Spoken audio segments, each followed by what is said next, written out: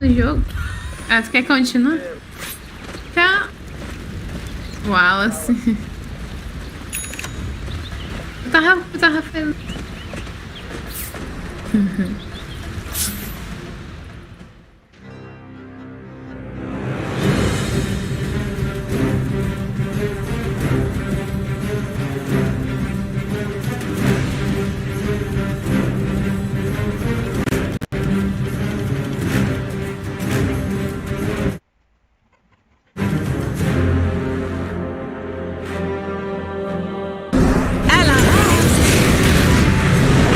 Blink forward for Chalice, and he's got the BKB, but doesn't get anything out of that. That seemed a little delayed from both teams. Like, the reaction was just slow from both sides. It felt like both teams took a second delay. Like, Fade showed himself clearly, and then the Moonlight Shadow was a second after they saw him. I wonder if that was just Moonlight Shadow, not even to try and fight, but to just run. Yeah, potentially. But that was the first smoke with Axe's power timing, so they do want to wait for the BKB also. Very interesting. See a lot of teams be very aggressive with Axe coming at 20. And that's something we said already in the draft. Like, Elephant is a team that likes to take their time.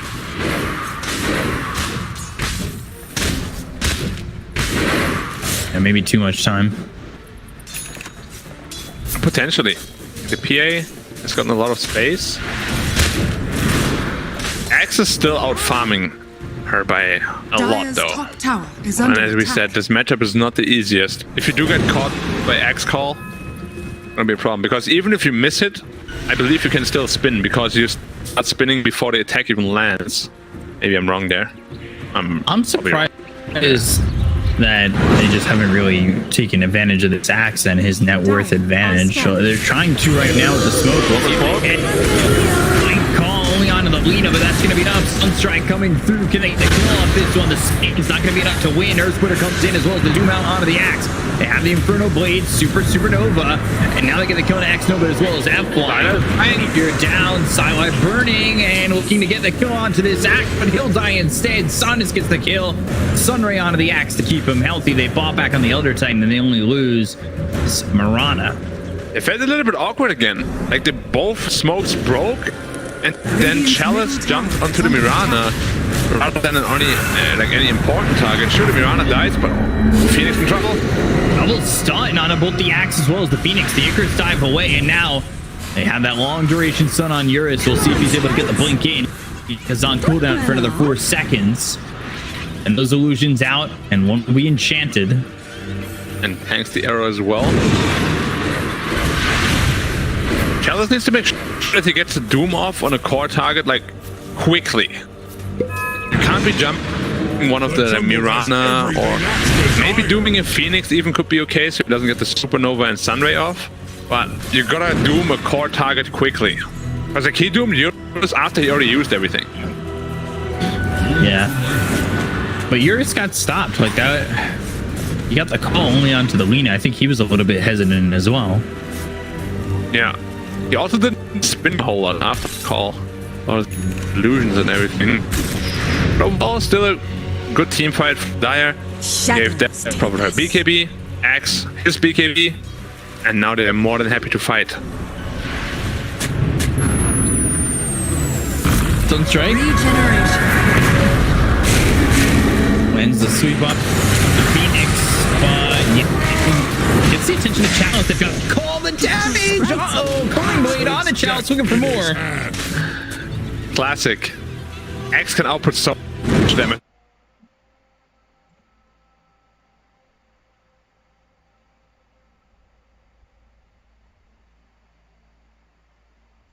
Nova in a decent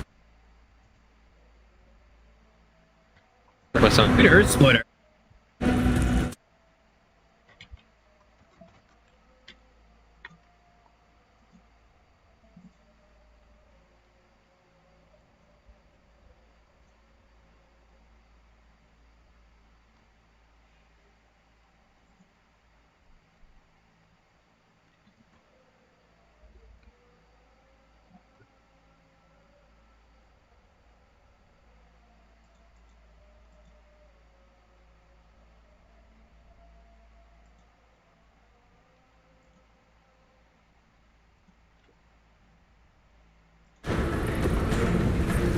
try and stay.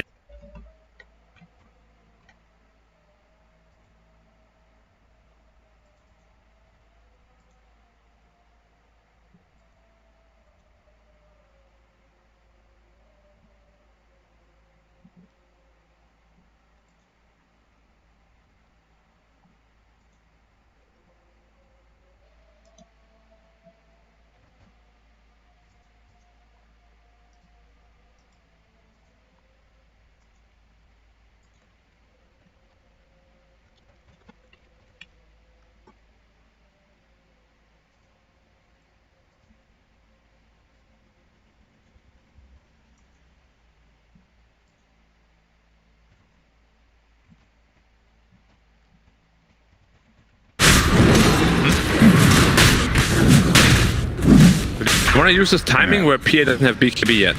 She is 500 short, and if they commit for the roll, she did not. Fake back. They back out, they move out shadow, they're trying to wrap in. You need to find the Elder Titan. I think he's been a big thorn in their side trying to take this Roche. They know that Mirana ulti gives good space to 50 gold away from his BKB. Now we got it. Chalice is on this high ground, 4 staff down. He cliffed himself. Where are you going?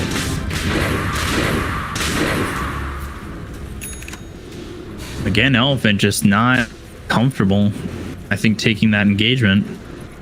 And that's the PA BKB now. And we're seeing, despite the successful fights, like the gold advantage is like now gone. It's a completely even game in terms of net worth. And it will come all down to initiation though. Like if you catch the PA in a call Cataclysm, he's dead. There's nothing you can do to save him. You gotta play your cards right if you're E-Home and if you're Elephant. A very tense game. Any one mistake can be very exploited. A one lost fight can blow the doors open for either team. Yeah. This is the next fight is gonna dictate whoever's going to win that fight. Going to dictate the pace of the game from there on out. There's a fight building into Greaves. Super has to fully lock it as well for additional heal. He has a lot on the line, of course. Very hesitant to make a move because, as we said, one wrong move and it would all be gone in an instant.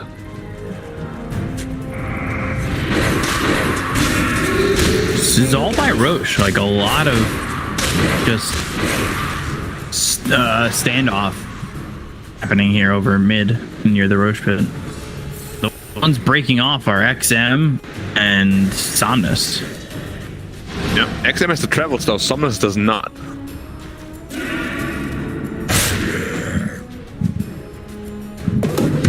I feel like Cloak of Flames on DP is not lore friendly. Like she should get burned. She's a ghost.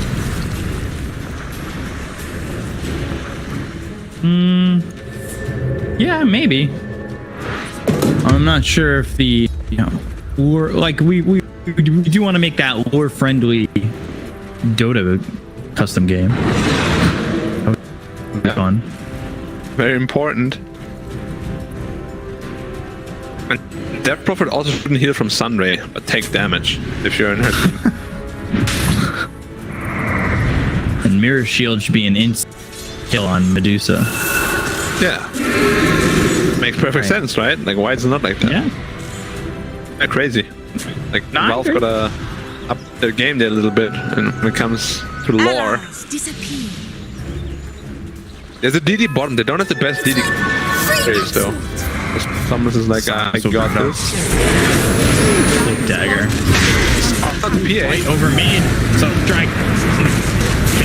He's gonna end up they'll throw the Doom onto the axe, the 4 staff back and away from the team, but they land a super on both this Death Prophet as well as super on the Phoenix. They'll get killed to super and beating a tree with the buyback being used by the Interest. It's a boom committed on the axe, though. It's a long cooldown expended. Still have everything else, though. Laguna has also been used. Do they want to push for anything more? The Roshan. Oh no. Exorcism has not been used yet, actually. A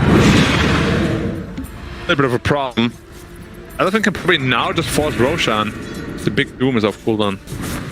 Against Elder Titan though, seeing what happens yesterday when you do that. Yeah. Oof. Close call. Overblinked a little bit, which of course makes the blink dagger a little shorter. Snow is just constantly throwing spirits into the pit, spirits around the pit as well, and they haven't been able to catch up to him and get this kill onto this Elder Titan. He's in a good position. I also love the itemization on Edge and Elder Titan. The only counter to this Cataclysm combo is a Force Staff, and they're smoking up, posturing very aggressively. Radiant are scanning. I like Chalice's position. They will find X-Nova. No buyback. You got hands-on experience. 60 seconds. Well, bye-bye Roche. Short buyback by 200 gold. Dire's bottom tower is under attack. Titan is the pit fighter. Without him, look how fast it died. The axe spins. The question is, can they do anything with this Aegis? They really have been hesitant to move all over the map, and now they have enough here to put the pressure on. This Aegis is all well and great, but can they do anything with it? These cores are doing the Cataclysm comes in, that's gonna land, and they'll get the kill on the Sylar. So right away they do something with it. They end up losing the Aegis. The tornado hits the Enchantress. Instead of trying to wait to land the Sunday will do so. Jealous comes in, pops his BKB, but here comes the Exorcism. Will good play down on the Eurus. He's trying to run, he's trying to hide Sunray on him. And he does. For Chalice, they'll get the kill there onto the Doom. They will take out 3, and Elephant, they finally will be that E-Home were the ones trying to aggress.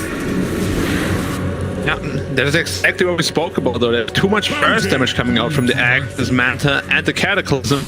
Sure, PA is decently survivable, but there's just no living through that. You might need an Aeon Disc. All of these Radiant heroes.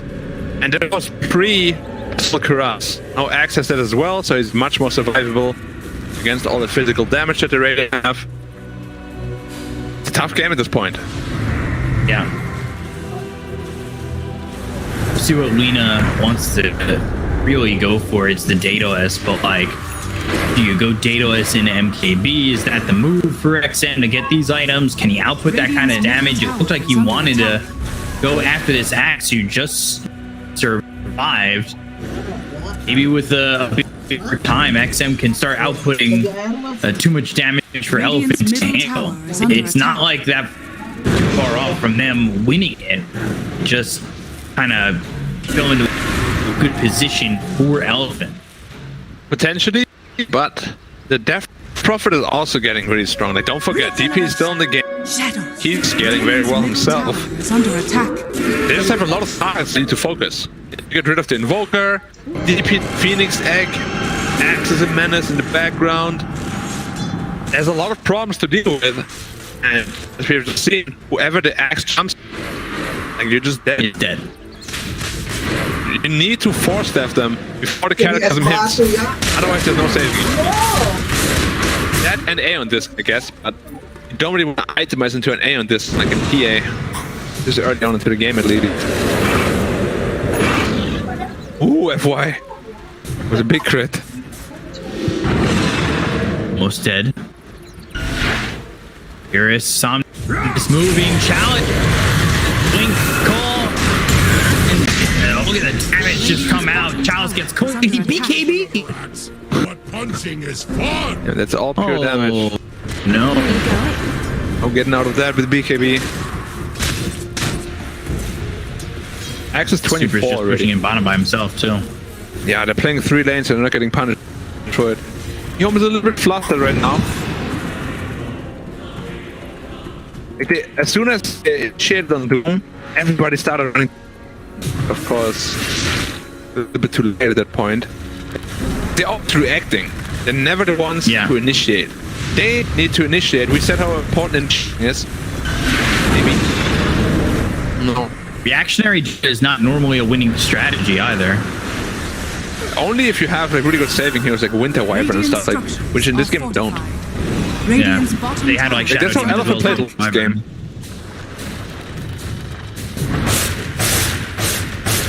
Tyler? These are decent games, just he couldn't really convert it into any team fight damage yet. And conversion just yet. They're waiting for him to show himself. Doubt he will now. Saying that, but he's Radiant's top tower is under attack. They're going on it. They've got themselves potentially. Charles once again, I think he looked for Culling Blade. He's not going to get it. So now it's going to be on cooldown. They look to get the kill on the Doom, but they end up losing Yang instead. Once you get Culling Blade, and they left this Death Prophet to die. yeah. Radiant's top tower And is XM is under in the hand. attack. Good stun the Euros. Oh no, he's going for the Sun Eurus. F1 gets play.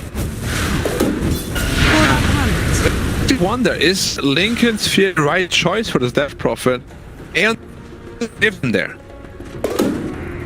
Like, Lincoln is good on paper against Doom, but only if you can actually survive because of it. If you still die, then it doesn't matter whether you have the Lincolns or not. And he got blown up by Silent XM. It's so much overwhelming physical damage.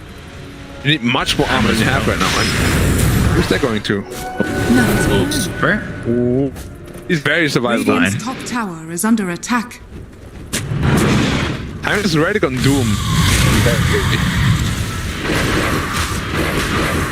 This Enchantress starting to get some damage with that talent. Yeah. What a side have him start next for us. Hope you this game. Satanic probably. Make the axe.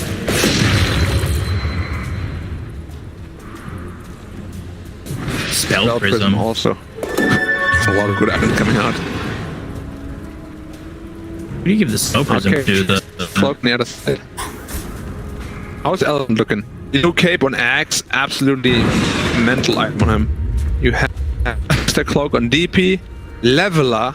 That could be sick on axe as well if he wants to take that. But Edo cape will be better. Ninja again, not bad at all. Let's run a hole. Oh, Sylar! He didn't want to go. That's very tense. Very tense. I really thought they would have wanted that. But arrow on the engine still didn't go. We have seen a lot of indecisive from both teams in the series. I wonder if Eurus is holding on and trying to for 20. Dire's bottom tower is under attack. Yeah, what are you gonna get there? There's all AoE probably. But you would expect both of these teams qualify to have like the least amount of indecisive, right? Because of the experience between the two of them.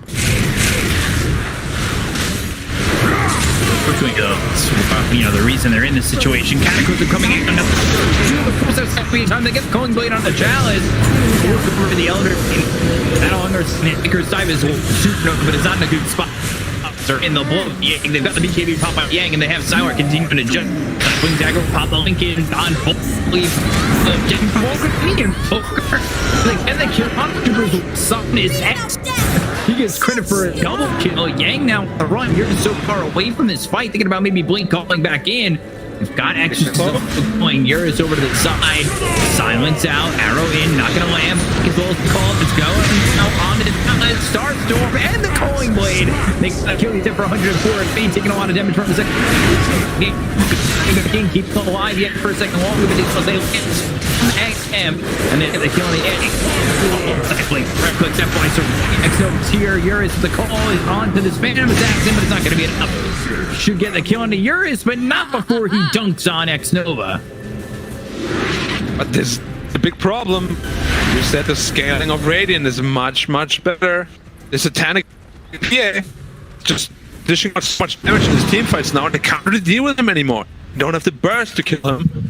If you invoke his Doomed, you're in a lot of trouble. It cost him the buyback on Doom, died back, but Oh, they're very happy with this fight. Hard right-clicking cores are scaling more and more, almost satanic down now as well. Where's the damage going to come from? Are scanning. Also, did you see this triple siphoning dagger hitting both Lincoln's targets? Yeah. Which is another thing. Lincoln's is not a great item in this game. There's so many little ways to pop it. Shadows, take us. Yeah. I believe that was like the perfect siphon dagger. Yeah. I believe the third one that hit, I don't know if why, was a crit. So I can't ask for more.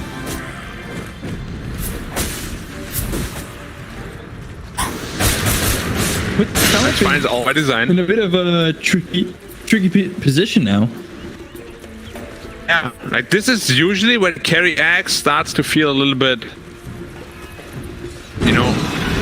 Dire's middle tower is under attack. That's why I said I thought they were gonna put the axe in the offlane and just pick a scaling carry, because that has been Elephant style since forever. Like they wanna have the secure left game. This time around, they have a little bit of a timer. And they're big. They're big. Dina, Sylar, very big. Some Nebworth too. Man. It feels like he doesn't feel like he's much. Yeah, it's like a Vessel, a Blink, the Lincolns, and the Midas. That's like most of his net worth, and it just doesn't feel very impactful against all these BKBs at this point.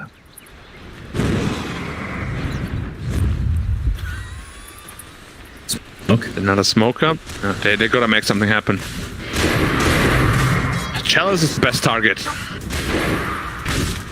They've got him. And he already bought back, so it'll be difficult. Get caught again. Yeah. He's going for that A on this though. Gonna be done in just 300 gold. So one more Midas, one more Devourer, and he has it. Sylar says no. I'm taking this. Sylar, by watch the your way, positioning. with the Ags. Yeah, we've seen Gabby pick it up a lot, and his PA is really good, so maybe take another. Eurus. What are you just staring at each other? Does he want? Looking for Sylar, but the bullets is all the counter coming in for the force staff. This time it's gonna be okay. The Earthquake comes through with the BKB top of the he's trying to run. Sylar doing the damage here. Yang thrown out the Doom. They go for the Invoker, the Supernova is in a decent spot. They've got the taunt. They're pulling them over. Eurus, this might be enough, but no, the Supernova is gone. They'll get the kill off and they'll back up the fly. They'll take out Yang. The Exorcism's going, and it's a 5-for-1, a full team wipe here for eHome. It looked that Supernova was going to get off with the call from Eurus, but it's just not enough. Yeah. And the hero force step on the Doom. We said that's the only saving tool they have. They get it off this time around. Make sure that he doesn't die right away. And now the game seems to be all but over. The Elephant just doesn't have the tools to fight back anymore, it feels like. It's no damage. Too passive. Invisible. And we've seen it a lot, especially in important qualifiers and tournaments, where teams that need to play fast just don't, because if you have to play fast, you have to take risks. And it's not easy to play fast. But if you draft a lineup that has to, you gotta do it. Because otherwise, it just looks like game 2, and potentially even this game, where they just outscale you, and it just feels like you were kind of just waiting for it to happen. Which is a very, very sad way to lose. Dire's middle tower is under attack. Like, it happened to me so many times. We on the clock, and we just don't make anything happen because it's scary. It really is. Dire's You run out the middle triangle, tower has fallen. and you feed. Maybe you lose the game.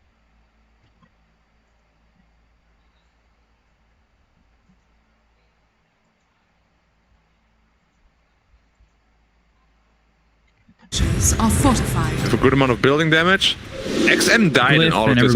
Back up soon. Yeah, but he didn't buy back. He did not buy back. If he was alive, the Rex would have been gone. Next fight is gonna have a Satanic.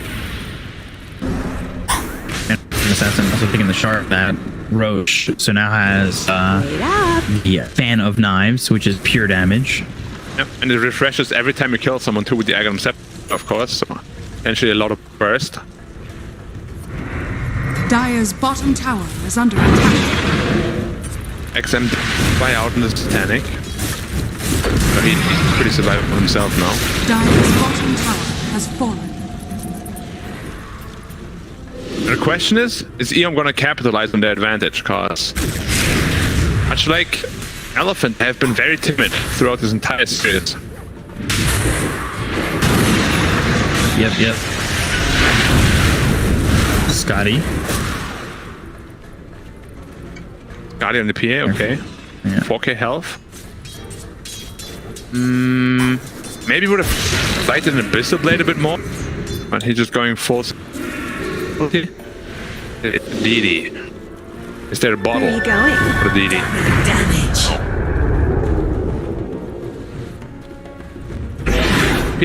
You're hurt. I wonder if we see Sylar go Divine Rapier. Scanning. I I don't don't. think you need it, but who knows? Radiant's At top this point, tower when we see being the denied. Divine Rapier from the Medusa, Huh? Both teams are definitely feeling the intensity now. Money to One burn. misstep at this point, and you are done. Do we still all have the buyback, I believe, on Dire? Actually, X does not. On X, everybody has buyback on Dire. No. Never mind. FY doesn't. They're building into a lot of hexes.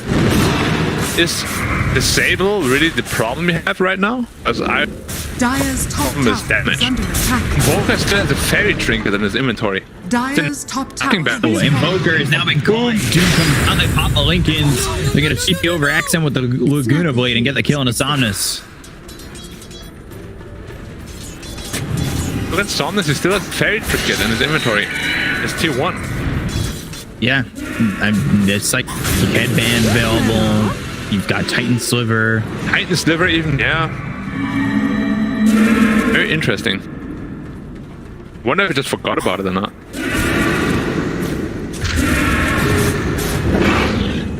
Right Radiant's clicks on bottom tower flying. is under Sylar attack. jumped in for a second. Yule's up there.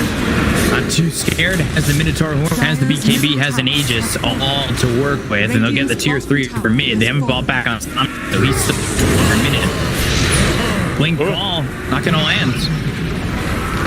There's a And that was BKB the pop. ball with the extra.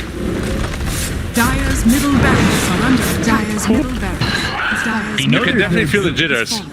There's something Oh, for sure. in the wind. Dire's There's top something tower is not benefiting Elephant right now. Ball this time, it's going to be on the Phantom Assassin. They're going to buy back a look for it, but they missed the arrow. BKB gets popped by Sylar. They go to the Exorcism. They look to jump forward on it. There's the Fan of Knives, as well as the Fifth Dagger coming through onto Yang.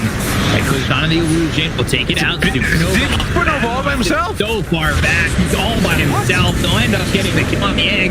There's Zero Splitter. Buyback from the Phoenix. They blink in. Infernal Blade out on F1 with BKB pop Chalice. Exorcism still going. Popping the Aeon Disc on Chalice as well. Sylar still going to stand forward and tall, but will lose the Aegis off timing. Wait up.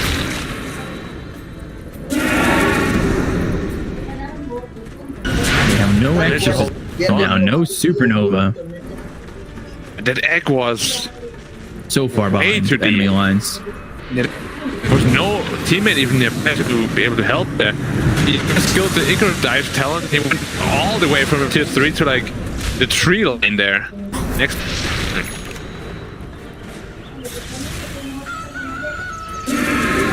Arcane blink now Gallant. for the Doom. Yeah, and Doom is up in 5 seconds again. Going into the Refresher Orb next. This timeless Relic on him is Ran off. really, really impactful. Like, his Infernal Blade is 8.5% damage per second, and the Doom lasts 20 seconds. What are you gonna jump on?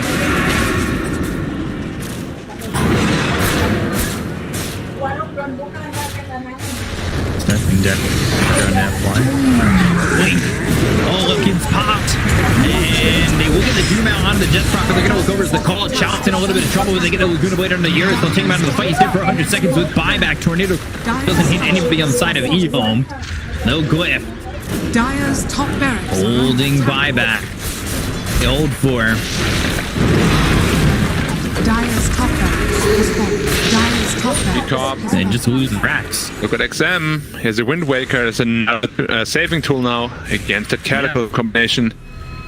And it just looks like Elephant is running out of options. Gotcha. X for the Marana. He didn't get the buyback out of Eurus, which is a benefit for Elephant, but really don't know what the second life is going to do for him at the moment. Yeah, it's tough. They have Elder Titan to give all these damage amplifications and nigh unkillable PA at this point. I'd probably say the same about Lena. Okay, pop the Minotaur horn. But yeah, what does Elephant have left in the tank? The last couple of team fights looked very plagued by mistakes, let's put it that way.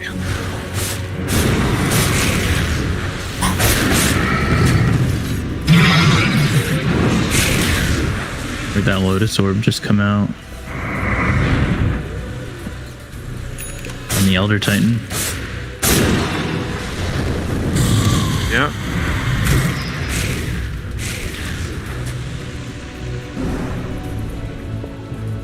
$27,000 net worth lead here for E-Home. See if they can cap it off. 8,700 gold for the PA. And Roche back up in 10 seconds. Shadows take us. Gonna be a moonshot for the PA. Inch a little bit. Even inch is 25. About 6.5% impetus damage. Come Alright. That's nuts. That's a lot Wrapping of all the way around and a spot fade. Exorcism. Yang. Standing still. LSA. Right click's coming through BKB, but you're standing there for XM and Sylar.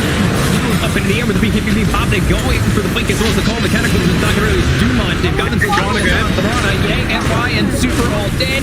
No buyback on Yang. News doesn't have enough in the tank, though. Already called GG. E-Home will book their ticket to the grand final.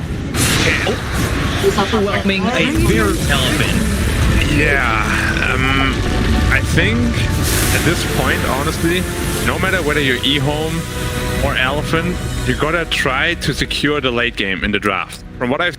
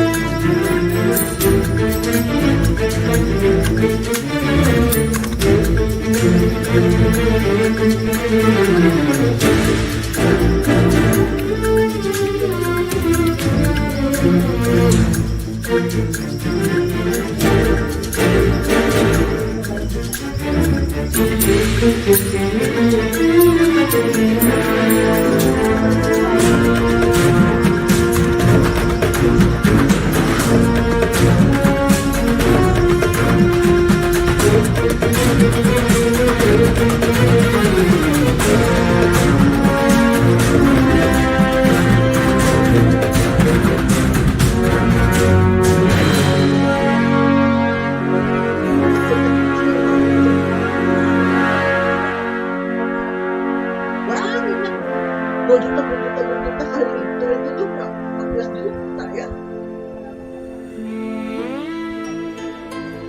Banget.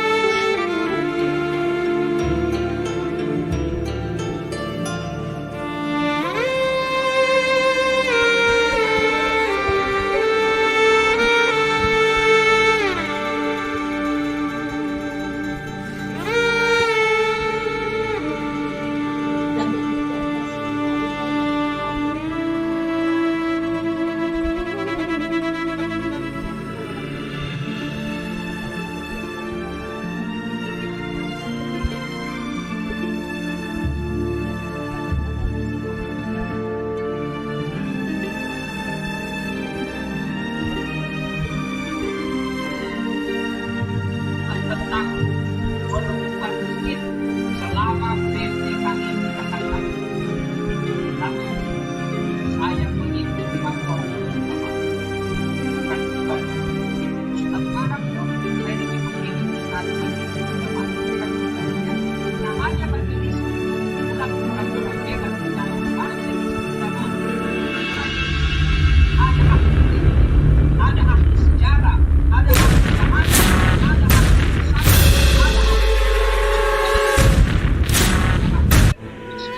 waspada di PPKM untuk sementara diajukan untuk tidak tatap muka.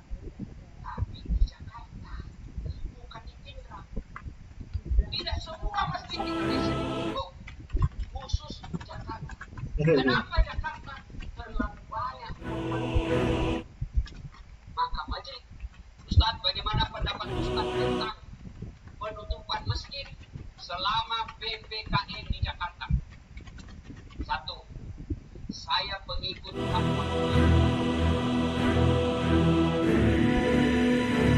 Sementara. Dua. Makanya, kenapa banyak masjid ditutup? Kita biasa bertanya begitu kan? Paham dengan baik. Semua fungsi-fungsi masjid boleh dipindahkan dari Jakarta. Sehingga semua fungsi-fungsi masjid boleh dipindah ke rumah dan dilaksanakan di rumah. Apa maksudnya? Sholat berjamaah boleh di rumah. Berdoa boleh di rumah. Ngaji boleh di rumah. Zikir boleh di rumah. Tapi fungsi-fungsi pasar tidak bisa kau pindahkan ke rumah. Mau beli beras, tidak ada beras. Ini kau di rumah. Cocok kau beli beras, sudah waktunya dibuka. Oh. Habis gas, mau masak kebutuhan pokok. Tidak ada, harus tutup semua. Gimana? Dan ini semua dilakukan. Hanya pasar-pasar yang dibuka. Bapak Ibu saudara-saudara bijaksana dalam menerima pesan-pesan PIGZS.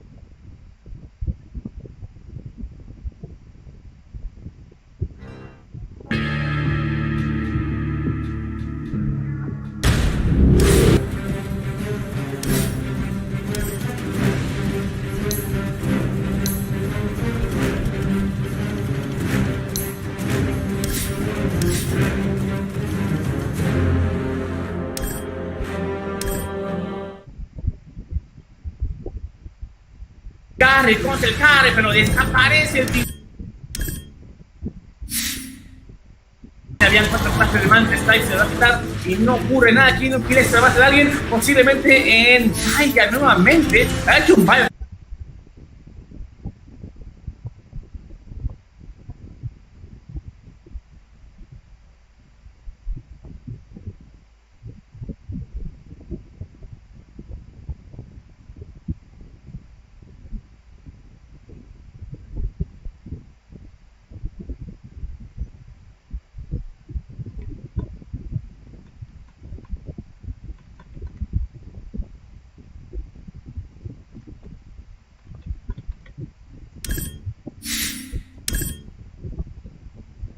Medusa, mira cómo la... No te queda nada. Pierden la primera Rapier y está la mix de que es super Rapier Reno. Va a ingresar en su modo Borrow, sale el cross para arriba y abajo. Problemas Generation Apparition, termina saliéndose con un Force Pulsaria. Se va a maldecir, pero igual cae con el hermosísimo factor de Fallen Sky. Van a ir por el ladder, golpean a más de poder. Muere Timmy, muere Apparition. Medusa hecho bye. Viene ahí entonces el push de barracas que quedan. La Templar de aquella, viene el Hex, no puede salir, pero la Templar muy expuesta ahora. El HP reducido instantáneo, pero Medusa regresa y mira cómo la línea explota. Para del límite, posiblemente no, buena opción de parte de los chicos de Chicken Fires. Toman línea, toman Tiny y ensaya con poco antes de elegir con el Morpher Kiss. Golpeteas por aquí, golpeteas por allá. Y está Long, va a golpear a quien pueda, pero que donde está un Gris, siguen right clickeándola. Ahí está el Aeon, dice el Fangolier. Right clickeando para ella, no puede sobrevivir la Draw. Quiere buscar decirle quién este Gris que está adelante, pero nadie muere de esta iniciación de parte de Chicken Fires. Refresh por Right, máquina para la Nix, pierde la inmortalidad a Templar. Y la tier 3 todavía sigue ahí, viticuliante. Tiene que ingresar en tienda, pero Pango ya activa su refresher. Otra vez Ion Disc, problemas en Tini, a punto de caer. Tini cae, Tini sobrevive, Taya se tiene que mirar. Los Raikiri quedados en Templar, no es suficiente. Va por la medusa, mira cómo es una medusa con el HP de papel, madre mía.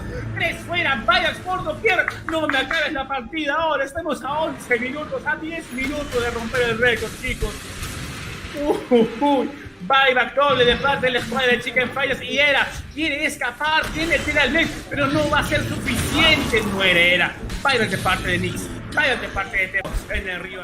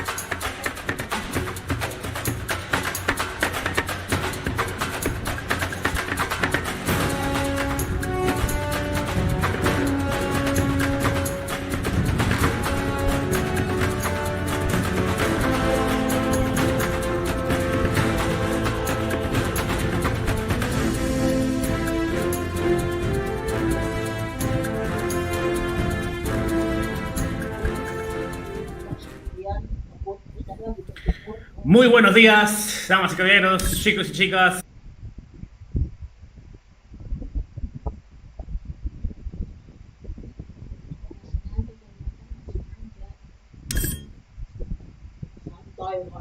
Estuvo en todos lados. Siento.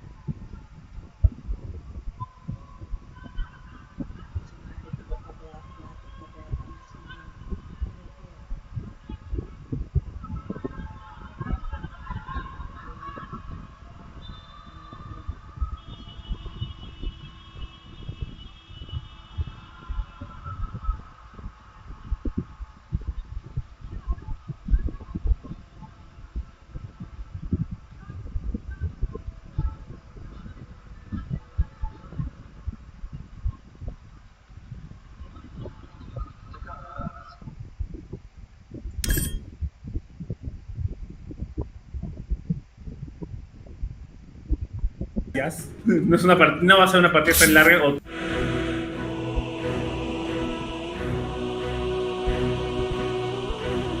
Team Liquid's turn to ban.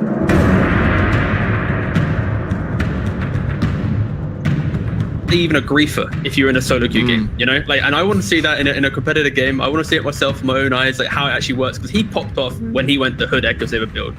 I want to see Liquid maybe let it through. They have the game one advantage. I don't think that really helps nowadays, because like after you play this long game, Liquid probably want to get out. You know, they're not going to probably be like, maybe they're going to go at it again. So, but no, I think I really want to see an offlane Void from Chicken Fighters. Like, show us something that you've invented.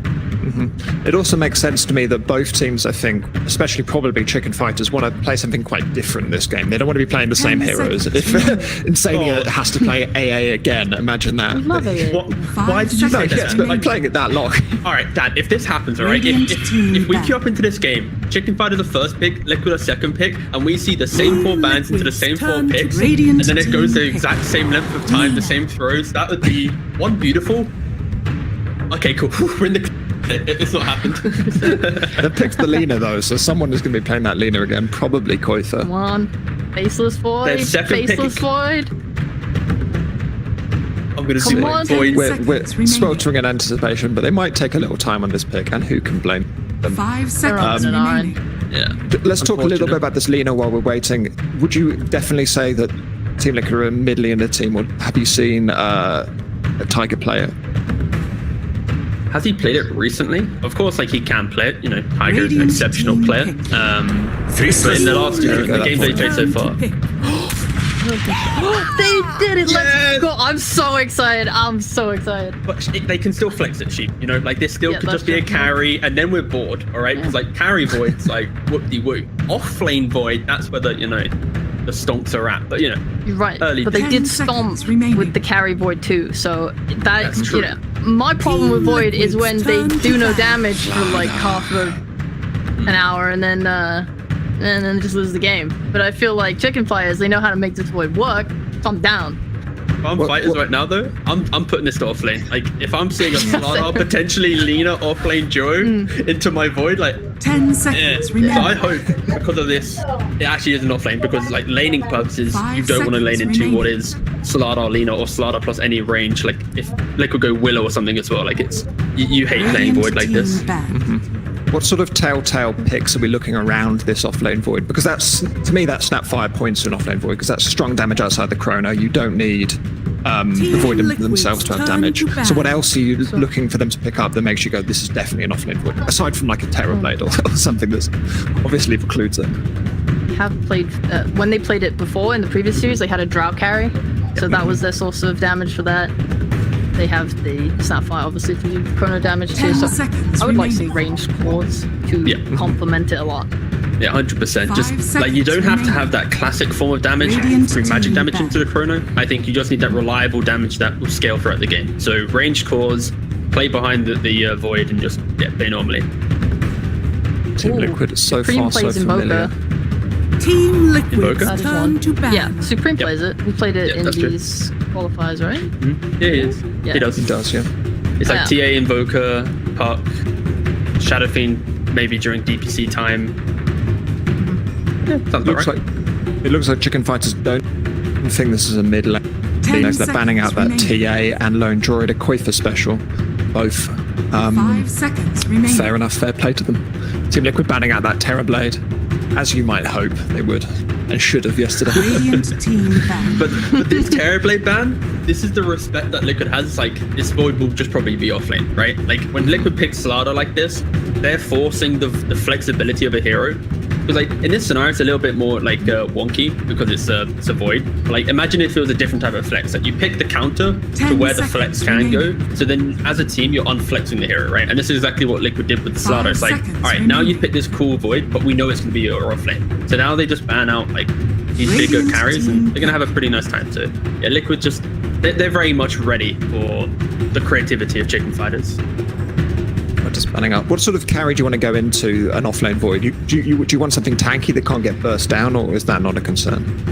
Team Liquid. I think Chicken Void is probably giving your carry a free lane, right? His Snapfire is quite aggressive. It's kind of difficult to play into her, especially with the Shredder Max build, but Faceless Void is not scaring you. He's a notoriously low damage hero, so I think if anything, you're quite happy that you're safe lane. You can pick relatively freely what you want. Reed is good for sure, yeah. And then they go for that Invoker on Chicken Fighters because it's now just 5 seconds remaining. You go Quartz Works as well. You have this Alacrity eventually, and you just throw onto your carry. So now you can have the setup from the Chrono. You've got the damage from the Snapfire and the Invoker with Sunstrike, and then whatever carry they pick will just be able to play a normal game.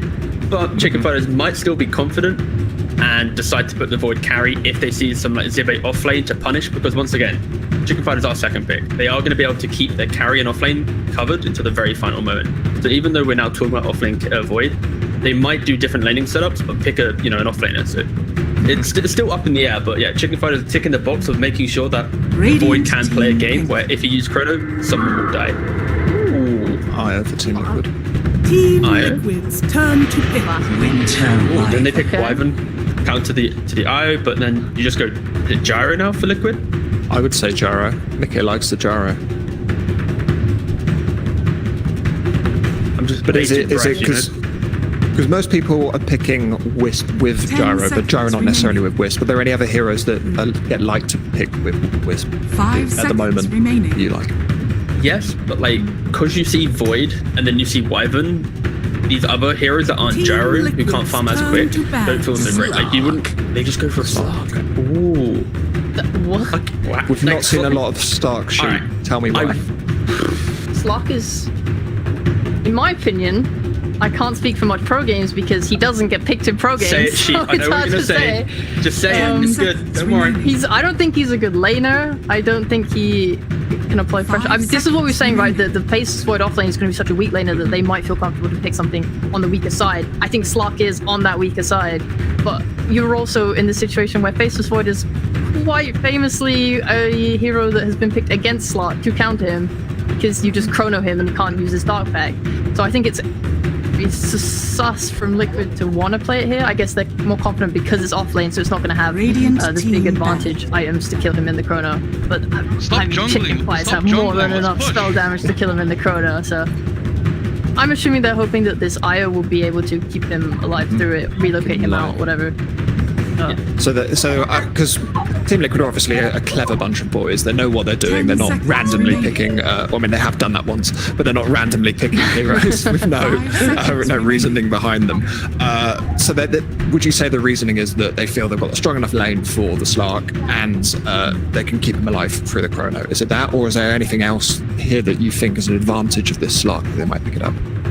I think the point is like they don't really want to go for the traditional counter partners, and in this type of game, if they have Slark Lina in one lane and then they have Slark Io in another, because Chicken Fighters have this Void, like he's not going to have a good time playing either side lane now. Like they've doubled down on removing him from the game, and if you look at the style of draft from Chicken Fighters, it's like Void plus the land.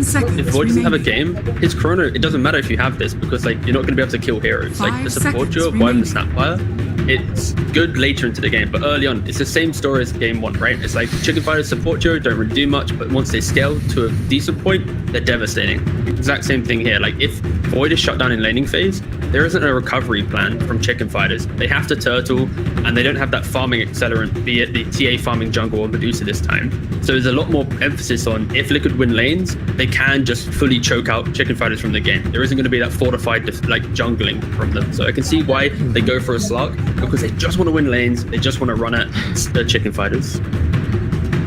Team Liquid banning out carries here. They banned 4 in a row. One last ban. If you're Chicken Fighters, what sort of carry do you want here? Yes, the beat Slark carry. Do you think they go Bloodseeker? He gets bonked you up. Yeah, Bloodseeker, as I was thinking. That's a classic. Oof. Yeah. They do have last pick again, right? So that's true. I'm only concerned because there's for Chicken Fighters, because the only hard lockdown they have for Slark is Wyvern ult and Chrono, which are both these huge long cooldown teamfight ults. Otherwise, we're playing into Invoker, Snapfire. They're not gonna shut down. They're not gonna catch the Slark. So it does seem like a pretty sick game, especially when he's buffed up by this Io. So they need something that maybe a little bit shorter cooldown to. Radiant team. We need to see what Liquid picks here, though. Okay, they go for an Oracle. So it is going to be Io Slark offlane duo, lean in mid, and then Oracle Slark actually. So it's not even going to be the Io Slark lane. Maybe they do setups different, but. Sania's comfort hero, very much so. He's always, whenever I speak to him, Sania is always telling me how much he loves Oracle. So that's a very comfortable pick for me. 5 seconds Would you remaining. agree? Yeah, I think these are good as well because whatever lane they put it in, Oracle is going to be good against both supports from Chicken Fires. You can remove the debuff of the minus armor from Little Shredder against Snapfire. You can remove the Wyvern's Q rate. Like, it's just, I think either way they're giving their cause these good safe lanes in the side. I don't know what aggressive carry Chicken Fires could possibly pick here to provide a threat, especially into Slardar, and all these range shearers have been banned out like Drow. It seems difficult. Medusa's also gone. I feel like Chicken Fires are kind of in a corner here draft-wise. I think, yeah, like, even Morphling doesn't even sound that good. But, like, yeah, they're in a position right now where they either go for all-out winning the run.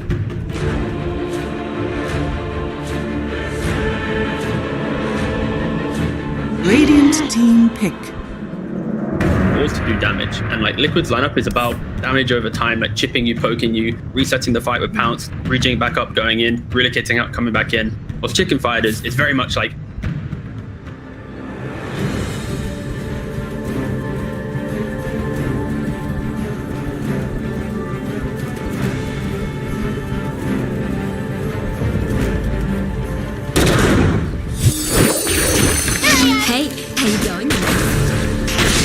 and they will get the catch Earth Spike through, and it is looking like first blood. The question is for whom, and it will be for Shylock. 30 seconds to battle.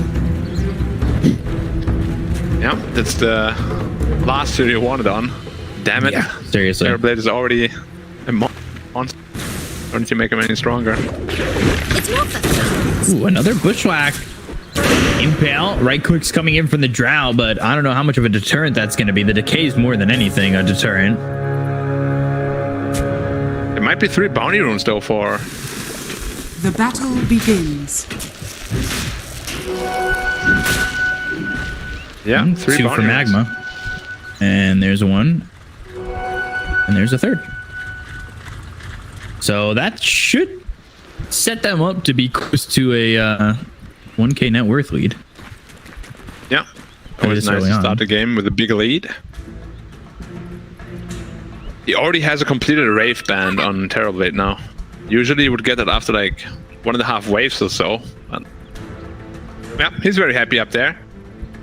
You said Terrorblade should be free farming against the Alchemist. He doesn't really care about Acid Spray at all. It's just not a hero that can really pressure Terrorblade. Which is why I'm very surprised I didn't ban it. Like when I saw it, it wasn't banned. Okay. Right. Is there enough here to pressure the Alchemist though in that lane? I know you can't pressure the TB, but can they pressure the Alch? Especially with Felix here. You've got the stun. And you should be able to protect him in at least one way more than none. I think Alchemist should also be having a good time here. And Lion should get some good stacks off for him, but they actually blocked it already with the Sentry Ward. Both the Ancient as well as the Big Camp. Like, Magma has done the homework. They're ready for the series.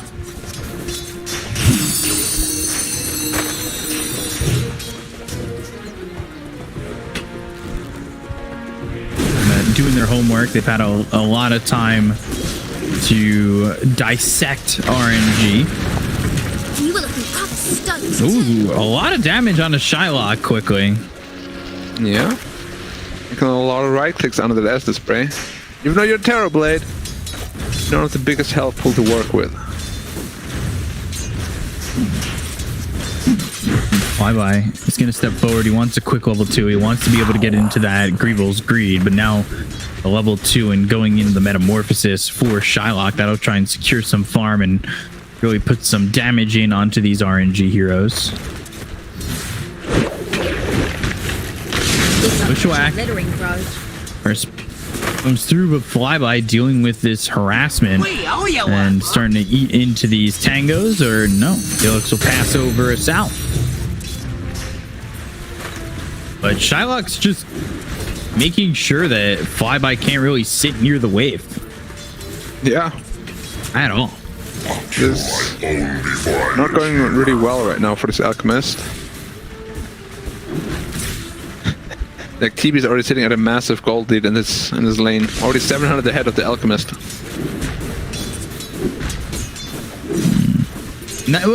Obviously, that gap will get closed a little bit once he does get that Grievel's Greed, which he finally picks up. The question is, can he continue to last hit with it? TB gets too far ahead. It's only going to get harder the more levels TB gets.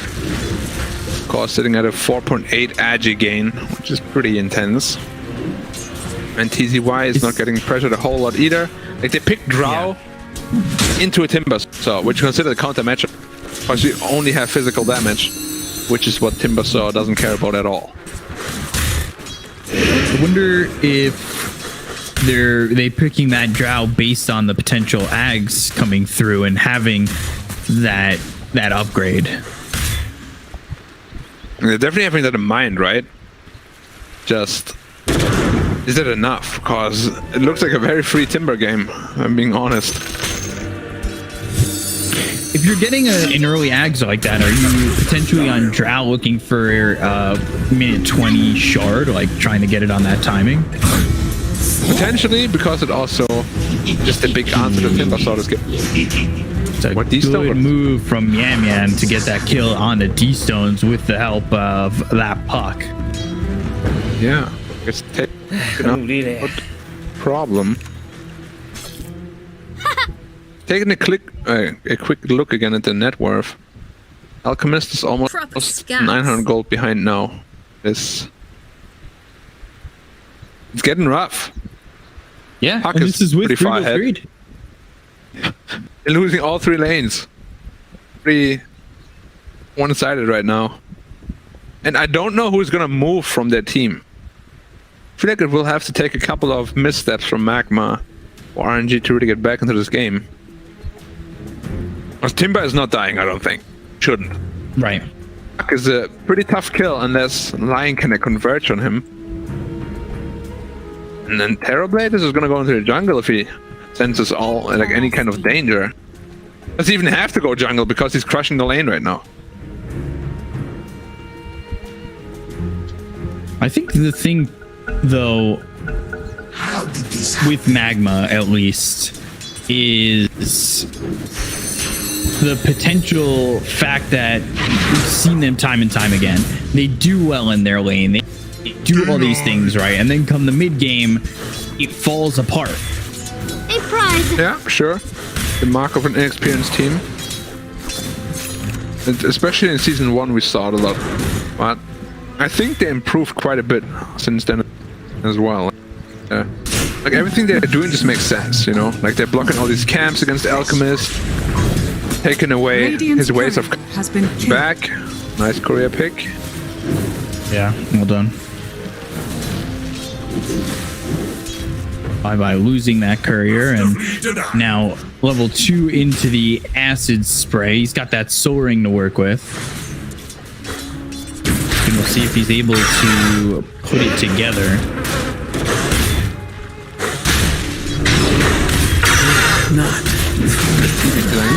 Hodkin getting killed off by TZY. Red Panda's in trouble too. Red Panda can do, yeah. Red Panda's gonna get run down here. Whirling Death, the decay. But Timber Chain out, and TZY is going to get himself another one. That is, so all 3 lanes are dying, basically. Yeah. Yeah.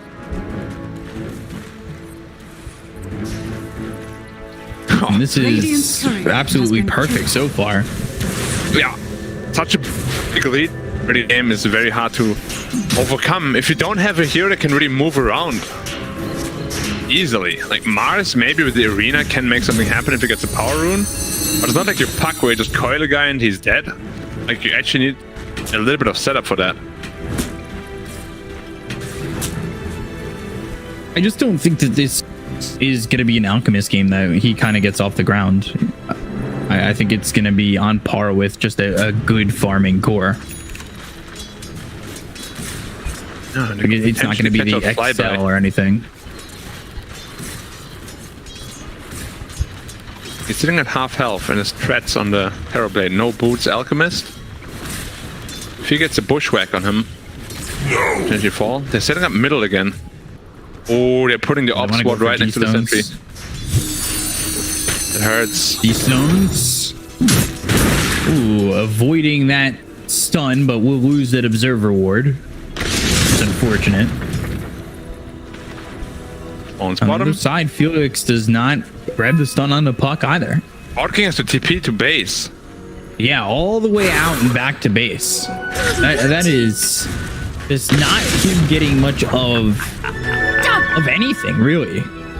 This feels really bad for this Drow, who's only got 1,700 net worth compared to the TB, who is more than doubling the Drow. And they get a kill on a red panda. Dust comes over. They help get that kill. He's got the double damage, and things continue to falter for RNG. They just don't have any answers, and it's going to be a long time till they potentially even have one answer. Is there any world where... Bushwhack didn't hit. Yeah, there was a little miss there. Cass has to be a bit careful. But is there any world where RNG gets too old by Magma? That would be crazy. Not at all would I think that could happen.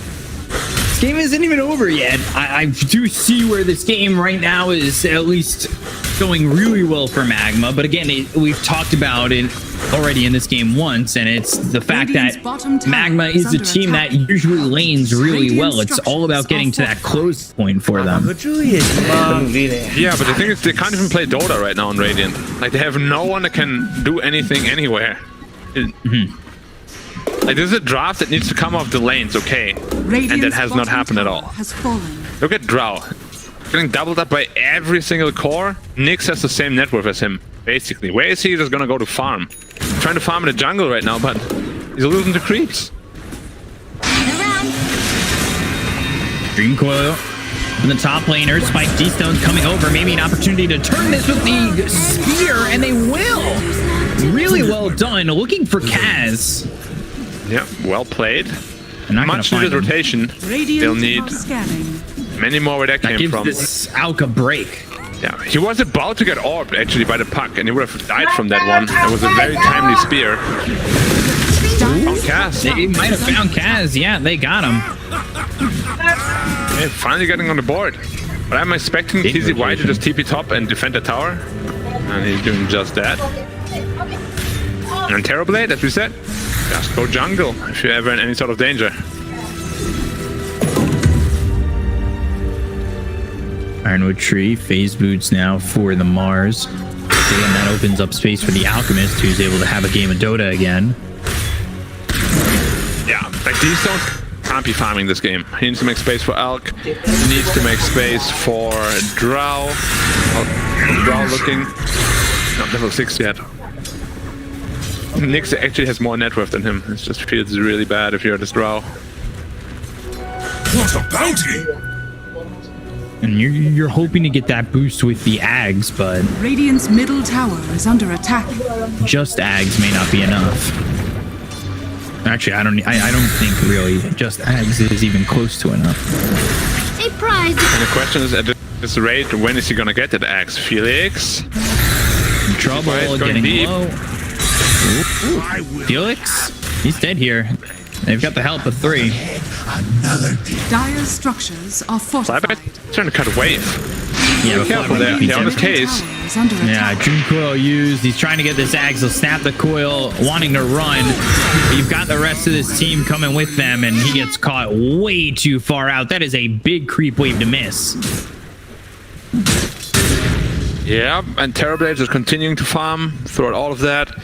Dire's middle tower is under This is the attack. danger of pick and draw ranger.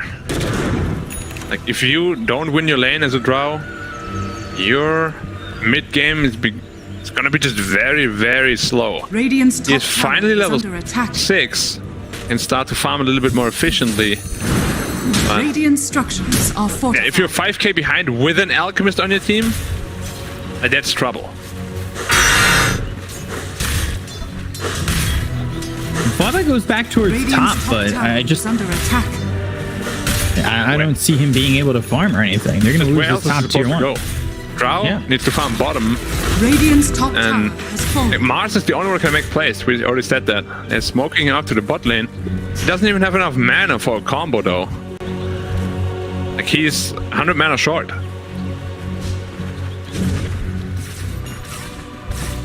Maybe they get this kill, but it will be tough. Got They have a two finger. charges on the wand. They catch him, he's dead.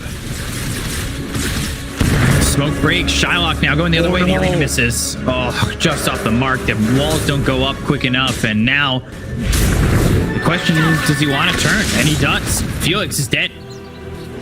You alright to him? And Again, we'll get the kill, and it's another botch play from RNG, who have the pressure put on them very heavily, and they'll lose Red Panda too. So Dream Coil gets placed down for that kill. Stones misses an opportunity to potentially get the kill into the Terror Blade, and Radiant's middle tower Bye-bye is still attack. 1,500 gold away from this first axe. Radiant's but it's the problem of Mars middle. Rather than having something like a pack, it's just so much harder to set anything up properly. You can say, oh, how did he miss that arena? It's not easy to set up on a fast hero like Terrorblade. We have no initiation tool, like Blink or Yules. Yeah, that smoke breaks and then just becomes absolutely problematic. Now, where's Alchemist at? Just 2 components away from his axe, which will maybe inflate the net worth to a point where Drow feels like she's somewhat back in the game, but his Alchemist will be like below Lion. And I think that might be okay. And I say this with the fact that if you can get that Dragonlance and you've got that Ags, I think you can now move with the Drow with the Mars and potentially take advantage of that. And you definitely need something, because whatever's happening right now is obviously not working out for them. Radiant's bottom tower yeah, 100%. is under attack. Dire's top tower is under attack. He's very close to his Manta style. Like, he's on par with the axe from last game, pretty much, if not even more farm than him. Like, that's Radiant's middle tower that's the level of is under filthy attack. rich. It really is. Sharpshooter. Drow in trouble. Drow very dead behind the two tower. He didn't even try to move. Radiant's He accepted his death. Yeah. That was just not what they were looking for. Yeah, it's usually not a good sign when people don't move in a TI qualifier. Yeah. Probably means they're a little bit tilted up where they just call GG. I mean, is it possible? I don't think they will, Radiant's but middle tower no is way. under attack. The axe is down on Dire's Elk, top tower is under attack. or it might be 2-man coil, Radiant's bottom tower is under or not. attack. Inquil on Felix. He's dead. They'll chase Red Panda. TZY using that Ironwood tree to get the Whirling Death out onto this Undying, and the Sharpshooter lands. Yeah, easy pickup for him. Actually, And now they're he's going to go dying for the to Drow. zombies. A Drow got caught again. And God King's just dead. This is a 7k loot for Magma. Is under attack. Against an Alchemist. Do you even want to give this Aghanim's to the Drow? He's so weak. Who do you give it to? Maybe Mars, but even that's not good. Okay, give it to Lion, go all in, let's go. I just feel like Drow is really good with Axe if you're sort of ahead. Getting caught here on the Elk. Radiant's middle tower. Oh, flyby. He's got the Ags, but he can't give it away.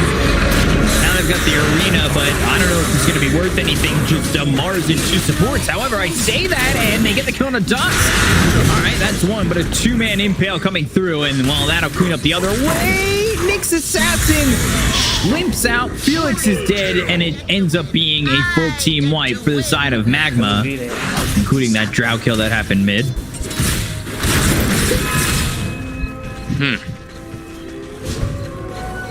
Yeah. They need... Radiant's Okay, what needs to bottom happen? tower is under Is someone need attack. to overcommit really hard to a point where they just fight like in their base, they get a couple of pickoffs, and Drow Ranger gets like another item or two. That is the only way the game can go.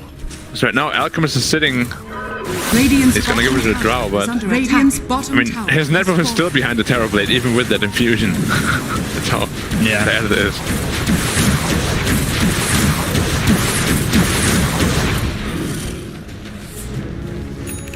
What's the saving grace, Become? I think they give it one last ditch effort. I think now you've got the Ags. I think this is where, you know, you're gonna potentially find your way to come back. I don't think it's gonna come from strictly farming. So at this point, you have to smoke and try and fight. Mars doesn't have a blink. Lion doesn't have a blink. You have to smoke and see if this Ags is gonna be a game saver. Okay. I mean, they're gonna go for some crazy sort of play for sure. Yeah. Tough position. They're smoking up as 4. And they kill TZY with all 4 even though. He already is unsmoked and they're just running at them.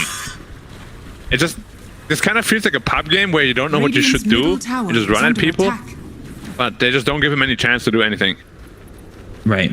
Like Magma's playing this game really well. I also gotta say though, I do think this RNG draft is one of the worst we have seen all qualifier. Not just from them, but from any team. Oh, there's a Carapace. By Carapace, a hit and a dead out. First Spike and Hoodwink, now Hexed. Juncoil on to 2, charging up the Sharpshooter. That lands on the Lion.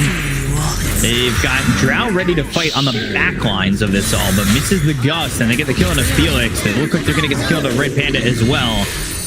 Schwack make it a 3rd, and Magma, now up 11k, are going to pressure the mid-tier 2. Radiant's middle tower is under attack. Terrorblade wasn't even part of any of that. It doesn't need to be. They're just that far ahead. The question is, if you're RNG, how much longer are you going to try to play this game? Because these games can tilt you. And if it's an elimination series, you're down 1 game. Like, you want to go into the game 2 as fresh as possible.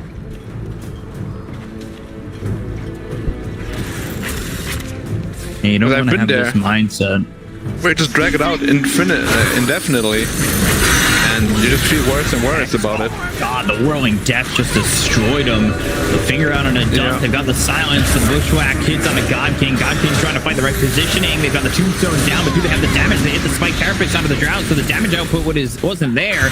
Yule's up into the air. Man not dead. They get the kill on the D-Stone. That's going to be 3, and I think if they lose God King here, it's GG. Yeah. Yeah, there it is. Alright, they got absolutely brutalized. Like, it's just, they had no footing into this game. Like, the first block move, were already in their head. Got the first about 3 bounty runes ever since the beginning. It was just nothing they could have done, honestly.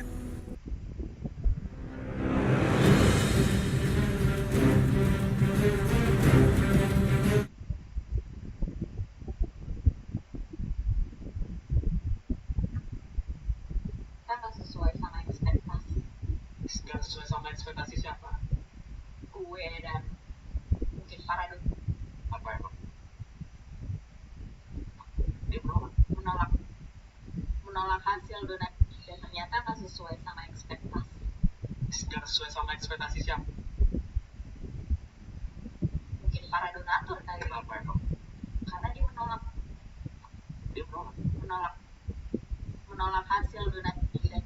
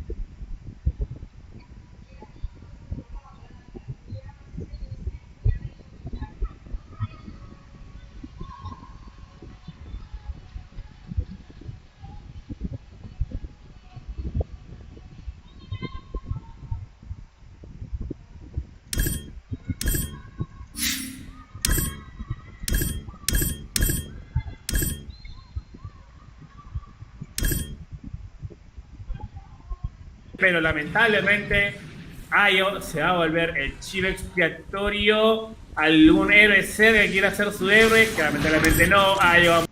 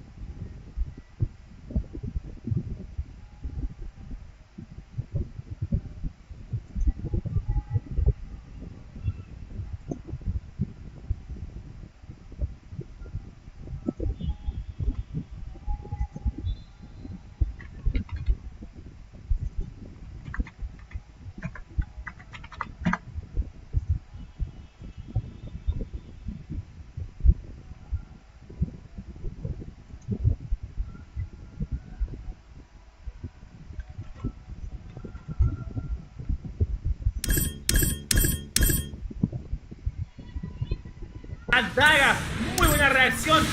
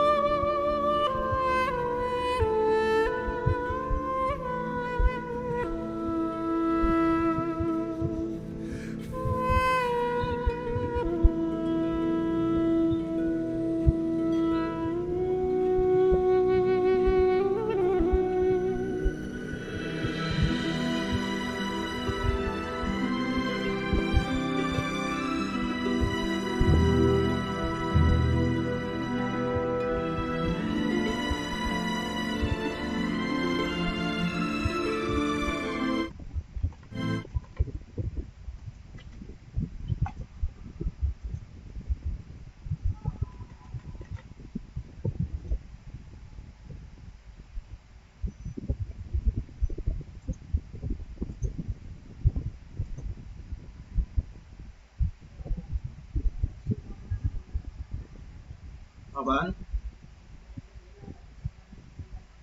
Hah? Siapa? RT sebelah sini.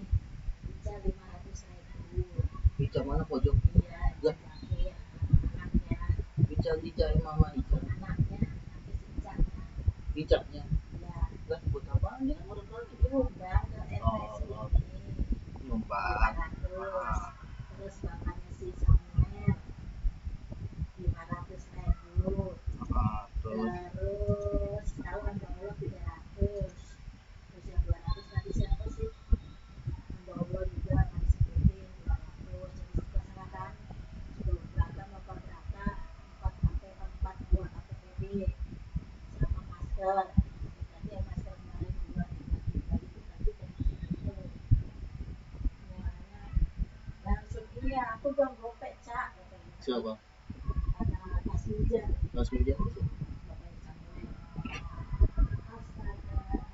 Potret pria.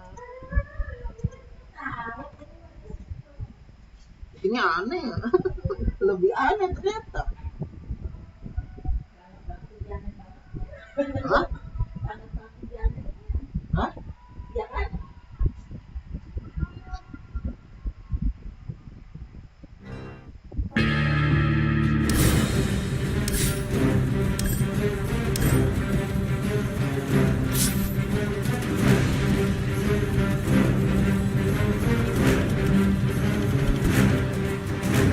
RNG's turn to ban. As I've said before, they've seen all qualifier long from any team. So, yeah, they just do anything else and it's gonna be better. RNG's turn to pick. Templar Assassin. TA first pick overall again, though. We have seen it. Yeah. Winter Wyvern, +1. You're in trouble. Wyvern Listrak. That's all you need to do here, RNG. Hey, Doom's on the pool alright, as well. I'm on RNG for this game. Yeah. What a surprise. Maybe they give him the Terrorblade as well. Yeah. I don't know why people do this. Winter Wyvern TV. Like, you can't first pick this hero and be like, 10 seconds yeah, remaining. that's pretty good. Like, you can't sit there and do that, right? 5 seconds remaining. And Maybe you just- can. They just saw this. Like, I don't know how you watch literally that scenario and then just like, Dire Maybe team they won't go less shrug then. oh my god.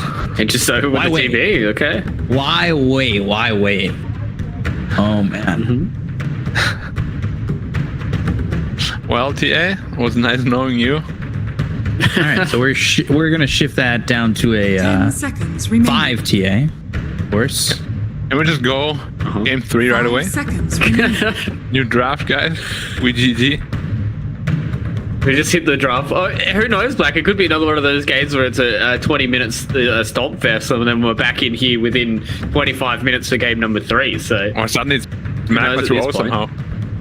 yeah, unless. Oh man. This is like the worst TA game in history of TA games already. And that last TA was the worst TA game of Dire history. team back. Yeah, and it's the first phase only. Okay, sure. But I mean, Lion makes sense. Like, I get it. could but, also like, just pick a Lion first and then TA. Yeah. But And then they pick their 2 heroes, and it's not Winter Wyvern and TB, and then you're free to pick a TA. yeah, It just doesn't make sense why you do that to yourself. TB's Hey, looking I'd around. like to be countered. I mean, you know, maybe they're like, RNG, you guys did us a 10 favor in game seconds 1. remaining. We're nice guys. We're gonna be right back at you. 5 seconds remaining. I offer TA first pick. You trade my worst game ever. Okay. Cool. Dire team banned. Well, it seems like, God King was trading his worst game ever last game, so trading one back here seems to be the way to go. They do get rid of the Terrorblade here from Royal Never Give Up. Like to see that they've thought about this hero again. We haven't really seen all too much of Timber being banned nor picked, so seeing it in that last game coming out from Magma is a little bit of a respect ban, it feels like, here from TZ. And is there anything else that you want to see banned out on the side of Magma Black here that's going to make it less of a crappy TA game? I mean, It already sucks, but It's already terrible, yeah. I don't think you need to address TA any more than it already has been. Like, you just gotta think about what your actual winning condition against the Terrorblade now is. Like, 10 seconds maybe you remaining. gotta go a little bit greedy and pick something like a Phantom Lancer that can actually match up well against the 5 Terrorblade. seconds remaining. Because TA needs someone to deal with TB for her and Winter Wyvern. Like, she can't do that. She can maybe deal with the other 3 heroes, but the 2 that are currently present, like, TA has no game against. And you gotta somehow, if you pick TA first, you need to have something that you know can take care of that, right? I hope. Surely. Hopefully. Maybe. RNG's turn to ban. Possibly. Flash Shock. You don't want to give the Elephant Draft. Surprise. Another counter to TA. You know, you don't want to give that away. The TA Exodia draft with Winter Wyvern, TB, and Leshrac. RNG's And Husker turn to and ban. Bad Weather. That's when you have to turn into Weevil, and be like, hey, can I see your 5-man Exodia draft for a second on this boat? The strongest cards ever printed. There's only 1 copy in existence. Can I just see this? And then just chuck them off the boat. 10 seconds Yeah, remaining. sure. Yeah, man. Here you go. Hey, yo, that's my then- boy Yugi's 5 cards. seconds remaining. Dire team. And then you've got the RNG coach diving into the pool right now, trying to get the draft back I'm on track. sorry, Yugi. I couldn't find them. I got one of them. We're gonna recite the whole episode of Yu-Gi-Oh here in front of this I could, draft yeah. because I mean, I definitely could. 10 seconds Hoodwink, remaining. another great pick. Very strong, showing to be a very top tier 5 seconds strong 4 remaining. position. At least just today, from what we've seen, it's been on point. Yep. Very strong And it hero. feels like we haven't seen any kind of good counters to it, right, Black? It feels like usually when I see this Hoodwink, in my pubs at least, it always feels like Nyx Assassin was always a really good hero, but obviously that being banned out early on for RNG. It doesn't feel like any other heroes really kind of deal with her really well, right? Yeah, Nyx is good. 10 Spectre can seconds deal remaining. with Hoodwink very well. Anyone that can really just walk through trees, like I think Broodmother should be pretty hard for Hoodwink. Ooh, they already picked Yeah. counters. Maybe Treant Protector. You can like overgrowth her and find her in trees. But you need someone that can like actively look at her. Or look for her in those trees. I go for Dragon Knight. And it looks pretty straightforward. Another hero that TA hates playing against. Very nice. I'm They're gonna sure. go offlane Kunkka or something like that. Oh, no, never mind, it's banned. I was gonna Gonna say go offlane TA, I think. Remaining. they're gonna go 5 position TA. Just forget 5 playing that seconds hero. remaining. Max Let it Melt do Strike. something else. Yes. Minus armor strat. But yeah, Good. like Magma needs a winning condition. A really good Protect one. TA. That is not a winning condition anymore. Do we think they could get away with something like a Spectre Black here for Magma? But TB account of Spectre as well, so that's a no-go. I just like the Arcana. I want to They see need it. a hero that can deal with Terrorblade. I feel like there's only Phantom Lancer, potentially Morphling if they play like a more active game. Yeah, What about no. carry AA? I already answered that. I mean, Damn, 3 rapiers no. are good. Yeah, good. Dire team ban. Ursa. Oh, yes. Okay. Give me some Ursa. A little bit more active coming out here from Magma. Not really kind of the win condition hero, but it does secure you. You have some really good roach taking potential here from Magma, and you know that second roach for Ursa feels really, really good. Get that early shard, maybe throw that onto the TA. You can use it on the Ursa as well, getting that extra enrage. Is able to get through the Dragonite, but again, see one of those big issues with the Winter Wyvern. Like, yeah, you can put Fury Swipe stacks on the Cold Embrace target, but Winter's Curse looks 10 pretty good this seconds game, man. remaining. Yeah, TA as well as seconds Ursa remaining. So pleased. are all physical damage. Unfortunately, it's like at least last time when eHome did this, they had mixed damage dealer and in form of Morphling that can sort of go through the Winter Wyvern Cold Embrace, but this time around, one Cold Embrace and the entire aggression is just gone. gotta pick someone that can jump on the 5 Winter Wyvern seconds last. remaining. And as a support, it's probably not gonna happen. For Ricky.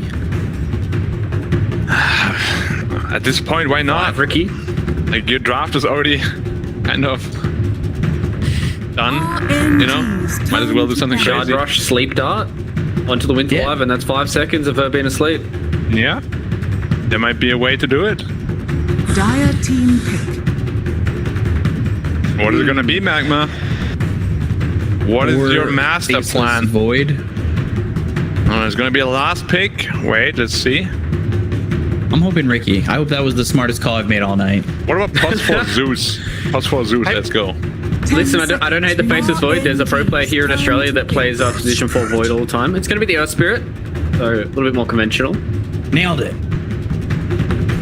I'm really just on it tonight with all my picks and calls. That's actually going to be a mid Earth Spirit, and they're moving that TA down. 10 seconds All right. remaining.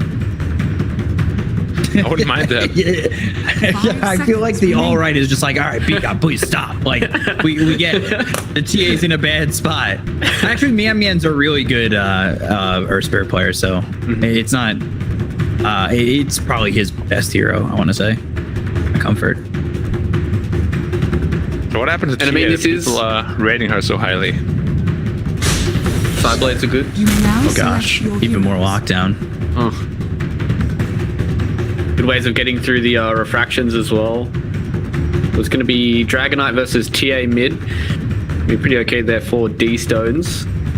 Yeah, this feels like a pretty rough game here for Dust. It feels like it's going to have to be an MVP performance coming out from him, I think, to pull this one out. But, I mean, I guess if Magma, you know, if their 4 other heroes can really start to pull the slack and TA can get to a point where she's, you know, building up a lot of that farm, they can find Red Panda early on in these team fights, there is a way for them into this, but it feels like a very small chance for them to get into this.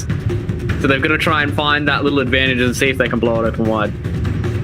Yeah, you know, like game 1 was a very big outdraft. This is not quite as bad, but almost. I want to go with Terrorblade again because Terrorblade doesn't lose. Great. Peacock, please do the rest of the analysis. Thank you. Okay, here we go. Breaking it down. Magma wins. Nailed it. Yeah, no, I want to go with Magma. I want to see them 2-0. I want to see everybody's face when they're just like, I can't believe Magma just did this. This is crazy. With this draft as well. Wow. Yeah, with I this can't draft. wait. Like, if Magma win this, I can't wait for the Reddit thread just being like, Black was wrong all along. TA is a perfectly good first pick hero, guys. It's fine. But, I lads, just want to have that conversation. it's going to be an interesting conversation if that's the way that it does pan out. But, lads, let's get into it. Game number 2 is underway. RNG and Magma going head to head. Let's go. Prepare for battle. Mercy. No, he Still already the used only that one I one. know. No, I used it every game today. Dankeschön. Dankeschön.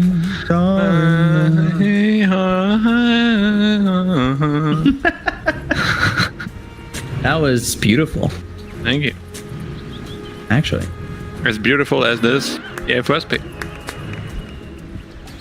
Yeah, I don't know what's see happening what the TA first pick can do, because apparently this is the new go-to meta of picking it for some Yeah. reason. What about Lion? He has 440 net worth.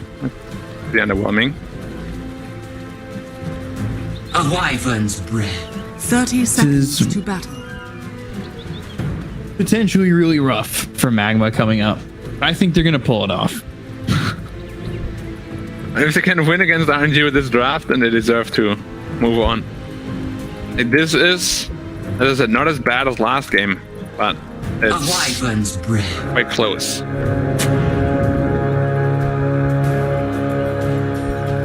Oh, they put it in ops there. They saw that. The battle begins. That's an easy D ward.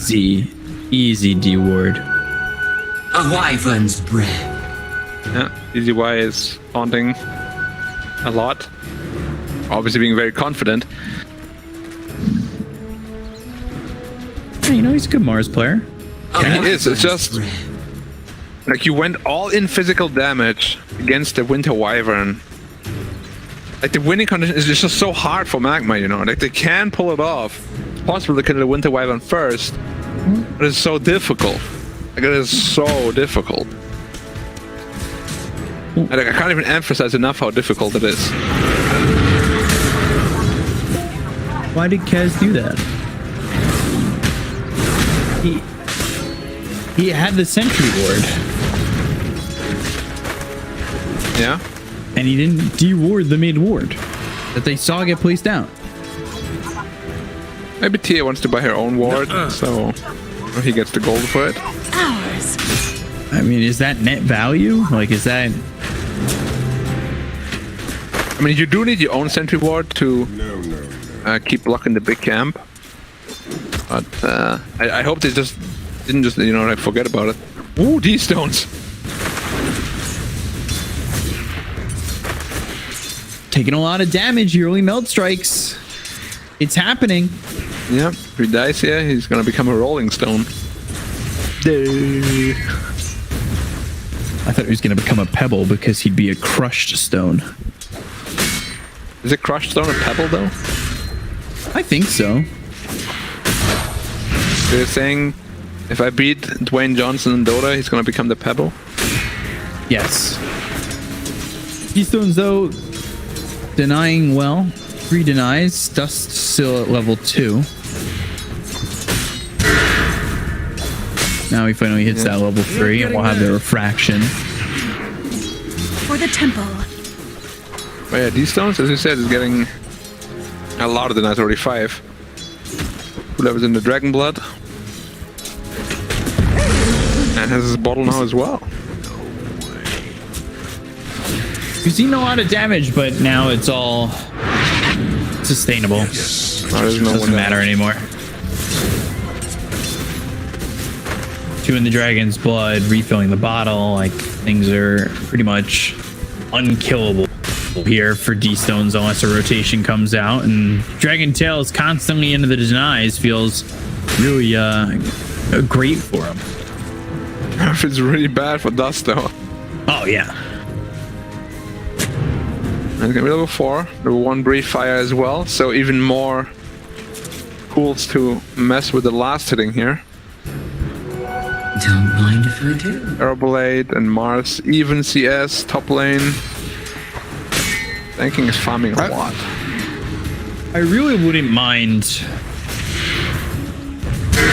Magma leaving Mars and having Mian just move around the map.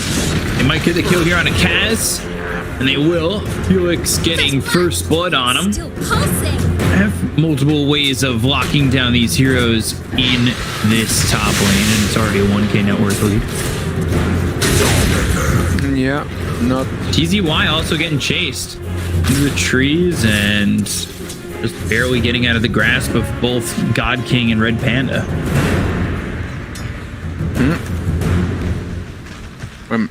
So Terrorblade is currently winning the lane bottom as well.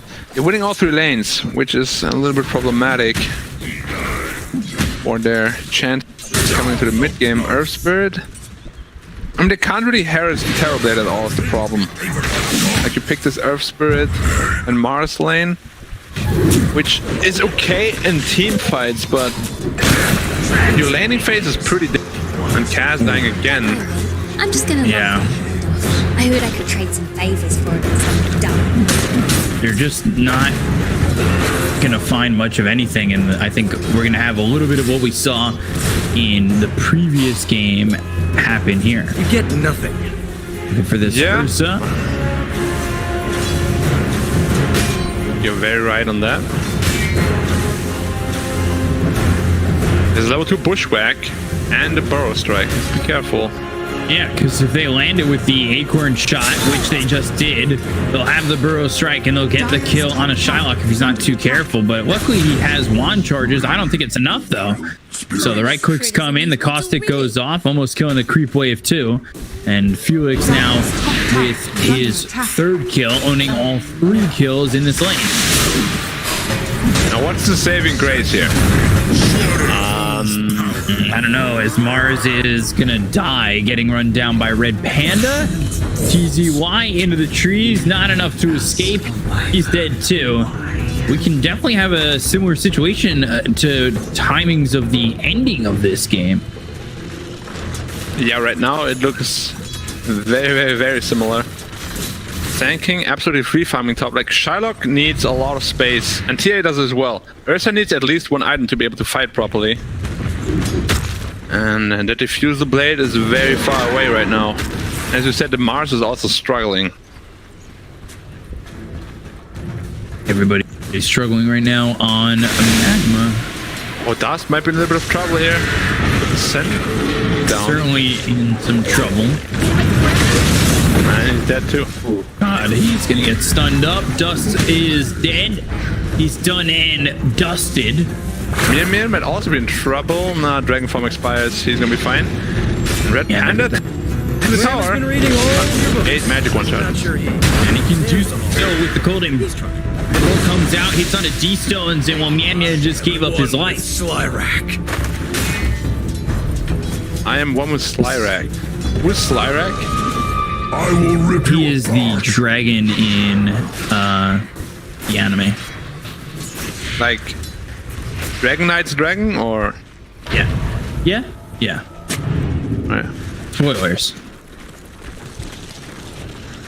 I haven't watched it yet. You just spoiled me. You're asking a question. Well, you can't do that.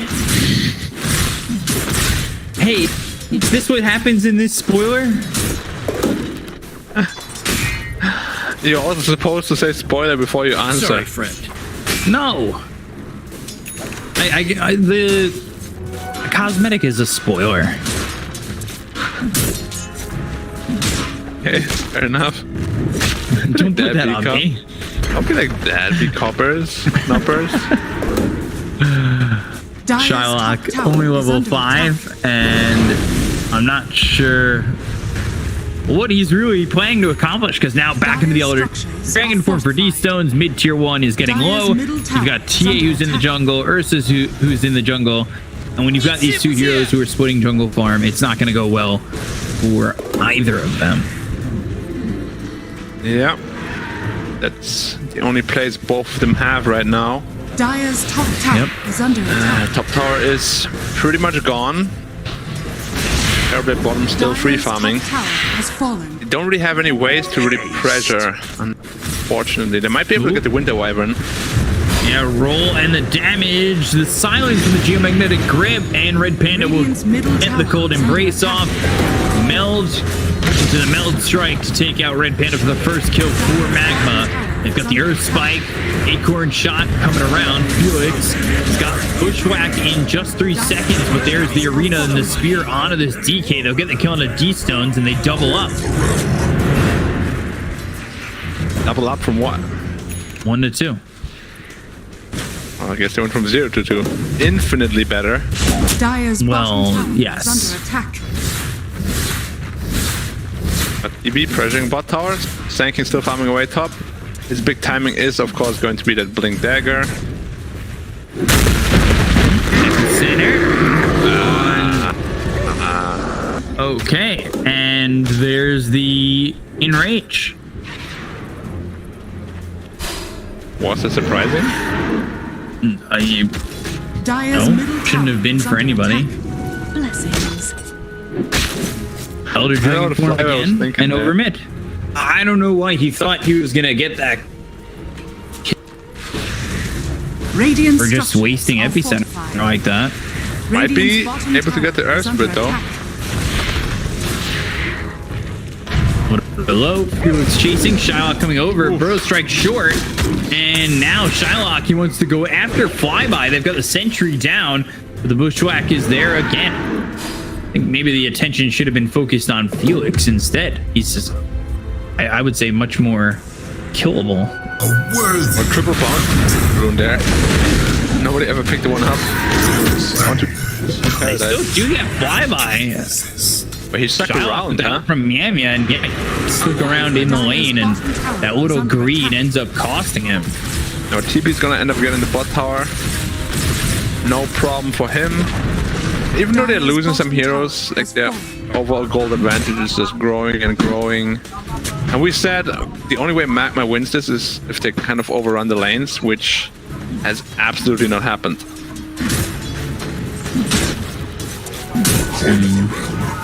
Does it have to be that they overrun the lanes? Like, I'd say so, simply because Ursa and TA fighting into Terrorblade is going to be so hard, and just in mid game even. Like once he has Skadi, whatever, like Sanjasha Skadi, it's going to be just like the last time we saw this matchup, which is just completely unplayable. Right. You were asking for it, I think, if you're Magma. The way he drafted, yeah, I could see that. It was very rough, for sure. I don't know if they expected him to first pick Terrorblade or what, but we have seen this a lot, especially in SEA. And as I said, we have yet to see a Terrorblade lose. I don't think he lost all qualifier long, to be honest. And guy's a bad boy. Like if you walk to him, or rather if you walk into him in a dark alley, you're in trouble. Oh, boulder smash. Yep, almost stunned him with it. Didn't quite spot him. I think he gets the vision there. He might have been able to roll. His roll was off the mark. Unfortunately, and the center bro strike coming over mid. Sharpshooter. There's the kill. Yeah. Dire's structures. Now that's the blink reveal they were looking for. Maybe didn't need the epi, just wanted to make sure they get the kill. And it's a mid tower gone, bot tower gone, top tower gone. It's a lot less space to farm in. Yeah. Yep. Does have one blade of alacrity though, hoping to get to that defusal as quickly as he can. Yeah, they really need that. They'll also need the blink dagger on TA really fast. I'm looking for comeback avenues. It's hard to find one for Magma here. Radiant's middle tower is under attack. Right, they're smoking up, trying to look for the Terrorblade. Even if they find him though, do they have the damage to kill him? Scanning. I think it's just gonna get Sunder off and you're in trouble. And they got scanned, so they're gonna go into the trees. They shouldn't show. Yep, and TPing away. Arena down. Winter Wyvern outside the arena. Set in stone. A little bit off the mark. Maybe. Boulder smash. Magnetic grip with the Earth Spike finger. Kill for Mian Mian. It doesn't get out, but a lot of space created. And there's 2 ultimates expended as well. Just for a Winter Wyvern. That doesn't feel good. Good at all.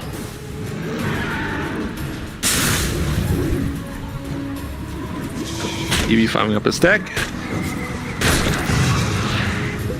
Radiant's Things are going bottom very tower is under smoothly attack. for Radiant, which is going to be a big problem for Magma. Yeah. Invisibility. They're certainly not finding enough, and ooh. Nice quelling. Well done by Dust there to use that quelling, yeah. Got it before I did. The quelling, yeah. Yeah, the quelling blade. You'd said it. Quelling blade cut. You used less words. Quelling blade, yeah. You're wiser than me. Ever the wisest. The Terrorblade says. Fool, no. Something. God. Sorry. It was supposed to be really epic. I'm getting old, B-Cop.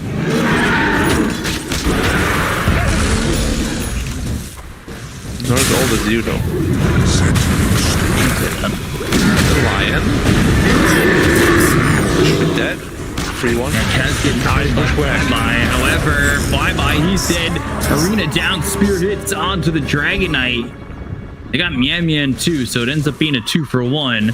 But Shylock getting credit for that kill on a Flyby pushes him closer and closer to the Diffusal Blade. Maybe something that they can use to work a comeback of some sort. TCY's arenas have been hit or miss so far. Yeah.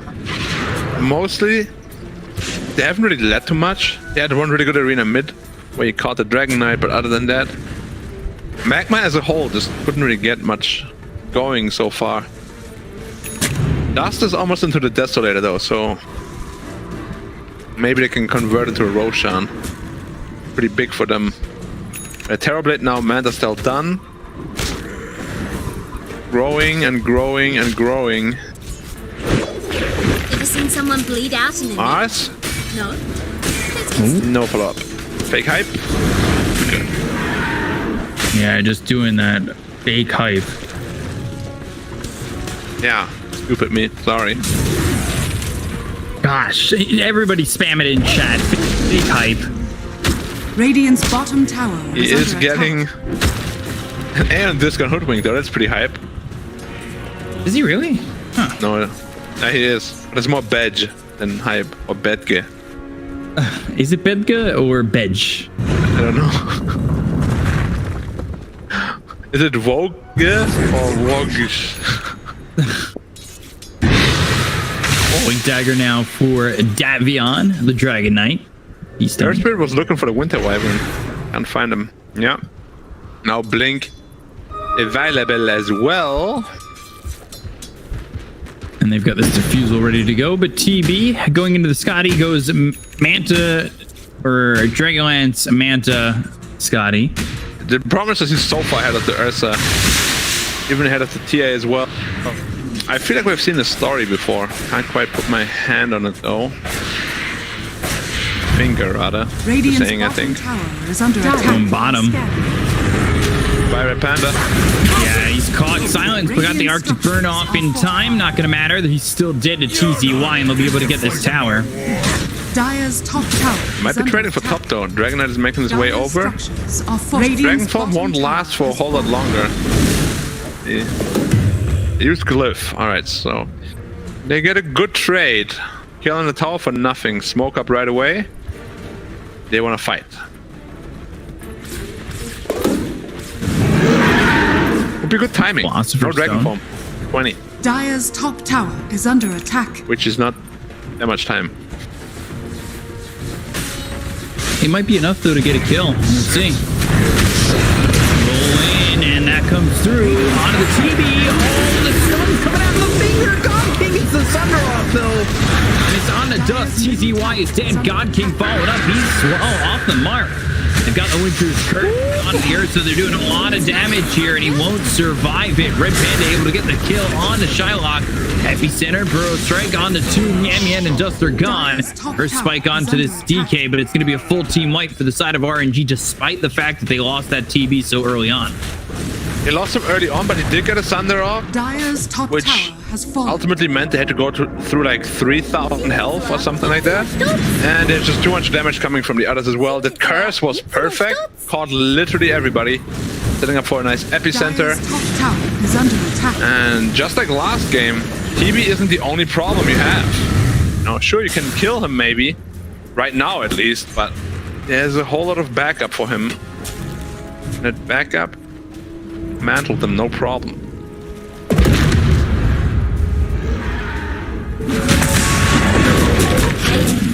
Oh, Felix? Oh, Aeon the spot, never mind. Fake hype. And a new Aeon disc.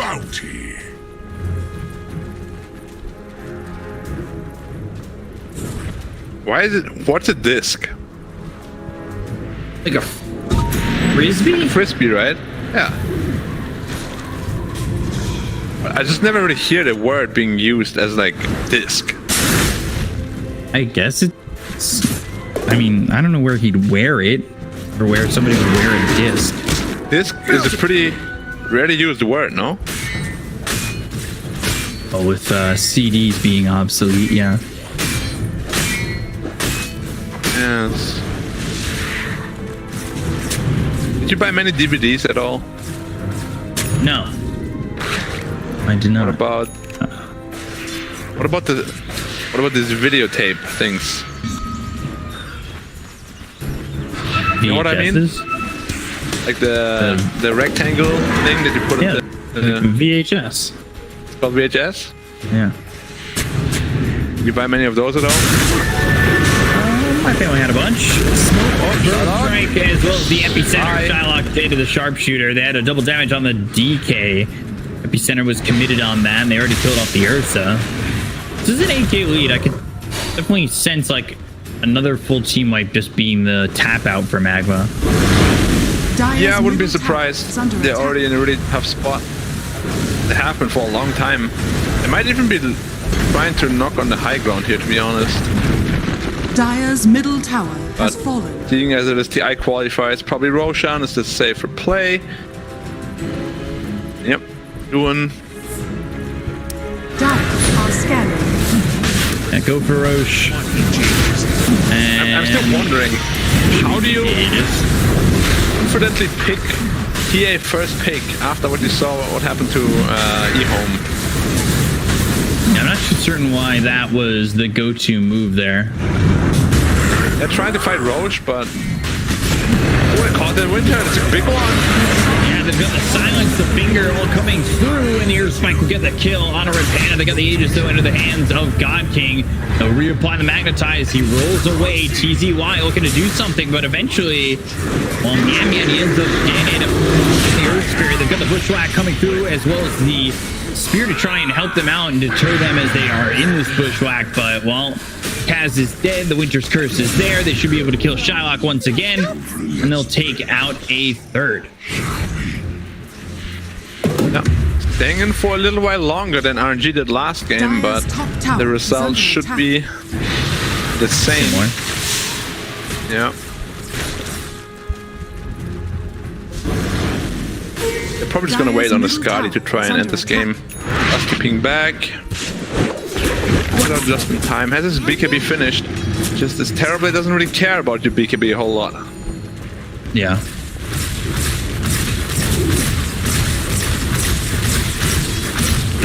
Dire's bottom tower is under attack. No reason to really think that this is going to go the wrong way for RNG if you're on their side at the moment. I'm getting a tier 2 tower, basically for free. Tower has fallen. And that should be enough to put him towards the Skadi, and it is. They're going to roll away, and they've got the arena as well as the silence on the twos here. The Overfetch comes in, they've got the Bushwhack coming around the back. Duels into the air, Spear over the top of the arena, I think due to the Earth Spike. And now they've got the Epicenter coming through. TZY in some trouble. The Sunder gets used. TZY is dead. Mian rolls. He'll end up falling. That's 2 years dead on the side of Magma as the rest of the team is trying to get out of this one. The chase is on for Dust. They'll get the kill on the TA and they'll call GG. Yep, tapping out just minutes later than RNG did last game. We said it wasn't as bad from the draft, and they last a little bit longer. But yeah, ultimately, it was never gonna happen. It's just too one-sided of a draft. Yeah.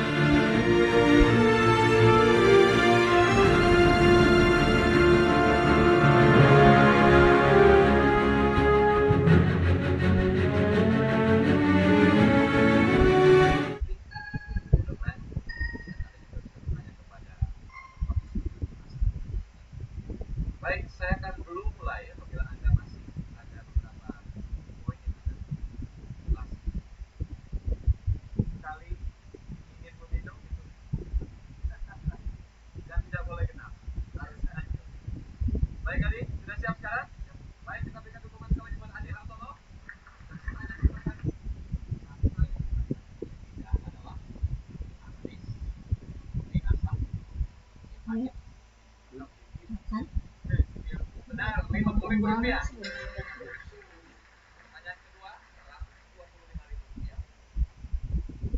Salah satu tanda yang dilakukan oleh orang yang mengaku adalah aku taruh.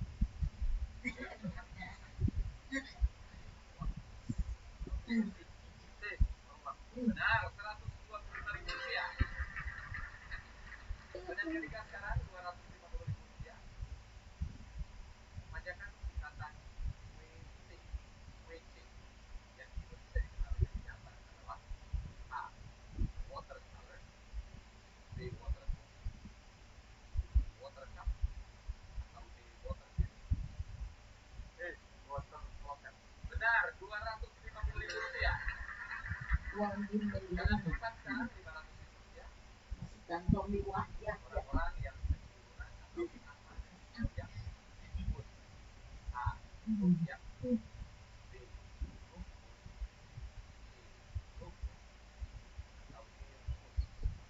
Atau D.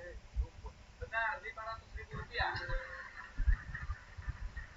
Lanjut kita ke pertanyaan kelima. Titik aman pertama. Artis-artis berikut nikahkan kecuali A. Soekarno, Rano Karno, B. Lutfi Selamat, Andi Islam, C. Jerry Mali, Camelia Mali, D. Ari Wibowo.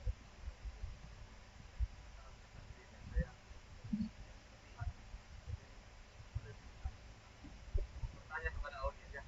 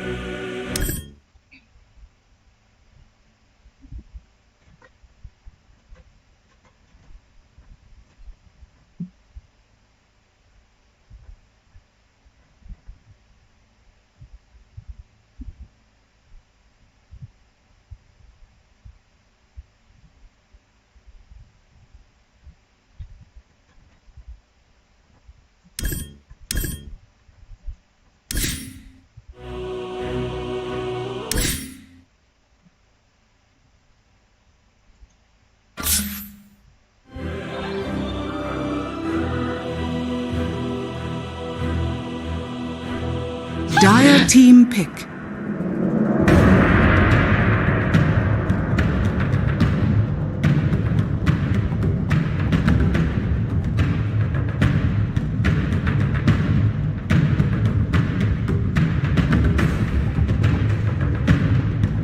Seconds remaining. 5 seconds remaining.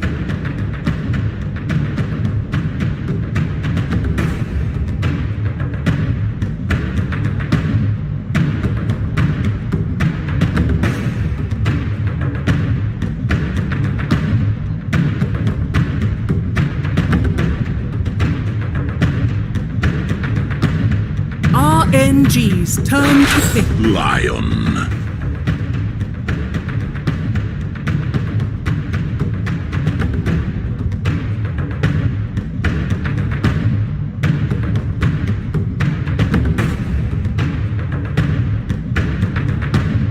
10 seconds remaining. 5 seconds remaining.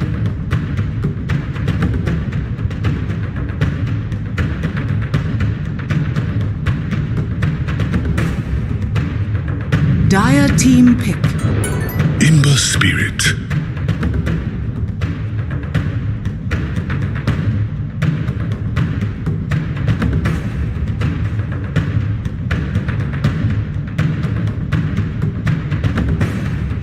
Dire team ban. Luna.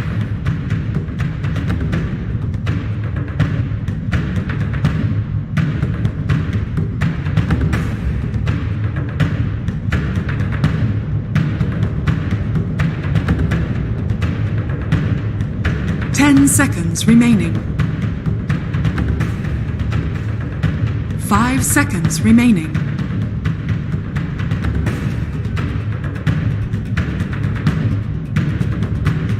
RNG's turn to ban.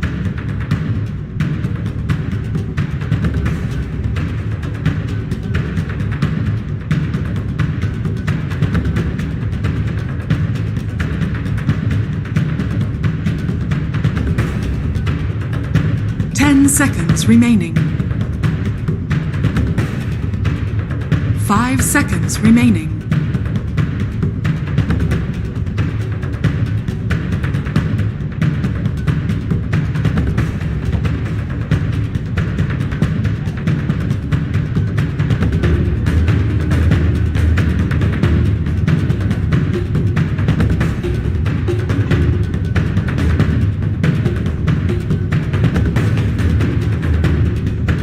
Team ban. RNG's turn to ban.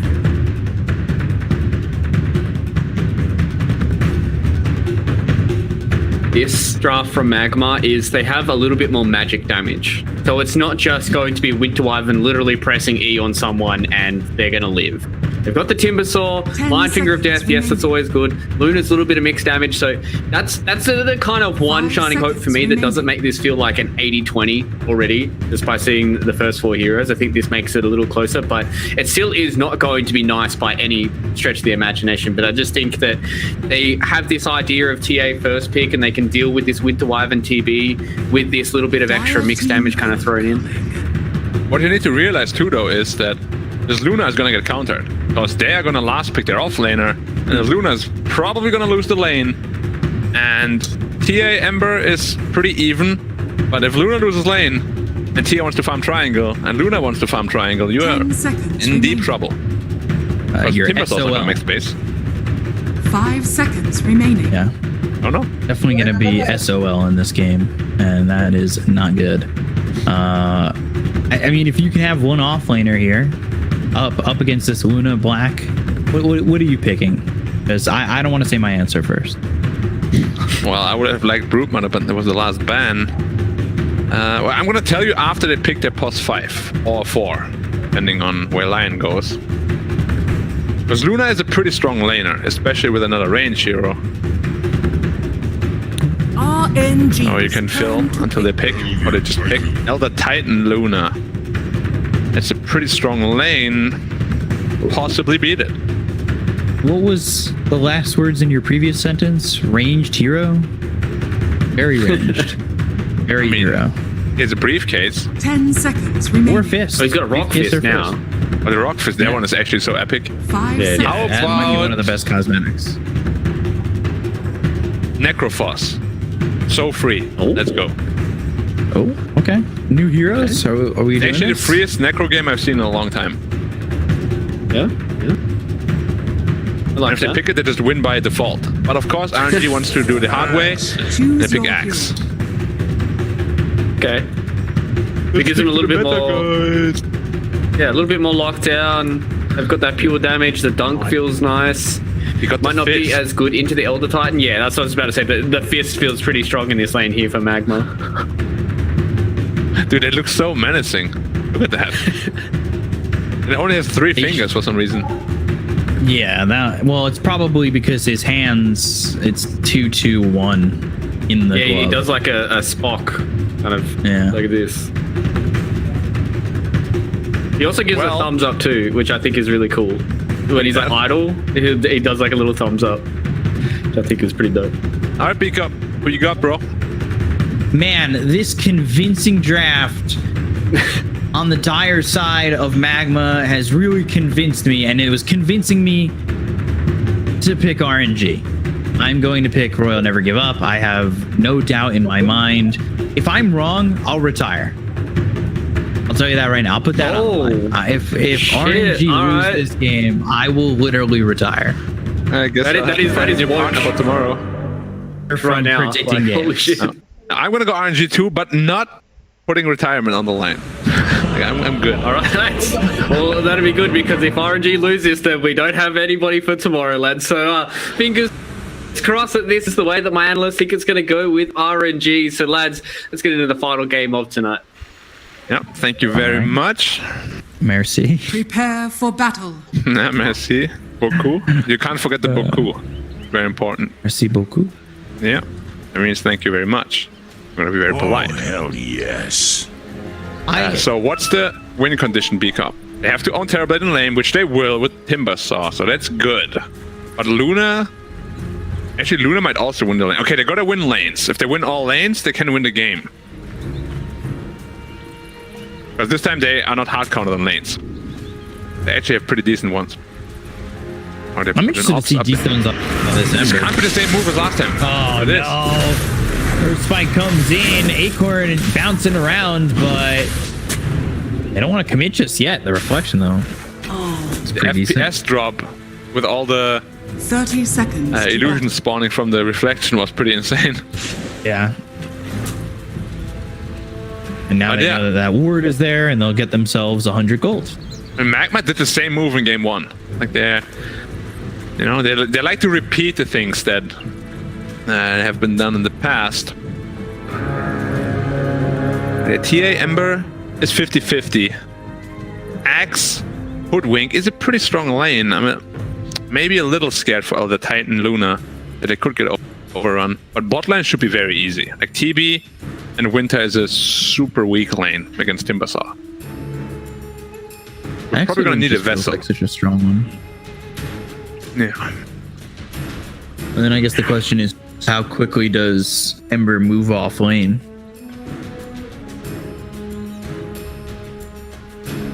Like that's a long time to be controlled.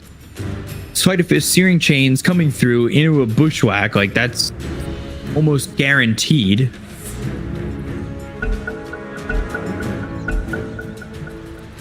Yeah, it's going to be very problematic. Like Ember can crush middle.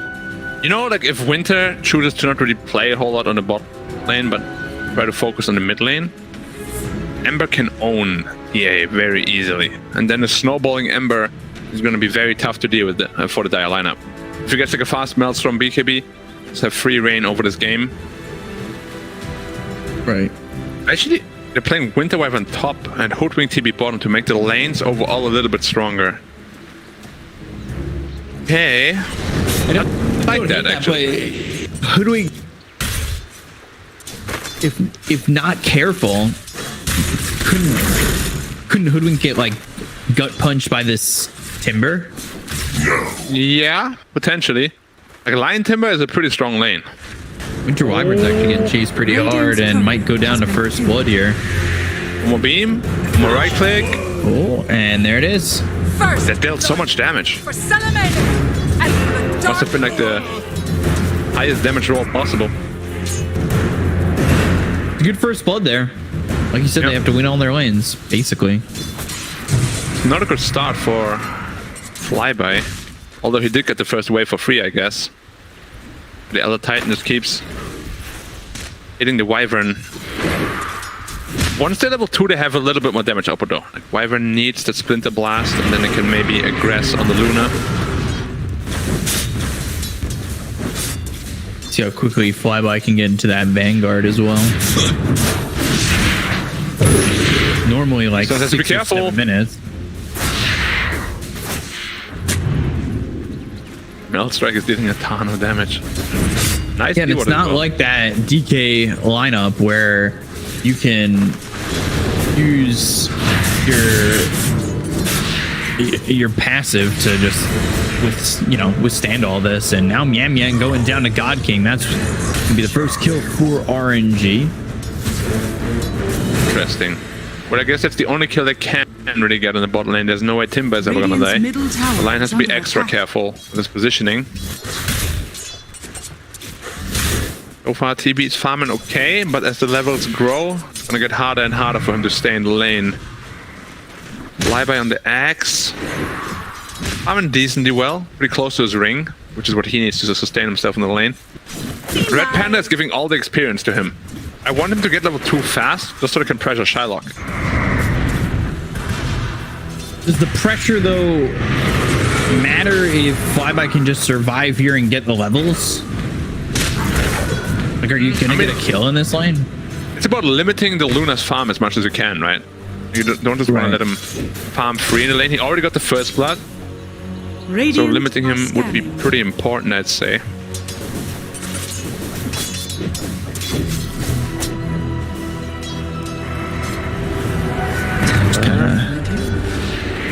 Ember is losing mid lane pretty hard right now. And by 6 CS and 7 denies. It's been a very good lane for the TA up to this point. Flyby now losing his courier as well. Yeah, Defense has to go to the jungle. That is not a good sign for him. But things are falling into place for Magma. Like, what needs to happen is happening. Potentially can snowball that. At least for right now. God King, though, he's having a good lane and should be happy about where he's at the moment. Yeah, but it's gonna change soon. When Timber hits 6, there's no way you can stand there. Even level 5 should be already pretty hard. And most likely he probably falls back into the jungle. I mean, even now you can already see how much Harris damage he's taken from these whirling deaths. Now Axe is cutting creep waves, which means Luna is gonna be 100% free farm here. I'm just very worried about his Ember Spirit. Full experience too.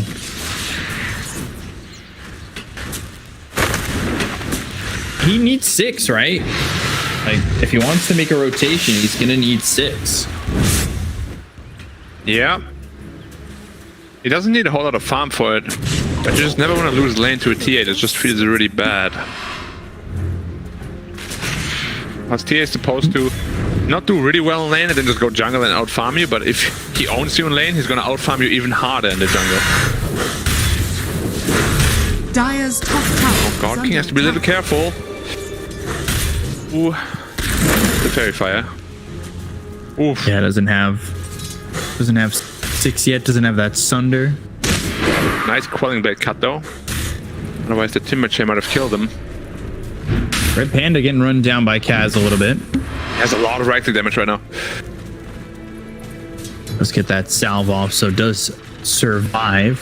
His early game is not looking good for RNG. Dire's top tower is under attack. No, not at all. As they're gonna lose Flyby. Like, that's not something I think that should really be happening unless you're putting yourself out into a really poor spot. And you're making this game have a lot more potential than I think there needs to be for Magma.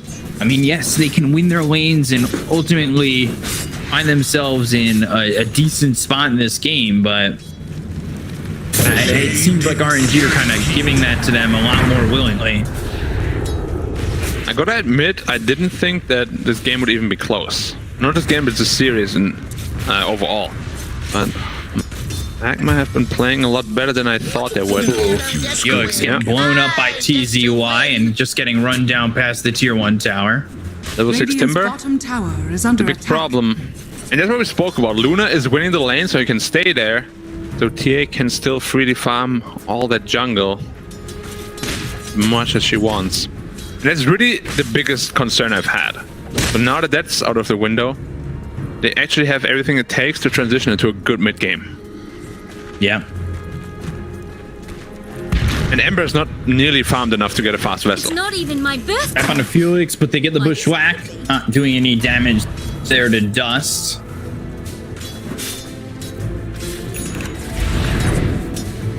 God King just trying to farm where he can and get that Dragon Lance. You've got treads being built here for Ember.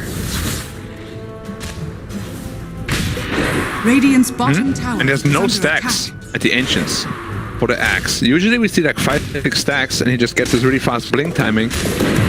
Not this game. Not at all. Or Spike Lance. And now they're going to go in for Yam Yam, but the sweep on the back lines for this, they'll still get the kill onto the Lion, and D-Stones will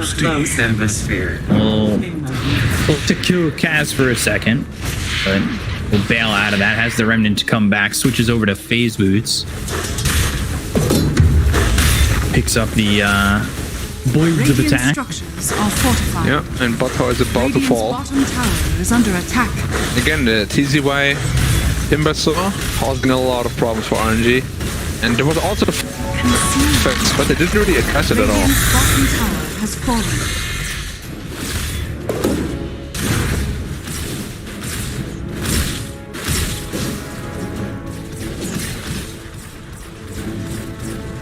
It'll be a problem. He's very close to his hood already. Once that's up, even the Ember Spirit won't be able to mount any sort of gank. Shylock? Getting chased. D-Stone. The clips. Do they have the lockdown? No. Nope. Way to stop him from TPing out. Red Panda's only level 3 at this point. D-Stone's had already used his TPing chains.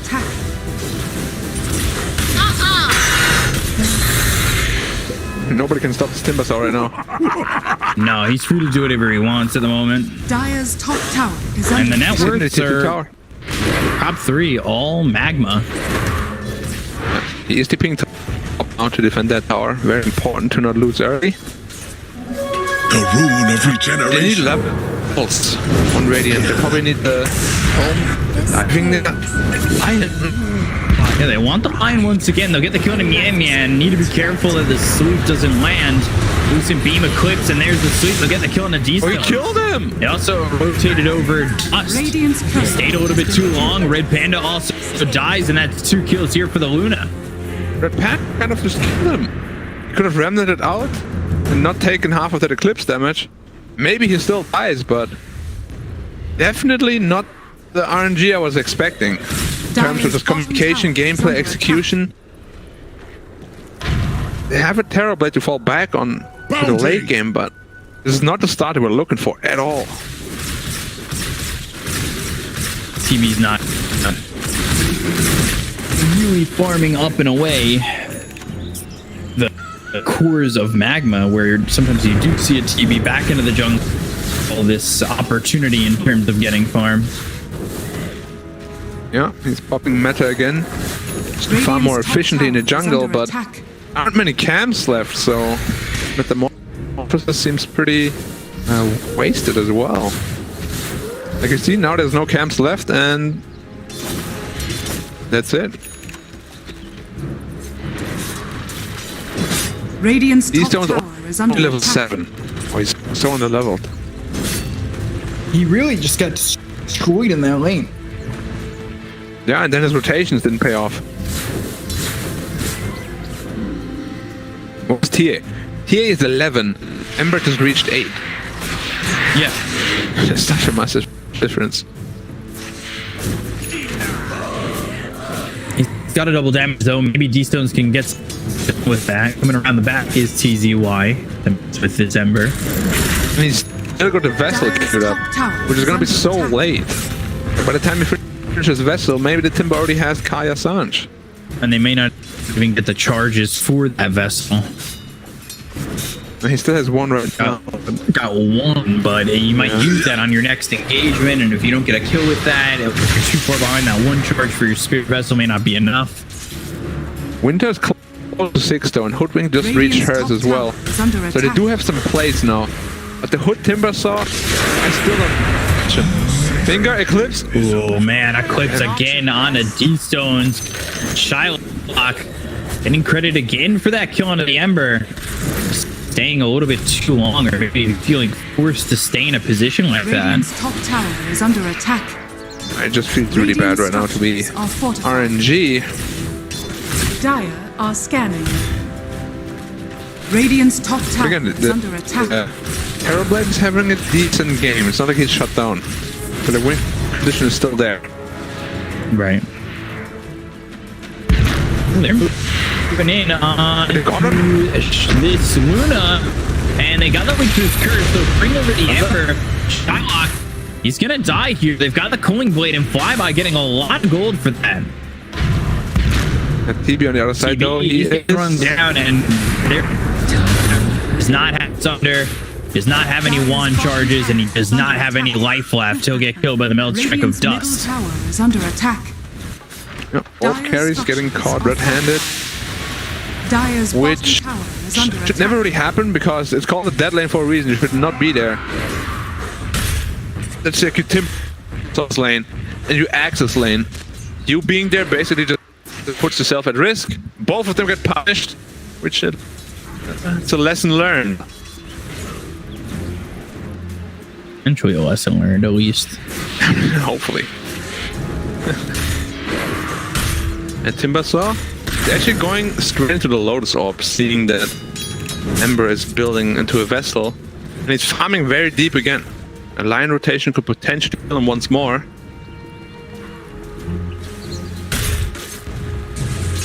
Top lane, TZY. Ember. I think they can kill him if they bring everybody. They have to hit here, though. Yeah. Cutting him off at the ass would be this gearing chain, bushwhack, sharpshooter coming in now. So they've got the call, they show the damage, Battle Hunger with the break. Ooh, early Cooling Blade, which causes him to put that on cooldown. But that is 5 heroes to get that kill, and you know, with that 6 on Fuel Shallow, it does make it feel like they can do this by killing the Ember. The question is now the rest of the field, which things get a little bit more difficult on, especially with Dust having such a good game. Yeah, he's very close to his Desolator already. Previously picked up his Blink Dagger. And ooh, finger the finger. Even the Lion is so close to his Blink already. Red Panda. Winter's Curse. What is this going through the floor? Is new cosmetic. It looks sick. But it's the tower gone. And a whole lot more pressure on the map now. Has fallen. He's close to this vessel. We'll have it in a second. Dire's top tower. How's Timber looking? He has a Sange, so no dispel on him just yet. This not very TV is going anymore. for Scott A. Yeah, I mean, Scott is the best item you can go for. Yeah. But not going Manta is, or Sange Yasha, and potentially backfire as well, because right now he's very squishy. 1200 health. Very squish.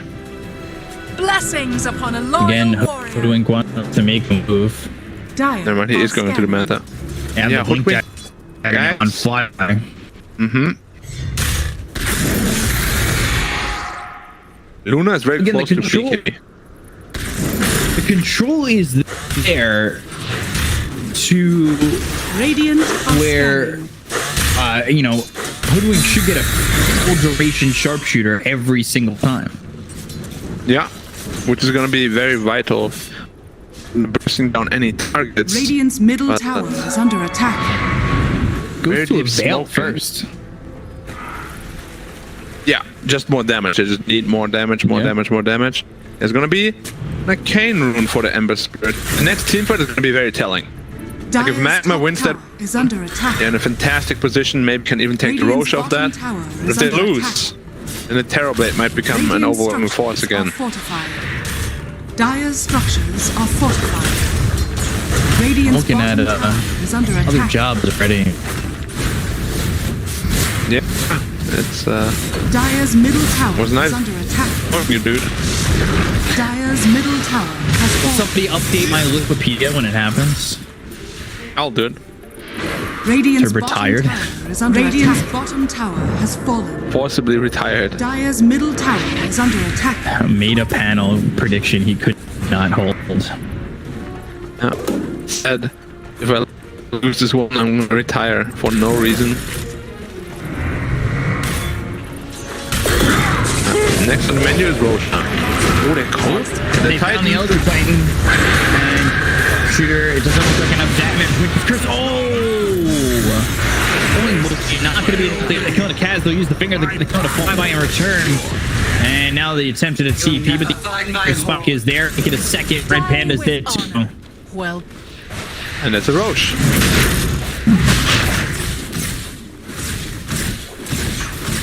First Aegis should be in the hands of Magma. Most certainly.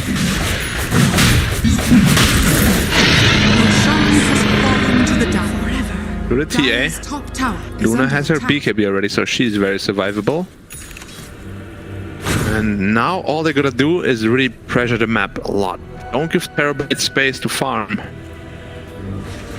You have everything you need right now to stop pressuring.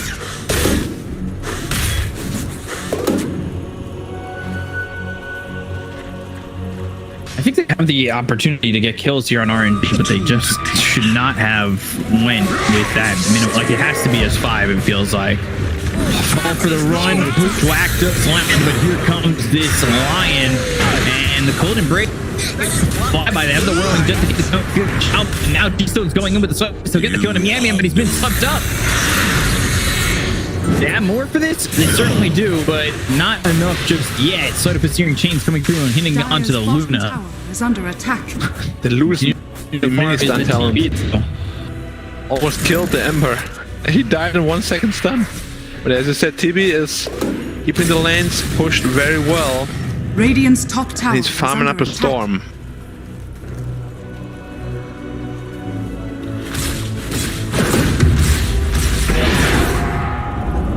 Until it's Skadi though, he won't be very scary.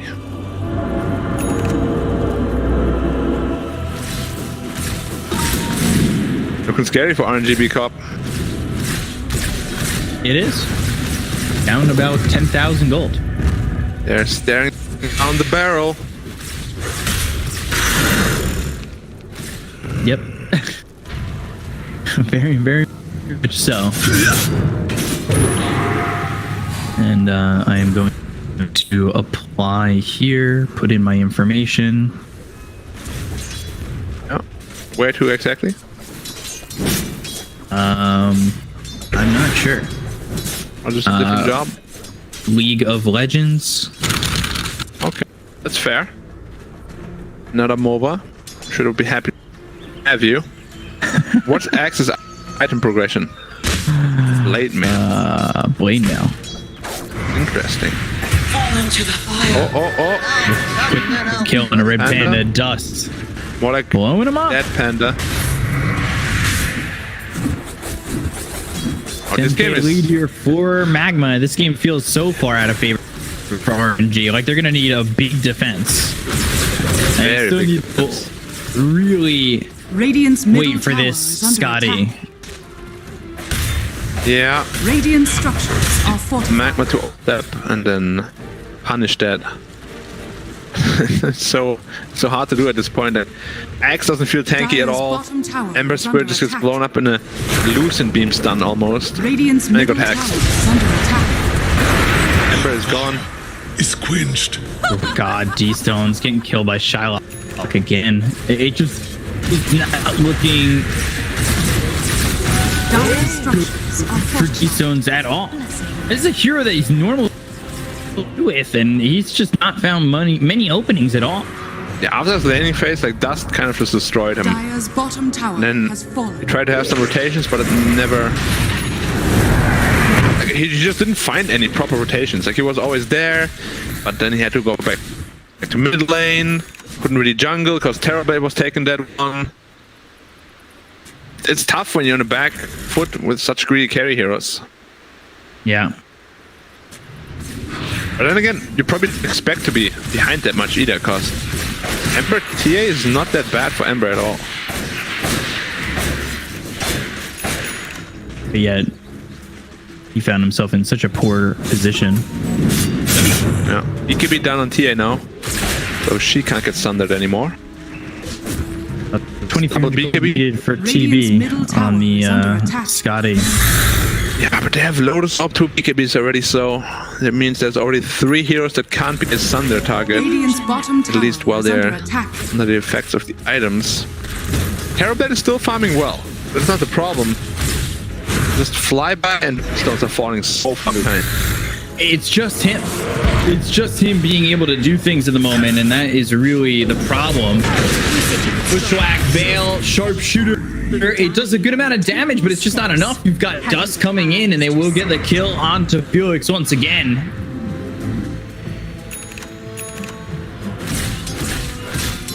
BKB for D-Stones, we'll see how much that makes a difference. Yeah, and usually the way he dies is he gets instant hex before he gets the BKB off, even, so... See how quick he is on the fingers, or rather on his map awareness. Lion is still a very hard Ember Spirit counter. Aegis has been reclaimed though, so there is a window of opportunity for RNG potentially. I just don't know if now Scotty, with how far ahead Magma are, if that's going to be the game-changing item. It's usually a big spike for the TB, but Dire are scanning. I don't really see it being that much of a game changer. Yeah, this next fight is going to be very important. But they already know it. They are just waiting on the high ground. They're 100% sure that RNG is smoked up, and that is exactly the case. Strike shot here by Dust, and well, they're gonna try and go in on this by being slapped right quick by Dust, and now trying to run. They've got the Sharpshooter that gets the kill on a Man, but the Meld Strike takes out Bye. They bought back on the Winter Wyvern. They do have that Winter's Curse to work with, and D-Stones, yeah, he's going the other way. He's TPing back to base. Yeah, committed his BKB to kill the Lion. It's a decent kill, but they lose the axe, they lose the buyback on Red Panda. Oh, this game is looking very bad. He gets caught up by a trap, but no follow-up. What do you do now if you're RNG? You're just stuck in your own base. Every time you leave, you get punished. Radiant's top tower is under attack. Is this game perhaps too far out of reach? 1,000 net worth lead. Yeah, it is very far in their favor. And D-Stone's caught again, ramming away. They'll survive it all. But again, that pressure is mounting, and God King is close. He's getting there. Almost got the Scotty, and they're starting to push the high ground. Lion is in the neighborhood there though, so God King has to be careful. Money changes hands. Ooh, Red Panda, TZY getting yet another kill. I gotta say, Red Panda looked a lot better individually in Elephant. This game, it feels like he's really this.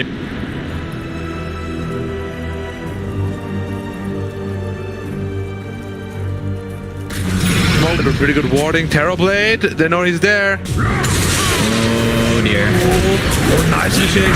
Coming through, that's nice. Bushwhack in, Man dead. The sweep is out on the TV. They'll throw the Sharpshooter over onto the Elder Titan to get the kill there on a 5 out of the Eclipse. God King, Sunder on a Duck. It's not looking like enough. They've got the Chakram, the Eclipse on top of God King. They'll get the kill. He's dead for 50 seconds. He just bought that Scotty. With the fight taking place in the top lane, unfortunately, Creep's not pushing past them. And won't really have such an opportunity to push out. Yeah, we haven't really spoken about it, but the axe pickup on Luna this game, because of how ahead they are. The Terrorblade just got blown up through a Sunder even. Like they took out 2 of his health bars, no problem. How much damage is there on a single target unit? 12 beams, 400 damage. That's 4.8k damage. BKB is nowhere to be seen on the Terrorblade. Immortality. On the axe even. They're so far away. 18k down now. And they're on the verge of being eliminated. By Magma. Nobody had Magma on their radar. Including myself. I think the way that they played into the DPC was not what we were expecting for them to do at all. Like, they upgraded. I still think that draft should get punished much more severely. Probably when they play Elephant, or potentially even E-Home, they will get more punished. But this game, they're absolutely owning it. All right, I've got this pause chance to look for other jobs. Yeah. Move back in with my mom.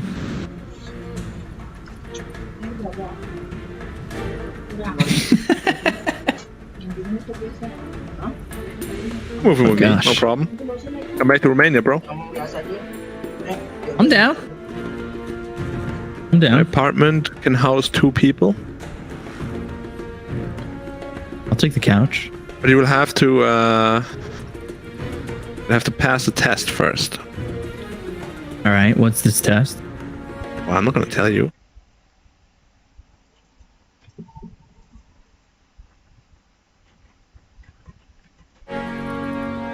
Are you gonna remove my eyes? Remove your eyes? No. Yeah, that's how I'll have to do it blindly. Oh, we're not talking about literal stuff here.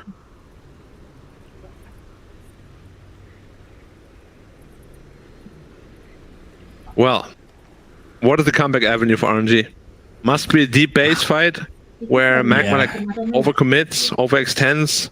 I feel if Magma just plays their cool, or plays the game down calmly rather, it should be pretty done and dusted. Very done and dust. Yeah. I have to see. They're looking good. They're looking great. Yeah, they're looking really good. Yep, they're gonna need some BKBs. Terrorblade, very far away from his though. They're gonna need some time. Yeah, they're gonna get that time though. It doesn't look like it. The pressure should be mounting. Oh, look at that. Kane Havanitas on dust, and now over bottom, call Blade Mail, sharpshooter. They get the kill to Man again, but every time he seems to be the sacrificial lamb. They've got the cold embrace, but it's not going to keep Flyby alive.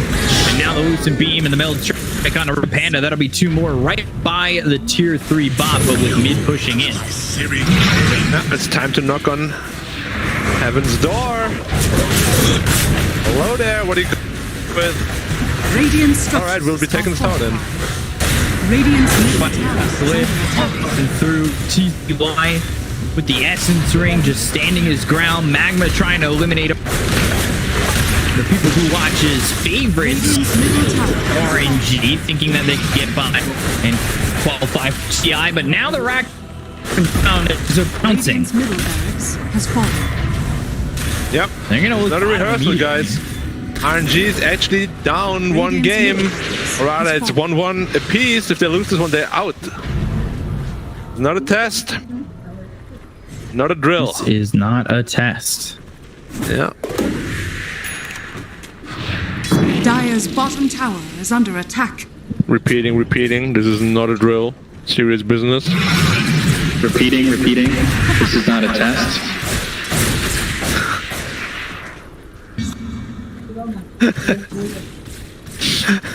That was great. And they're just postured forward. Radiant's bottom tower is under attack.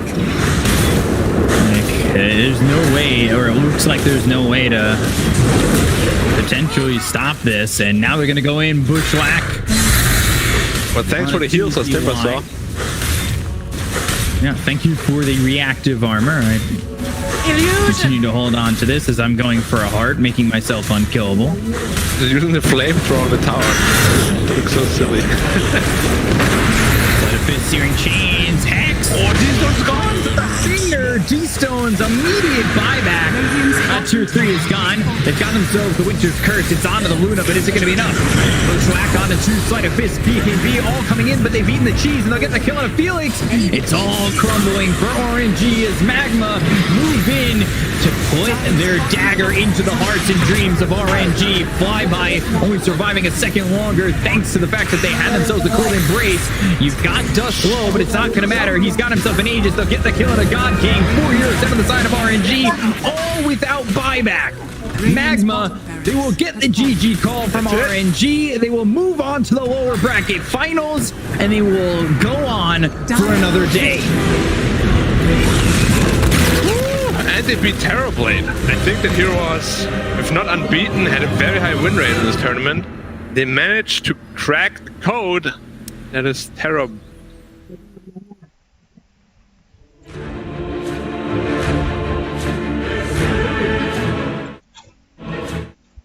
Cuma 4.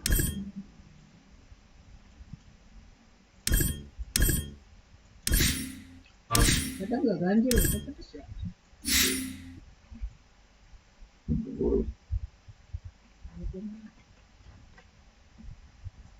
Biasanya minta pedas nggak pedas sama masih punya. Ada banyak bumbunya. Yang satunya sumasnya. Yang bumbunya sedikit nggak banyak.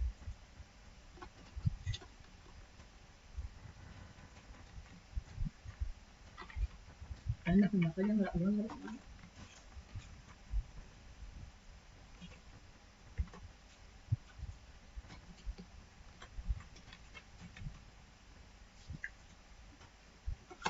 Jadi ngegantiin lagi kan orangnya.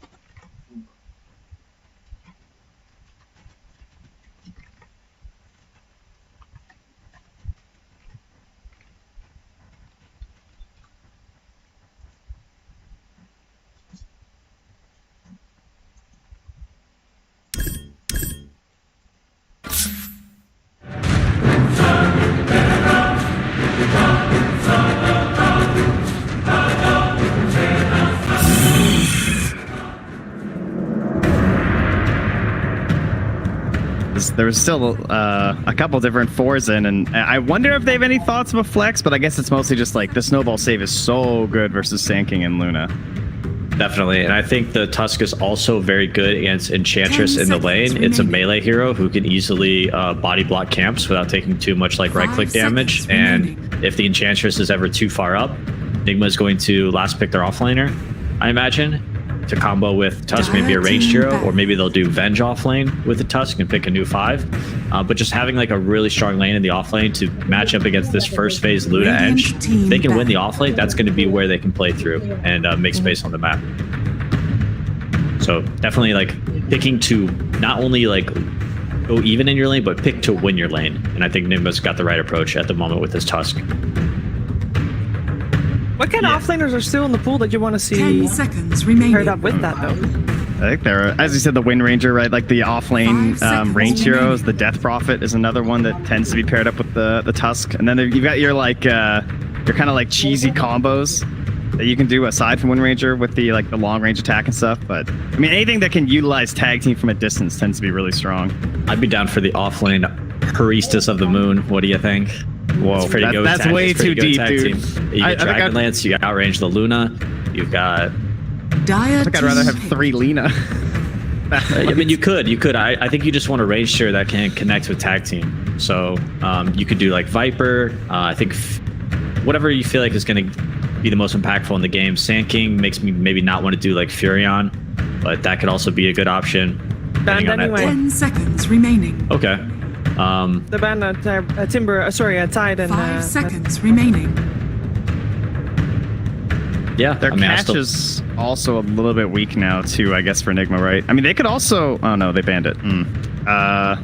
Like they could go for something like that LC, I guess, right? This idea of like someone who actually provides an additional catch for your team, but then you're losing the laning advantage, unfortunately. So And that's the problem with we'll see how the double melee offline goes for NIGMA. I'm just concerned that if they lose both their side lanes, there might not be like an out for them in the game. And Spider Pigs does have a lot of tower push with not only like the Luna putting early points in aura, but also the Enchantress being able to pick up the creeps. You know, you can push towers. You don't have to wait for the 5, 10, 15 minute catapult. You can just say, hey, I got this creep. We're pushing this tower. And that's one of the advantages of the hero. Plays faster than any other support in the game at the moment. Slider was nice for covering some of that lack of control, though, but also giving them like faster roaches and stuff too, and it combos up all the minus armor they have. So, I mean, if they catch someone, they're definitely dead. Between all the ridiculous physical damage they have. That's what I see right now. I feel like NIGMA is going to be dodging. They don't really have great team fight, right? They really need to wait for Terrorblade to participate in the game and just play pickoffs with Lina. So if Spider Pigs can pick a hero that has a lot of catch, I think that would be very good for them. They've already got decent catch with the Sand King, and that's the noob snap, right? That's mid. That's a noob snap. Yes.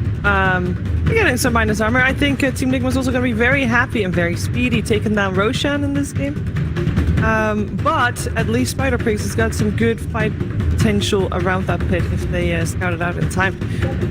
It's a fun draft. I'm looking forward to this one, but who do we feel has got the upper hand in this? Because it is two very different ideas of Dota going up against each other, Peter.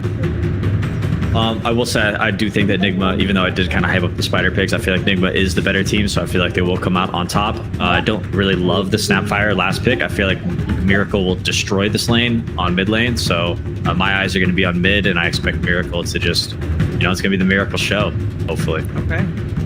The goal. I see a lot of advantages for what Spider Pigs have done. Like, these are definitely some comfort picks. They have the Inkswell combos with Funnick as well, so I could see them kind of snowballing themselves. Noob is definitely a question mark, but I also really like the heroes they have for the Aghanim Scepter. So now that I have dismissed them enough, I will go for Spider Pigs and game. Okay, tied panel. Love to see it. Let's see who takes his first game of the best of 3. We're heading over to T Panda and Sinrin. Thank you. The panel has spoken, and we're here at the caster desk preparing ourselves for this game number 1. Definitely statistics are looking a bit more to NIGMA's favor, but at the course of this tournament, Spider Pigs have been looking good. Syndrome, what do you think? Yeah, I think I find out a lot of good things that both drafts really have going for them.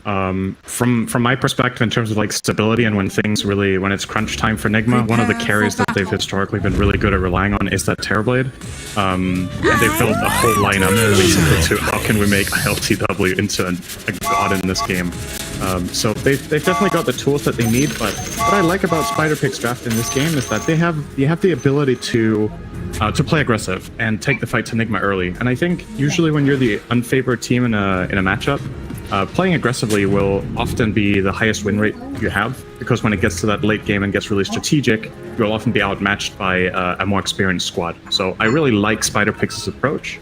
I just hope we get to see them play good aggressive Dota in the start, and I think this could be a clue. All of these series that both of these teams have played so far have gone all the way to 3 maps, so we'll see if a full series comes.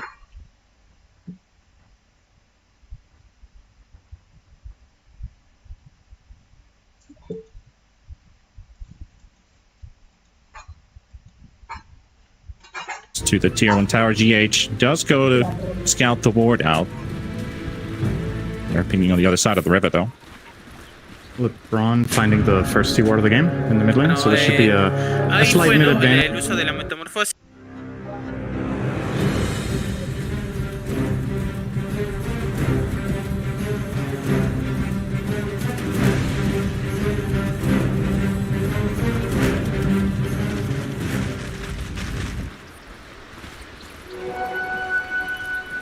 Curious about this lane, because it sounds like Peter thinks that this is very, very Lina favored and Miracle's gonna destroy Noob. I don't know if it's based on like player or just lane composition here. I think Snapfire does okay in this, and Noob is a pretty adept laner, so I wouldn't expect a stomping here.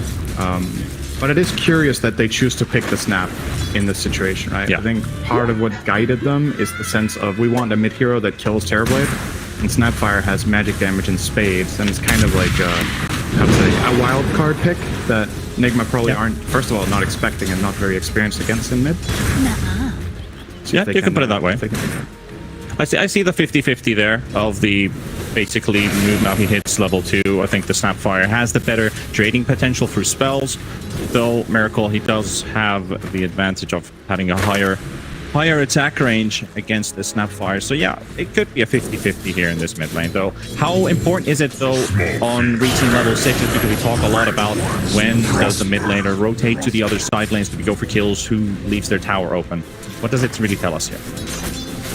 Well, both heroes are good at rotating, but Lina requires more setup. She can't really create her own place necessarily until she has one item like a Yule's or Boots of Travel to close the gap. Whereas Snapfire can basically rotate to either side lane here. It's great with tanking. It can cookie an Enchantress creep. It can cookie Ench herself, or the Luna, who has an attack range that kind of naturally puts her in range. So honestly, I think Noob has probably a slightly better rotation potential towards his lanes, whereas the Lina will probably only really want to connect with the Tusk lane. It's only that bottom side. Technically, the Venge top, but that Venge stun is really not that good. Yeah. So it's a bit iffy at the start at least. Oh, big trades in mid. Trying to get a bit of a battle here. Fairy Fire's already popped. Noob does get the bottle. Miracle's one arriving on the courier. It is, and we also have the water rinse popping, so it should be all right now after that little bit of a trade. They're testing the waters here. Miracle is pulling slightly ahead currently, but I do still think this is. I'm not going to say it's a 50-50 lane. I think it's probably like 55-45 or 60-40 for Lina. But that's still, you know, that's good enough as a matchup if the Snapfire performs a particular role in the game. Sometimes you can pick a losing mid lane as long as it's not like an absolute stock fest. Your trade-off is worth it, and that's just that payoff I'm looking for. I've talked a lot about the Snap, but I feel like that's kind of the pick of this game. It's just very special. I agree. It wasn't very special a couple of weeks ago, or sorry, a couple of months ago rather. This was a lot more popular to run, but Snapfire's kind of disappeared almost in a lot of games.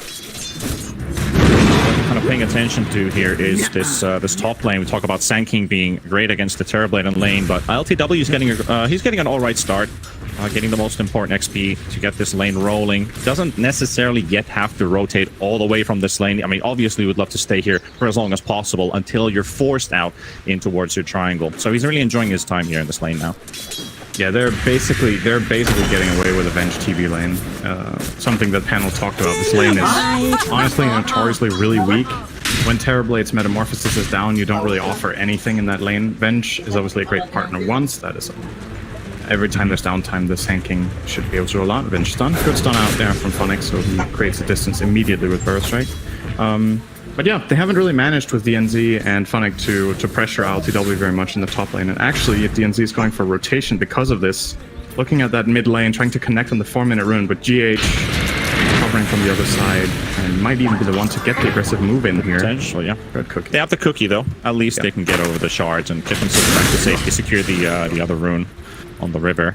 What I was kind of looking at was that at the past, I mean, during this tournament, Spider Pigs, even if they've won or lost the game, they've still come out strong in the laning stage. They've basically either won their lane statistically, well, mostly looking at money, but it doesn't necessarily convert to a win. Afraid, how does NIGMA play their mid game, and especially when you all the way go to the end parts of this this map? Coma has been averaging almost 800 GPM in the course of 3 series.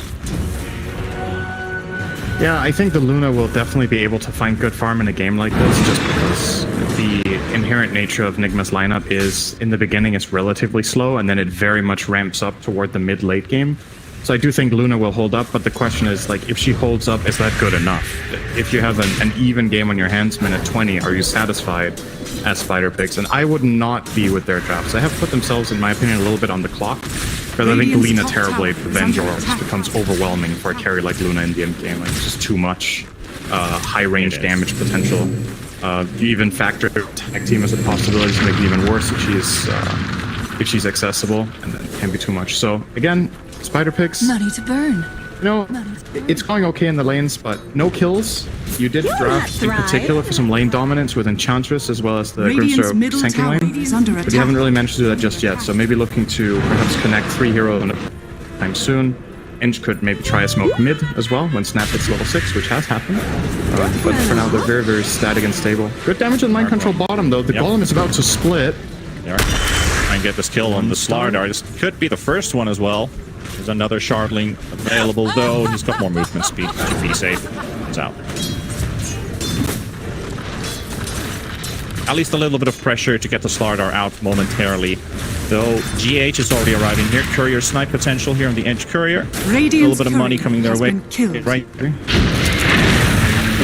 LeBron, are they? Where are you going? GH chooses to engage into this. This could be That's first funny, blood. though. Also dropping very low in top. A lot of brawling now going around the map. GH snowballs back to safety, but Koma a little bit more for another Lucent Beam. However, not enough. Koma picks up first blood for the Spider Pigs. It's a little bit like miscommunication between Mind Control and GH. Kind of rare to see, but GH was going in, and Mind Control was like, nope, not interested in this, and then stuck in a They are trying to play a top, situation. though. Not gonna get the distance close on LTW there with the Invis Snapfire. Nice try with the Ink Spell, though. Yeah, they were where this was coming. That defensive sentry ward seeing the Snapfire and nothing comes from it. Like the attempt, although this is costing them a decent amount of damage on the mid tower.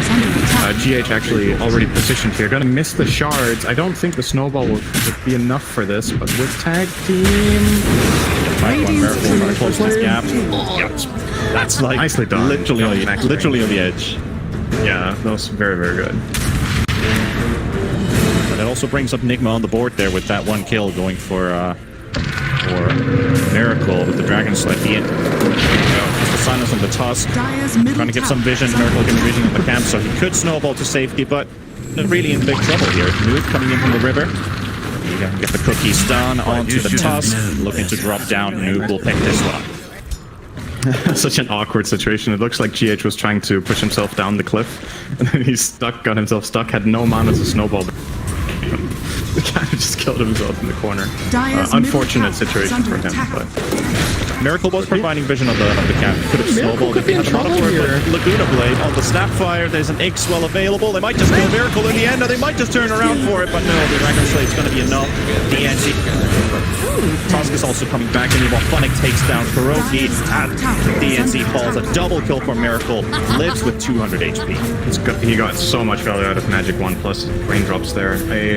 It looked like a very possible kill for the Snapfire Grim. You have so much burst damage when you come in close with the Snapfire there, but the mitigation Miracle just enough. And a great read from him that he can pick up that bonus kill as well. Like you said, the trade-off of Venge isn't really too bad, especially if Kuro can somehow manage to hold this tower. And actually his TP is going to force away Spider Pigs with GH flanking as well onto Sand King. It used the epicenter on the previous engagement though, so at least that's one ulti less. Take this fight GH and LTW that will back out. Oh no. Noob tried to cookie a creep into the immediate ulti onto Miracle, but the creep died mid-air to Miracle's attack, so he didn't get stunned. And that's just a Mortimer Kisses into the wind. Hit, I think, literally none of them, or maybe one. Radiant's bottom tower is under attack. That all chat. Falling a little bit short. Radiant's courier has been Our setup here in Kuroki is the top tower is only at 380 HP. They are looking to take some pressure on him, but Ben just sitting behind the tower, playing it safe. However, LeBron coming in from the other side, and Chance goes out. You have 86.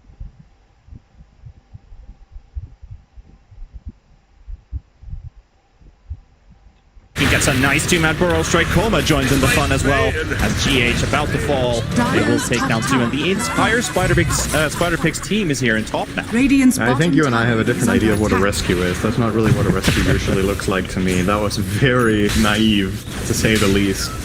Maybe the read from NIGMA was that many heroes there, but considering the rest of the map was bare, you probably just sell your Venge in that tower and you're like, okay, you know, he tried to hold it, he tried to delay, it didn't happen. But they get that nice little bonus kill on GH plus his TP, so it means there's 40 seconds now that this Tusk cannot rotate, and maybe that opens up for a play bottom here. I like this a lot from DNZ to connect with Sand King, because there's a good possibility of an outnumbering situation here if they can get an additional hero. Great sentry though from Kuro into the swap. Very nice. Just a great play overall. Just get Funnick out. Now they can also start sieging this tower. Maybe get it all the way down. Dire structures are fortified. I don't think Spider Pigs are trying to hold it now.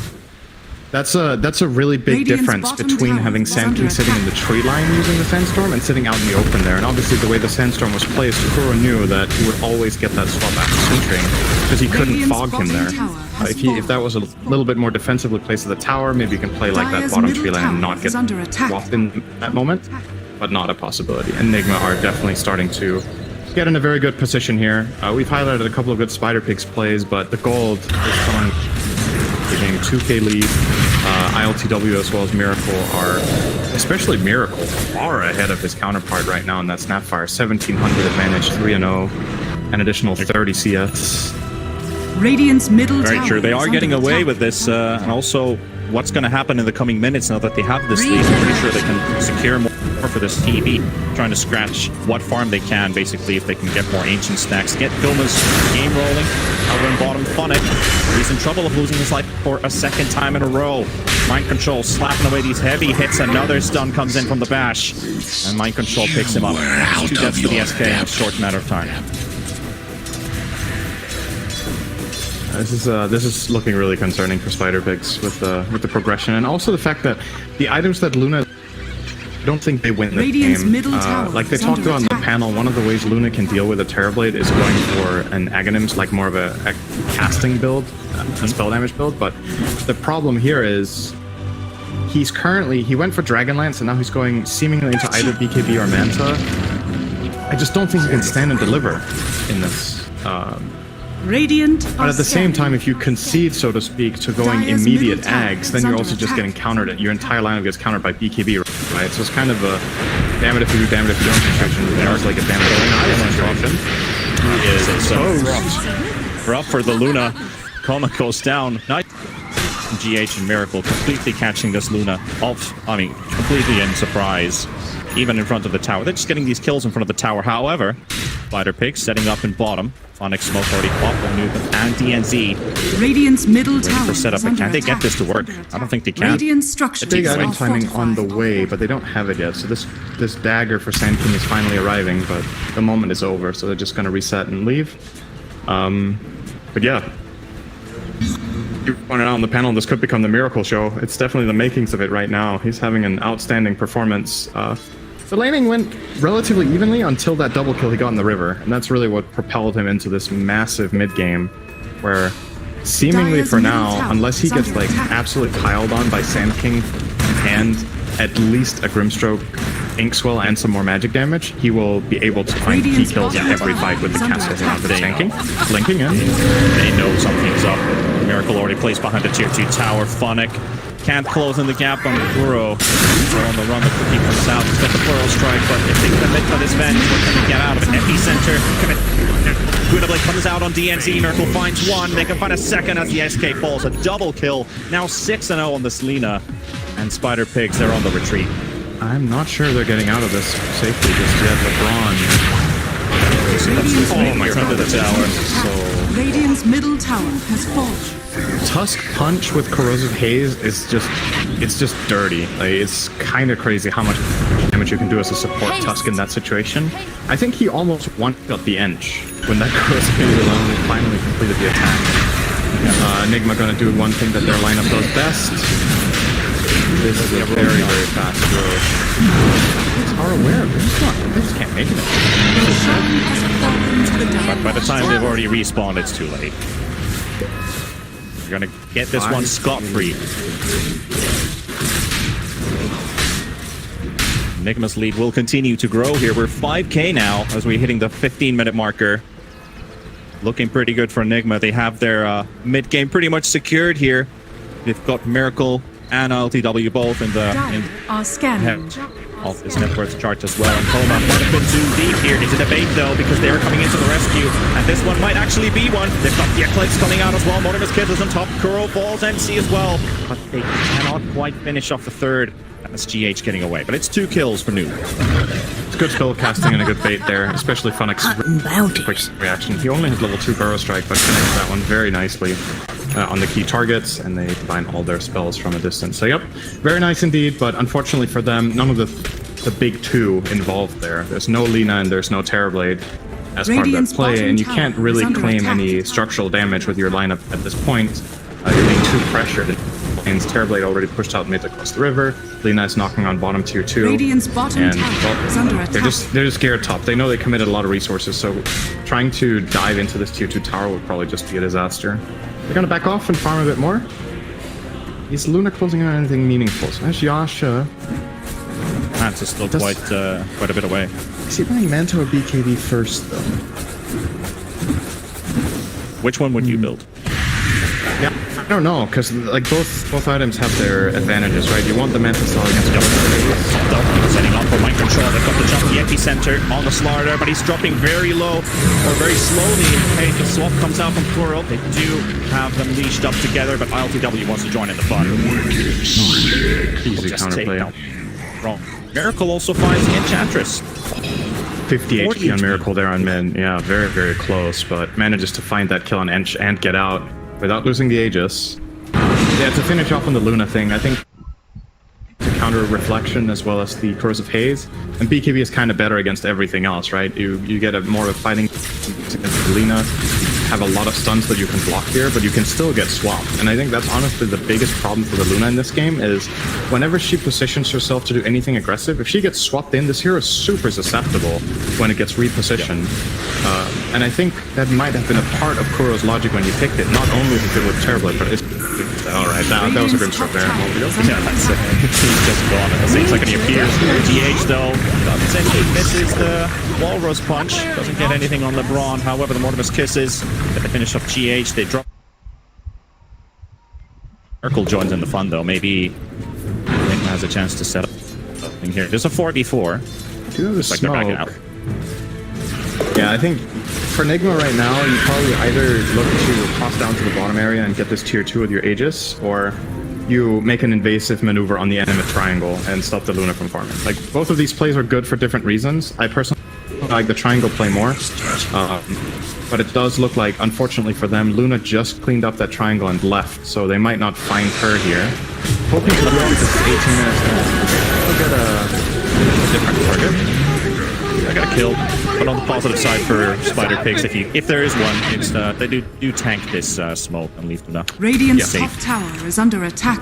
The downside is you lose access to your triangles, and Luna needs this. So you either have to invade and take the enemy triangle and start farming there, or you have to fight Radiant's top tower losing this source of income. So they will choose to try to protect rather than invade. And Luna is sitting there now, but obviously Kuro with that good offensive ward, this could lead to something epicenter.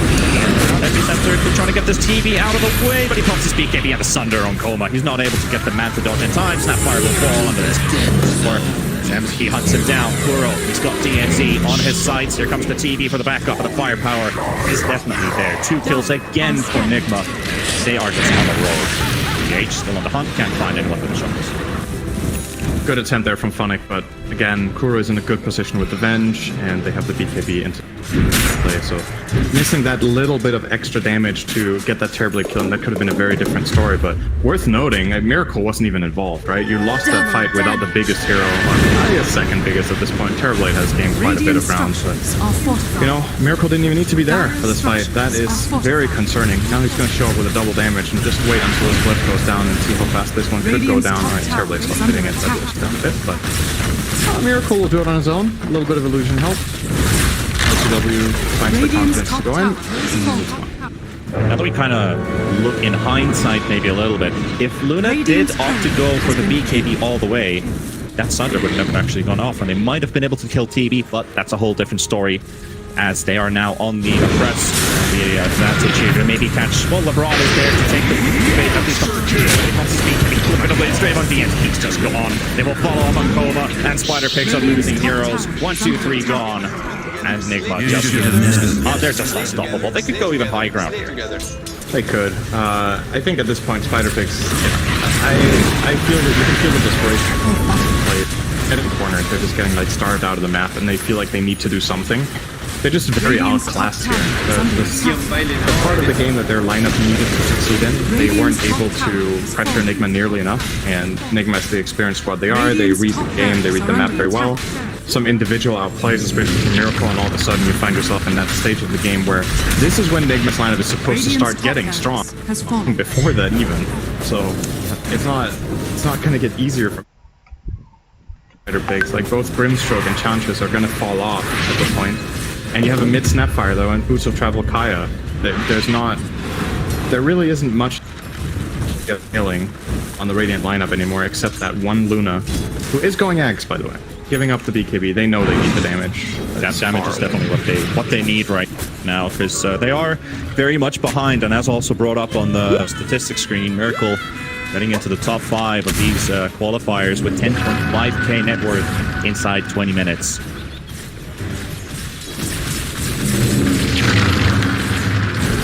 A pretty difficult game here. It's just a reflection for now. Okay, GH can't make it there in time even with the dagger. It was close. You could almost blink Snowball there, but not finding anything. Still, you can see the game plan from NIGMA here. It is control triangle. Keep playing this area. Roshan can respawn in a minute. You want to be the team dominating this part of the map. And it feels a lot better to give away your own triangle. You know Roshan's coming up, because then it doesn't really feel like an even trade. If Roshan's just been killed and you trade, then it's like, okay, you know what, we're not really gaining. But right now you're gaining in the way of position. And you have just found a Sand King. GH. Gotta get out of there. He does have a Blink Dagger available. MC just blinks into the stun, but he's already out. Meanwhile, LeBron gets a bit of damage on this bottom tier 1 tower, but they are losing their tier 2 and mid at the same time. They are coming in to defend it though, and just come in for an ill surprise. GH, he's got him in place. He's got Snowball, got the shards, and MC comes in as well. This is a dead edge. GH doesn't even want to look at it. Yeah. Just leaves immediately, goes for the follow-up smoke. They're gonna try to... If they connect on any core kill here, either the Luna or the Snapfire, it's probably just high ground time. You've got Metamorphosis ready. Scotty almost completely has double damage for another, what's that, about 30 seconds probably on LCW. Like that, yeah. So they really want to get in here immediately. Yeah, they might just catch some hero off guard. If Funnick is not fast with his fingers, he's gonna get caught maybe on the edge of a high ground. GH goes in, he cancels the blink, but they can't get the LSA stun to connect. However, MC coming in, he's got a follow up on Funnick. Funnick dropping low, they get the cookie. Get Funnick on the safe side. They pop the Lincolns off of Miracle, but Funnick in the end. Not much that they can do to save him here. The LTW, he begins the siege. One rack's already down. They head towards mid for another. Spider King are making it look really easy in this game. Yeah, they are. All their moves are connecting and they're covering each other very nicely. Some damage coming out on LTW here. He's gonna Sunder Kuro. Just play it safe. Keep Revenge going. And they still have the swap save even if you get it on trouble. So here comes the FB Sensor. This is the play. They need to make it count. And TV's disappeared. He's in a snowball. And then we'll turn it around. 2 heroes down. That's a double for LTW. They will lose the Luna. And Spider Pigs getting dismantled inside their base with the GG call coming out. They were in for a real ill awakening. NIGMA was more prepared for this. Yeah, honestly, that's kind of concerning. You just got absolutely run over in 24 minutes by a lineup that isn't particularly fast, actually. Whereas your lineup has...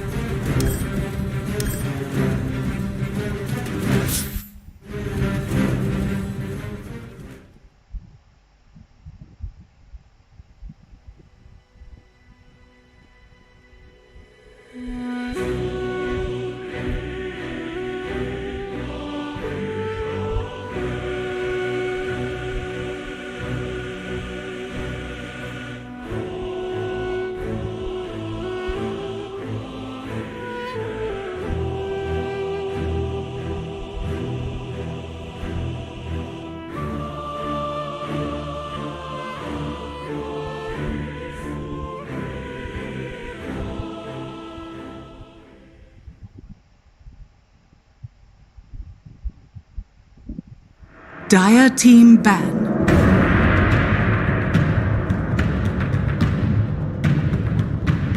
Radiant team ban.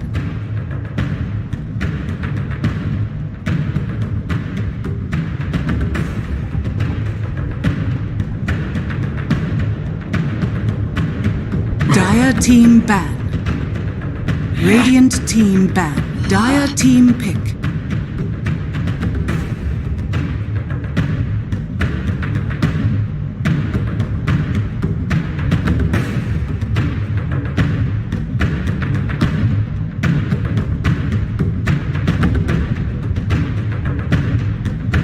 Seconds remaining. A warm-up game. 5 seconds remaining. 4 minutes of Dota, you know, it's a nice, snappy warm-up. Team NIGMA crushed that first game against Spider Pigs, but we're going to see if Spider Pigs can bring it back and force out that third game. I'm here with PPD and Trent, and we are ready to show you the draft of this second game that is coming your way. Team back. We can't blame everything on the draft for game number 1, Trent. But there definitely are some points that they can improve. You mentioned earlier that you want to see them draft, not specifically to have to win their lanes, but just heroes that can survive the laning stage. Yeah, stabilize and then have things that don't rely on you like running at your heroes, just like or running at the enemy team constantly in order to win the game. Because that's the point they're at, and that can work. But if you fail the stomping of the lanes, then the whole plan can work. Different opening this time. We got a Hoodwink got ignored in the whole previous game, by the way. Interesting point. We do have Team NIGMA banning out the Tree and Protector. They banned out the Lina as well themselves this time around with the TA and the Invoker banned out. So Miracle can't get to play those. 5 seconds But what do you think about the opening so far, Peter? We got another Luna and Terrorblade in the first two. Yeah, we saw this the other day, right? The Wisp Luna versus the Terrorblade. I think it went the way of Terrorblade. Terrorblade does seem like the best carry at the moment. Seems to be winning a lot. Dire team back. I'm not sure. Not sure which opener I favor at the moment.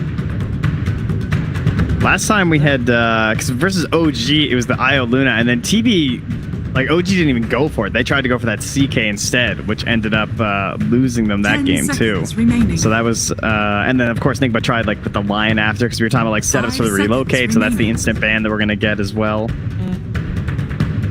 But I mean, overall, NIGMA looked really good with this. I would guess that this is like their main strategy right now that they like would be IO Luna whenever they can get it, because of the way that ILTW is just so fast moving around the map, and then the combination of just being able to you know, pull into every fight as if you're Spectre.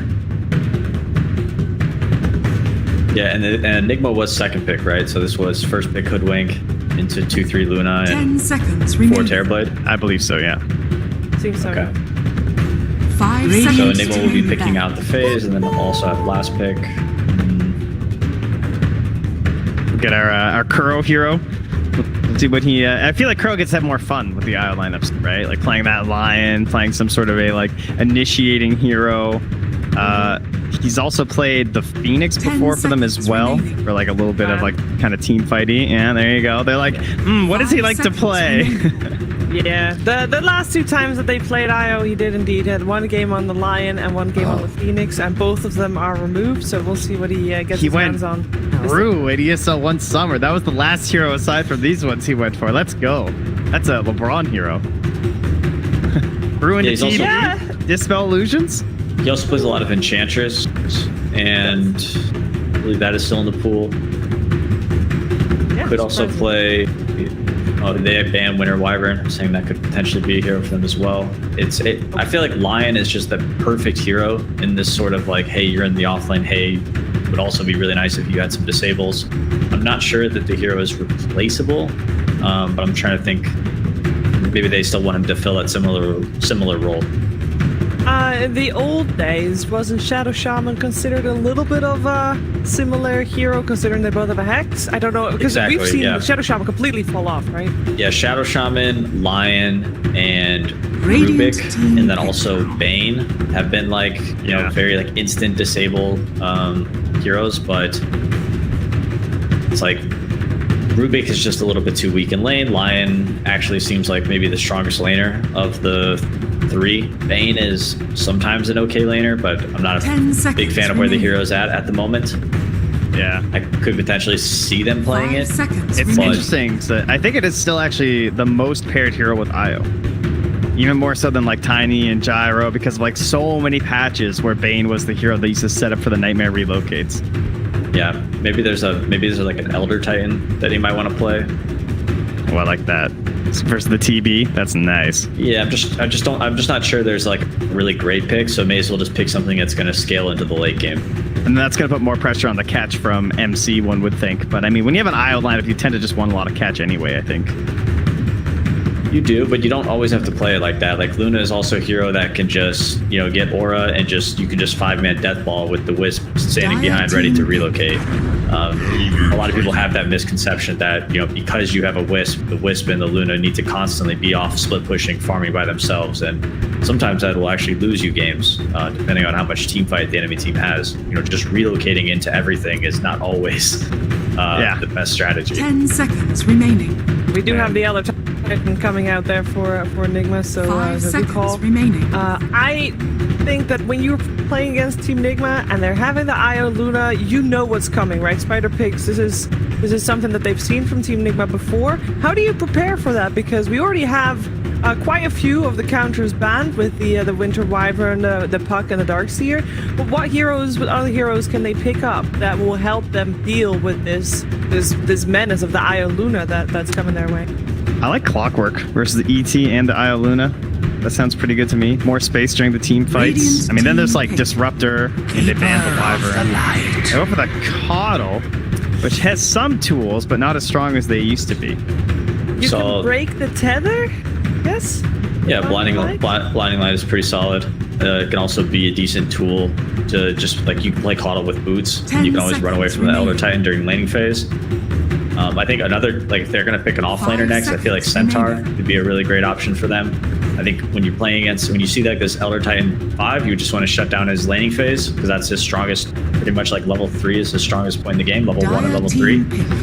So if you just pick a bunch of stuns, then you can't do anything and NIGMA actually steals it. Denied. So they played this again as well, right? This was the same strategy that they played versus OG.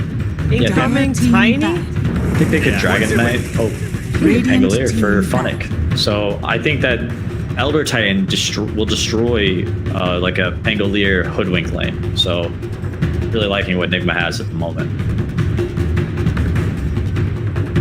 Yeah, because then you could just lane the Io with the Centaur too, right? But of course, I guess we're assuming that the Centaur and the ET are gonna end up with each other though. Yeah, I would. I mean, who knows? Who knows? They can do a lot of different things. So we'll just have to wait and see. It'll be exciting to see what they decide to go with. But looks like we need some mid laners still. So we got Storm Spirit and Zeus banned out so far. The Tiny for Miracle that I mentioned still in the pool that they played before with this combination of the Io Luna. Any other mids that are the usual suspects for both Noob and for Miracle? I mean, you want to see ban? To me, I really don't want them to have to like towers. And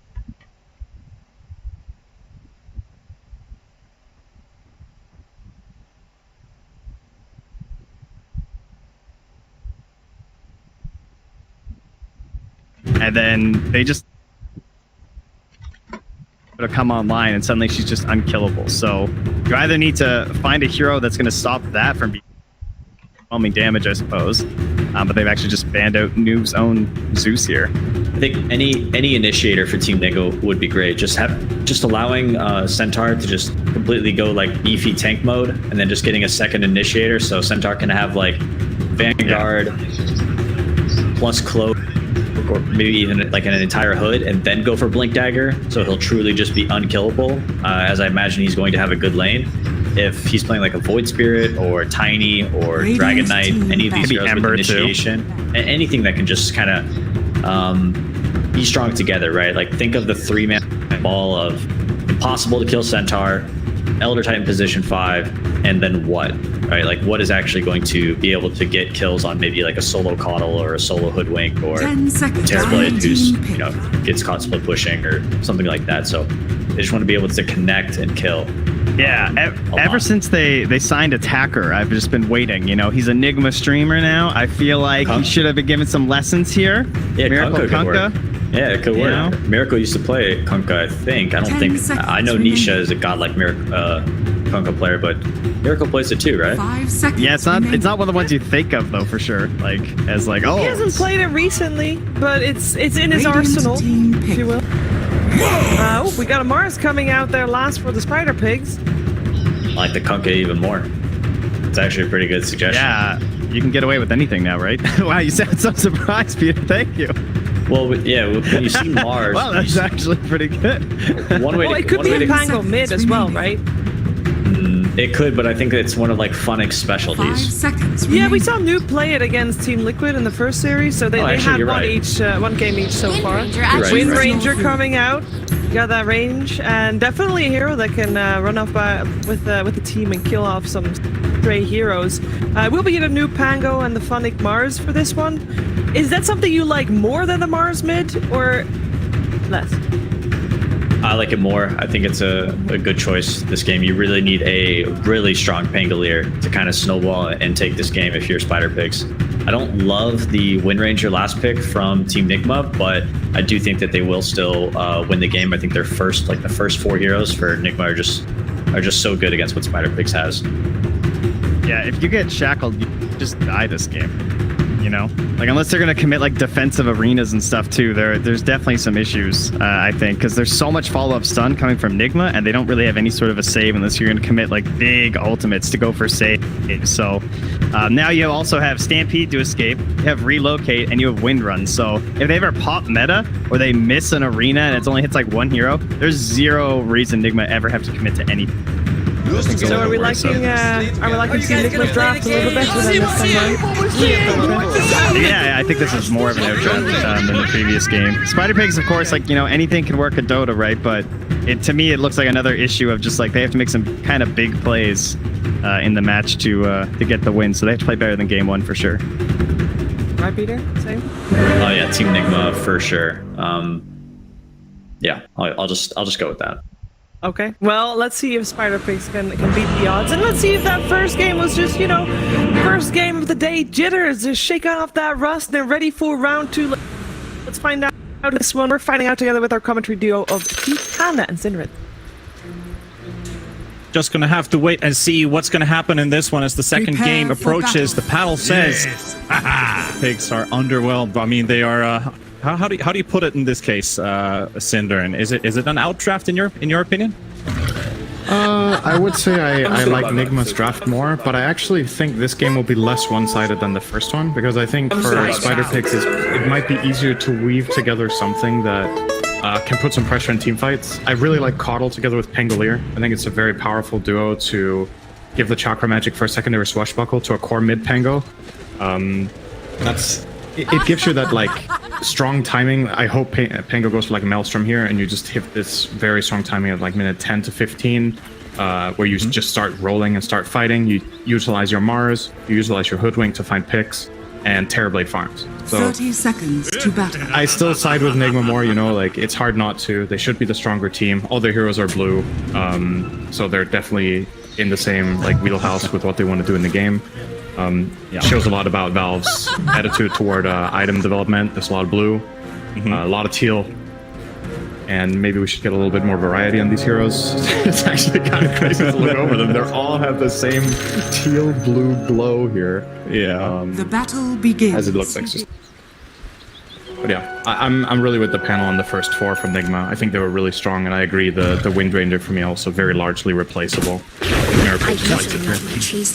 Well, at least an attempt here for SpiderPigs to maybe grab a potential first blood, but it's only going to be a bit of trading onto mind control as he backs out. I do want to point out from SpiderPigs if there's something positive to look at.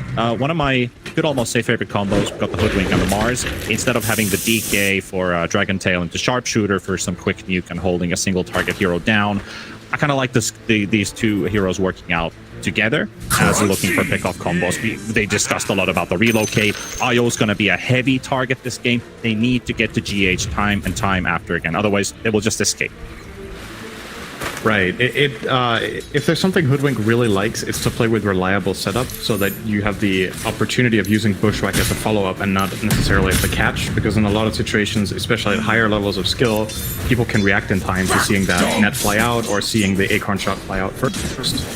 So having that Mars Spear for that is definitely nice. But yeah, that's why Dragon Tail, like you mentioned, is great too, because that is a very reliable. What? First wave and just actually boxed out Noob in that mid lane to give Miracle a great start. Already reaping the rewards of that in the Wind Ranger. It forced out all of Noob's regen. Miracle will just keep playing aggressively here to try to force him to buy a salve before the bottle, but I don't think he'll be successful. Oh, he missed that range creep and the one in tower. Actually, that's not good news for the Pango. Maybe smell the fear and a bit of pressure on Noob's end here in this matchup. It is a range versus melee, plus the help already given to get Miracle's game underway.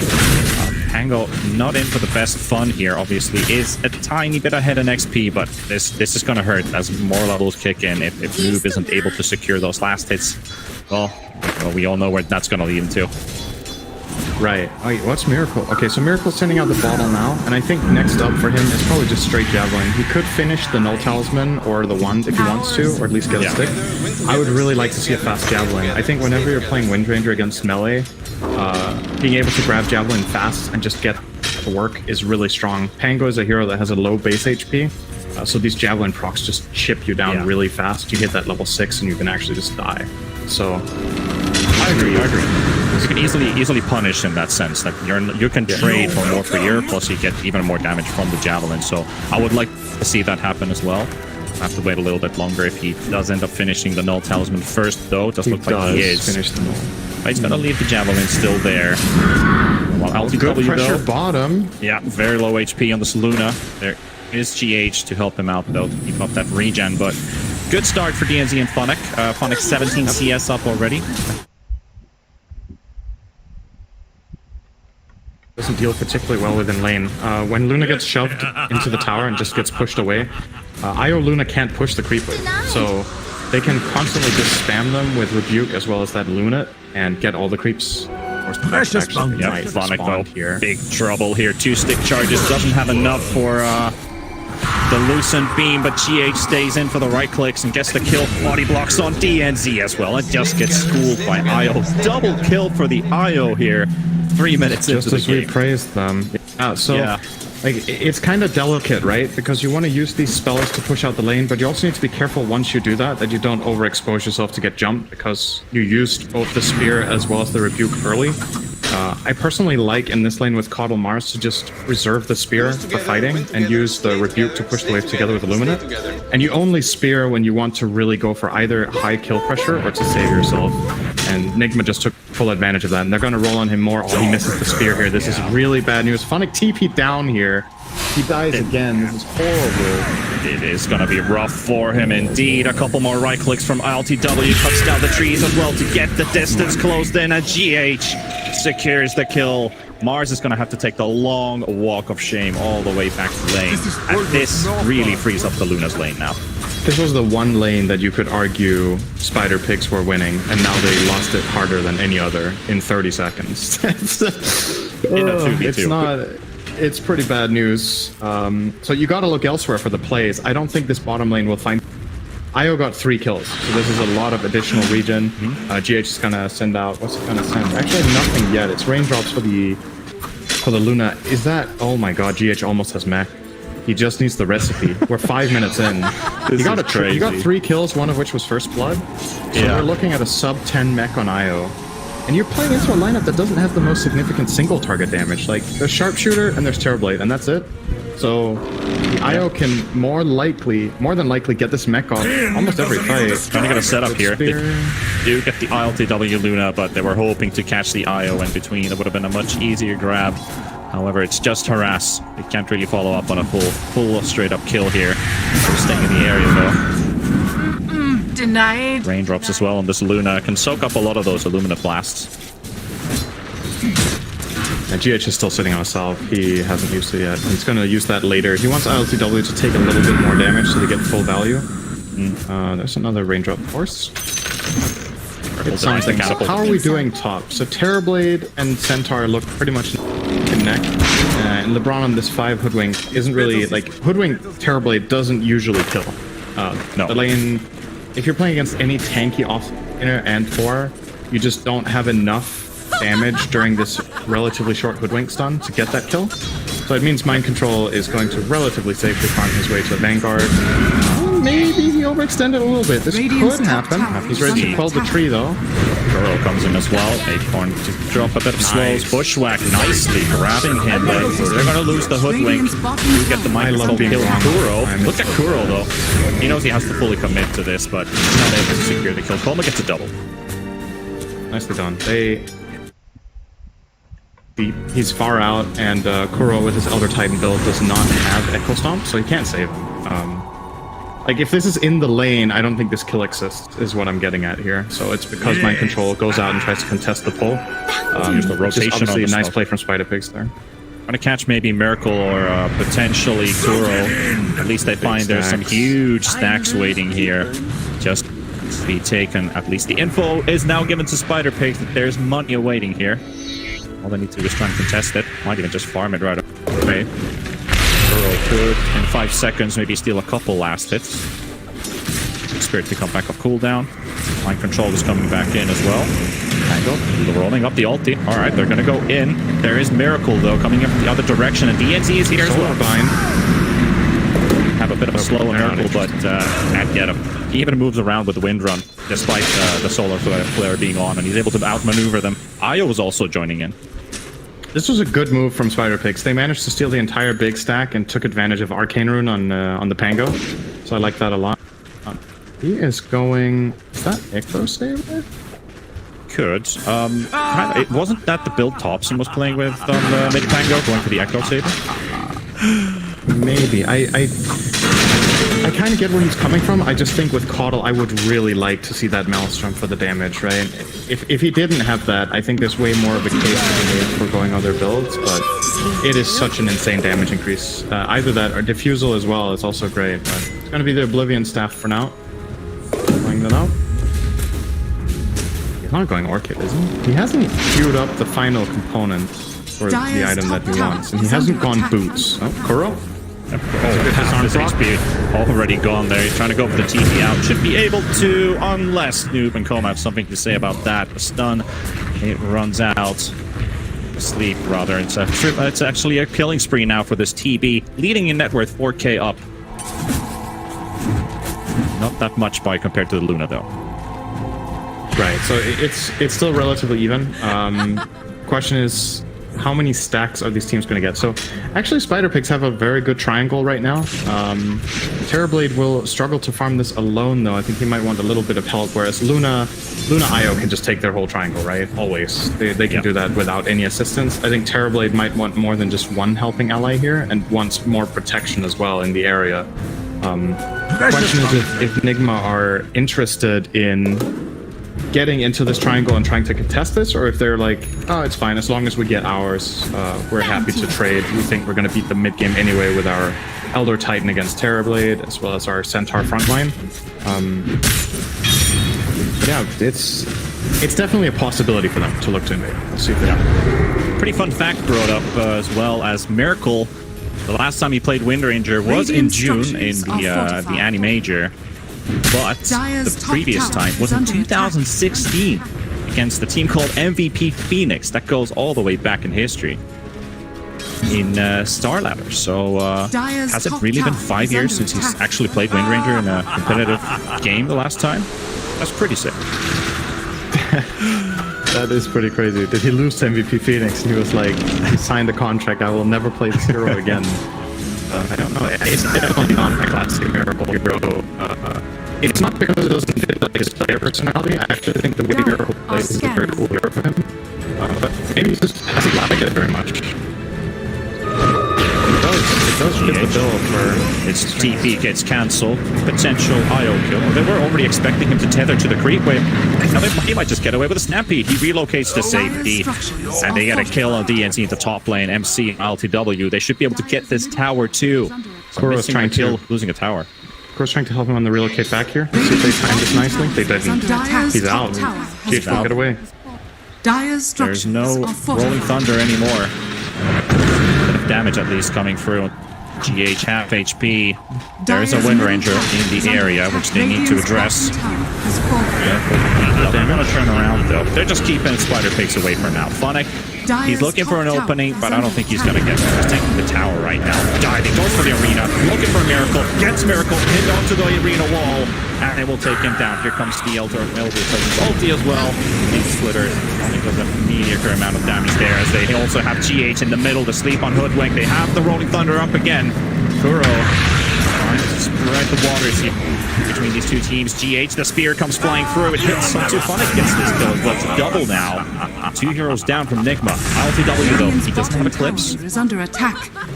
No point in that. Won't actually get the chance to fight again. So SpiderPix pick up 2. I love how Noob played that. He took full advantage of his Arcane Rune. Just played super aggressively with Swashbuckle.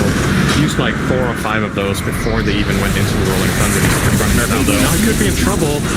Chakra now? Too late. Too late on that one. Funnick though, trying to look for the spear, but Kuro already dodges it. How was the Miracle Maelstrom power right there. Uninvolved. They're just farming. Luna and Terrorblade haven't really joined fights outside of their own lanes at all. And it is resulting in a pretty even matchup in terms of just overall net worth gain. These heroes farm really quickly for different reasons. Terrorblade can farm multiple camps at once, but Luna is faster at farming every individual camp. And especially when paired up with Io, getting that extra movement speed and that like just ability to navigate and clear the camps that little bit faster should make the Luna pull out slightly ahead over time. Which is, you know, it's not a big deal as long as it's not a full item, but once we do reach that level, let's say Luna has a butterfly before Terrorblade can really deal with.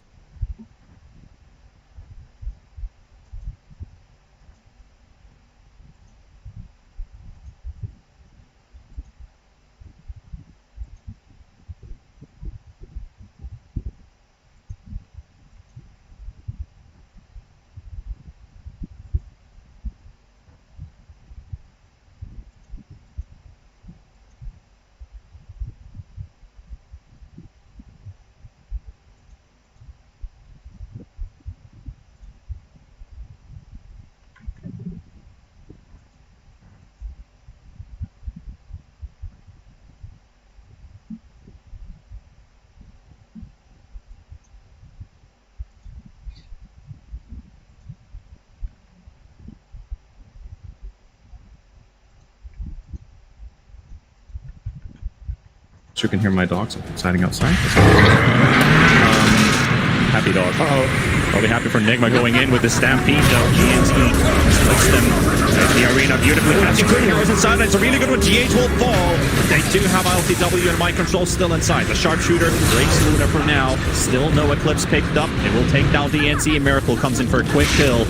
It's a 1-all. As the both supports falling. Kuro still trying to bait some attention. He still has his ulti up. Coming in for round number 2, MC blinks in, goes for the stun, finds himself LeBron, but LeBron lives for this one, the stun flies through, but Terrorblade just dishing out the damage on MC, and they also have Kuro controlled on the back. Miracle does come in for another trade, gets a second one, but they have the Wind Ranger control, the Miracle will lose his life as well. Bunnick comes in, takes the killing spree off of Miracle, and Spider Pigs are fighting back. Dire's top tower. Yeah, they're doing a great job right now, really playing the strength of the lineup right now. This is a much better look than game number 1. They're not like pulling far ahead, but they're showing some good fights. In game 1, it felt like they got outplayed and outmaneuvered every time. This time, it really does matter that they have this clear initiation from the Mars, and they just like very well. They do a great job playing around Pango as the centerpiece and finding. Because Pango takes so much attention and causes all this chaos, that's the kind of teamfight that Terrorblade loves, right? He loves when he is not the target. If he can ever get to hit literally anything that can't fight back, he's great. He's super happy. And there's just like all of this basically wall in front of him with both Mars and Pango using the shield crash. They're heroes that just don't die. Nicely done by Spider Pigs here. That's all behind the Terrorblade stand and deliver theory. Where you just stand on the spot though, but NIGMA coming in with a 5-man smoke. This time, they do have the Eclipse. On the TV, Bunnick is gonna run into them. He could just sacrifice his life here, but he got for his zoning ulti. He doesn't even get the chance to get it out. Rolling Thunder. Connecting on LTW and Mind Control. Noob on the run. But the Stampede coming in, they want to chase this all the way to the end. LeBron hiding in the trees. Noob, buyback coming in from Mars. There might be a chance to die for there because Miracle is in, and he's gonna get caught with the bomb, and they miss the spear. They can't catch the Wind Ranger. They do have to split her out as well. LeBron's already down. DNZ at low HP. ILTW, however, he's at full. GH in the front as well. Keeping them at a distance. They won't lose a single hero. That's a really expensive miss from Mars there. Funnick gets that. They minimum get Miracle and maybe more. But instead now, end up losing a buyback as well as mid-tier 1. I don't think you can fight for this now without Arena, without Terrorblade being even nearby. You're just conceding this tower. Delayed tactics, but it's not. Too low to defend it. They will have to give it away. LeBron spotted with that TP, but he gets to move out to safety. Lucky for him. Always keep in mind against Luna, especially with how people skill this hero right now, the night vision from Lunar Blessing. The spell very often gets maxed very early on. see these heroes from very, very far away. Radiant's top tower is under LeBron might attack. have thought TP'd in safely. Yeah, so much night vision. Luna has 1800. The highest team together with a couple of the heroes. Quick pick here in bottom. That's going to be a pretty easy flank. Should have the bomb to finish it off. There we go. There's a little bit of comeback gold after the buyback. A bit of a late night stroll there to the bottom lane. Place to be. While also pushing the wave out. There's the Blink Dagger now up on this wind, and she is going for a BKB up next. That's going to make her pretty much able to just run out from the arena. But what else is there to it? Is Merkel going to play more aggressive once he gets the BKB? Another misfear for relocate is coming in. ILTW joining the fight, and Noob is about to fall. They will lose the Pango with the Hoodwink and also the Coddle. Make it 3. More for your money. Oh boy. It goes so fast. It goes so fast, and every time, yeah, there's 4 kills. Yeah, and Phoenix Blink just got cancelled by Kuro with a simple right click, so he didn't even get the Blink to safety and TP out. Underestimating the ET there for a second, and I'm not sure what happened, but he should have gotten away. Is under attack. I'm not really sure. Maybe he got greedy and wanted to take one wave or something, but didn't manage to pull it off. So about the Wind Ranger thing, I think once you grab this BKB, the clear-cut game plan for him, he has 2 targets that are really, really good to go on, probably. One of them is the Pango. If he catches him in a Blink Shackle, he can just lay into him with ults, and he can completely ignore all the counters from Blinding Light, the Mars, as well as the wow, Hoodwink. That's the other hero. Either you go on that Pango, or I think you jump on the Hoodwink, probably. Like, just get these easy kills in the start. Terrorblade can backfire, because I don't think you kill him fast enough, and then you set up the enemy team for a good counterplay, and your team that will need to follow through since you don't solo him. But, yeah, plenty of options for Miracle once this item is completed, and he's not really in any hurry to get it either, as this last fight really stabilized things very nicely for NIGMA. It does. One thing I do love is looking all the items coming out for NIGMA. We've got Koma, who's got basically half an inventory already loaded up in his quick buy. You've got all these goodies there. There's MKBs, Scotties, Mantis Styles. He's already got a BKB, the Dragon Lance plus the Yasha. 11,000 net worth, not too bad for this TV. But when we're looking at get the Mantic, get the Scotty, maybe an Axe later, this TV is easily going to have like 3.5. Good luck trying to kill him. That's why they have the ET in the team. That's going to make it a lot easier. However, smoke on NIGMA. Is it a defensive one, or they're going in their own jungle? They want to invade the triangle here. I think they have a decent time, and all of their spells are available. They have a 9-second BKB on Luna that they want to show off. The mech on IO that they've had for a little while, but just mainly invasive play here. They're probably trying to find a nice pick on the Terrorblade. You won't do that. Noob well here. No time to react. So yeah. This is so good, and it just turned to daytime. Just fantastic. I mean, you really utilize. Are you guys gonna... And 45. Absolutely, he does have buyback. I might have to use it. I think Spider.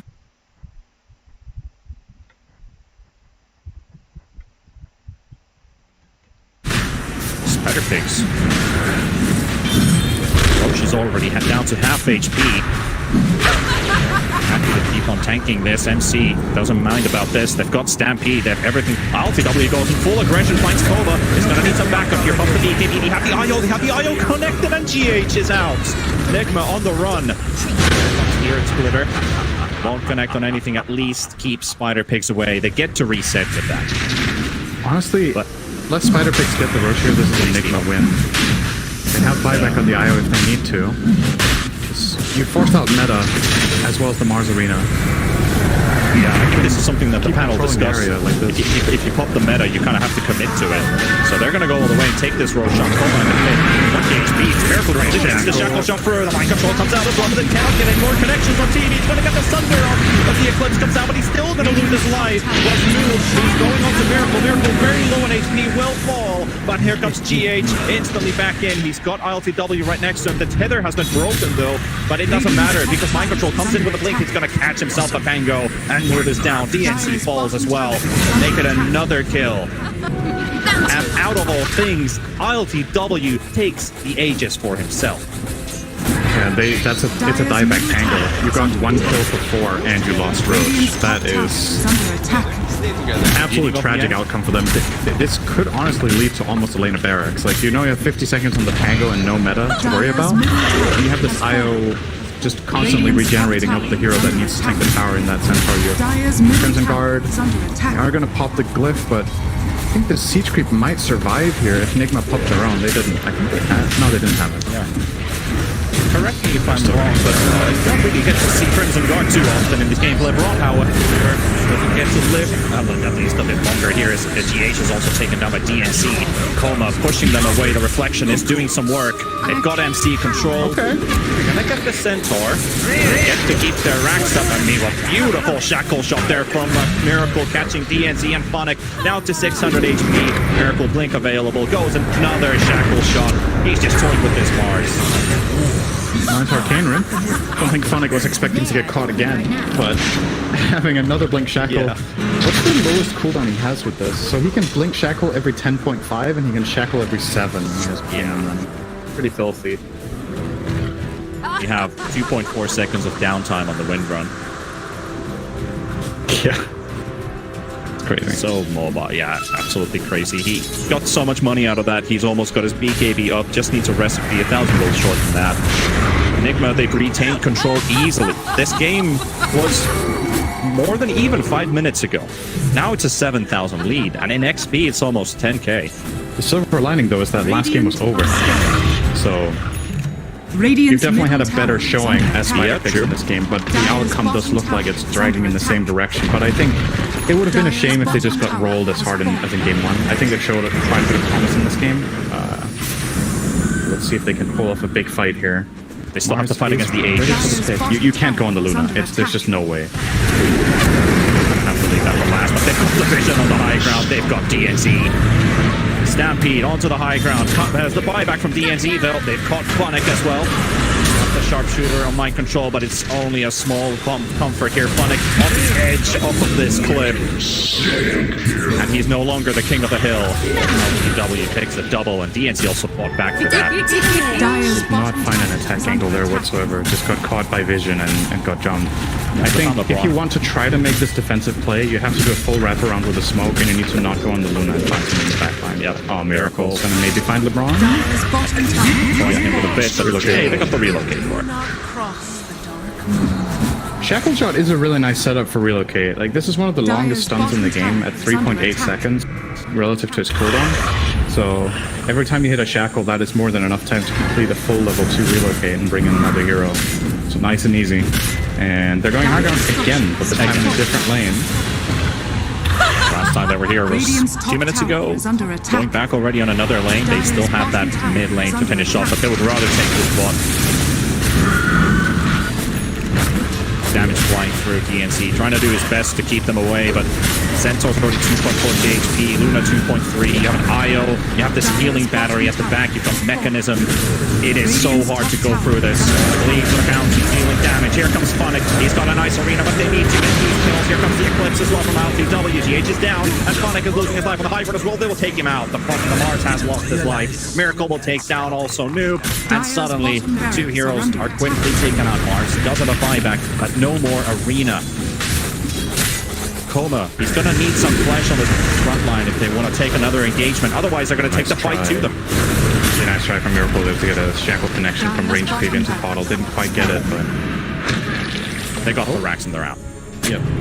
So it's got to be really annoying playing against this Luna build. LTW did, he bought the shard and the lens, right? So he's just spamming these lucent beams every 2.5 seconds from insane range with night vision. Smoke play. They catch Coma might be in the end of it. They've got the stun with the blink they kid on TV, but he's still alive for a second at least. But he does have to get a Sunder target. It's on Miracle. He's still wondering for a second, but they will lose Miracle. LTW on the run. Phonic pushes Luna back to the high ground. Don't have the damage for it, and GH, there's no relocate available. And he's going back away. Now ILTW might just lose his life here on the edge of the SPIDERPIGZS base.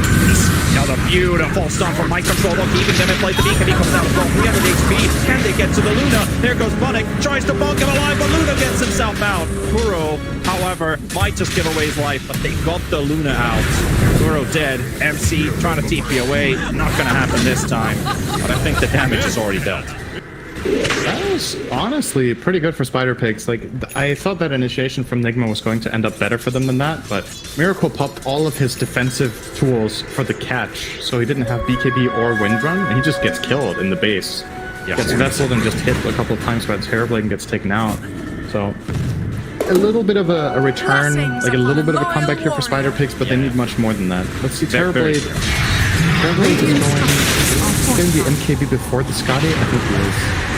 So we'll obviously allow him to lay into the Wind and the upcoming Butterfly, and Noob is dead again.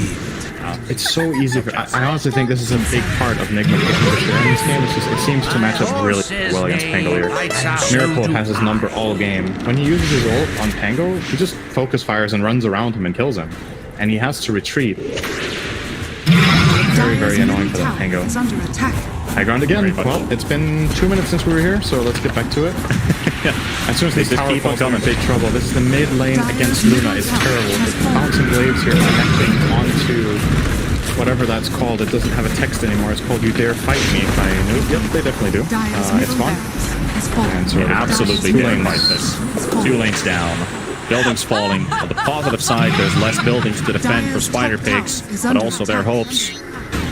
He's staying in this playoff run. That's a good point. That's a really positive way of looking at things. Whenever you've lost the game, you don't need to defend the Ancient. That's kind of nice. That's some good motivation for you guys out there. Whenever you lose your games, just think of it this way. Now you don't have to play it anymore.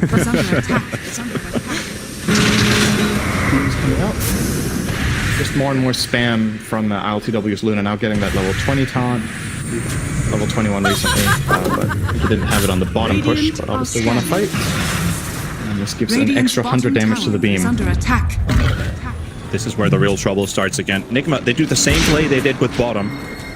After they finished off the buildings, they smoke up. They did lose the Spider Pigs on the high ground push last time. How does it end up this time? Maybe it works out for them. They might be able on their side. Stepped up here. Here we go onto the blade down to half HP, and he is just gone. Phonic also, he gets the arena on 4, but his life is also lost. Tango with the buyback. They do take out Kuro, but it's only 1. Without the Terror Blade, there's no more damage to deal. Another shackles up the Miracle doesn't quite connect, but MC does. He gets the stomp. He gets another one, and GG's called. NIGMA will march on to the next round of these playoffs. I think it's scary giving them this strategy. Obviously, in my opinion, ILTW might just be currently the best Luna in the world. I think he has a really, really good understanding of the hero. Like.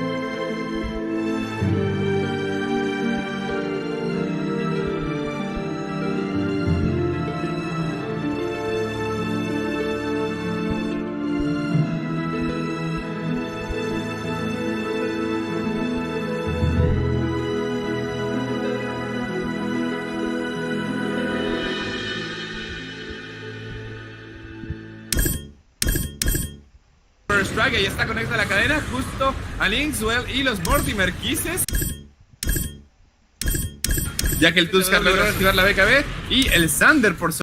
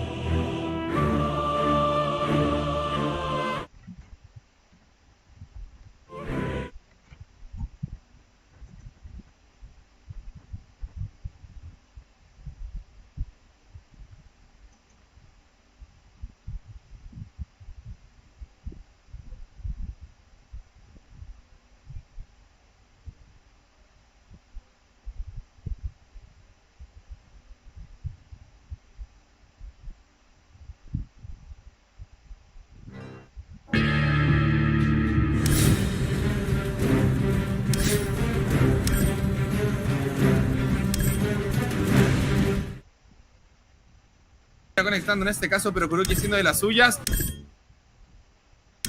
Se siente...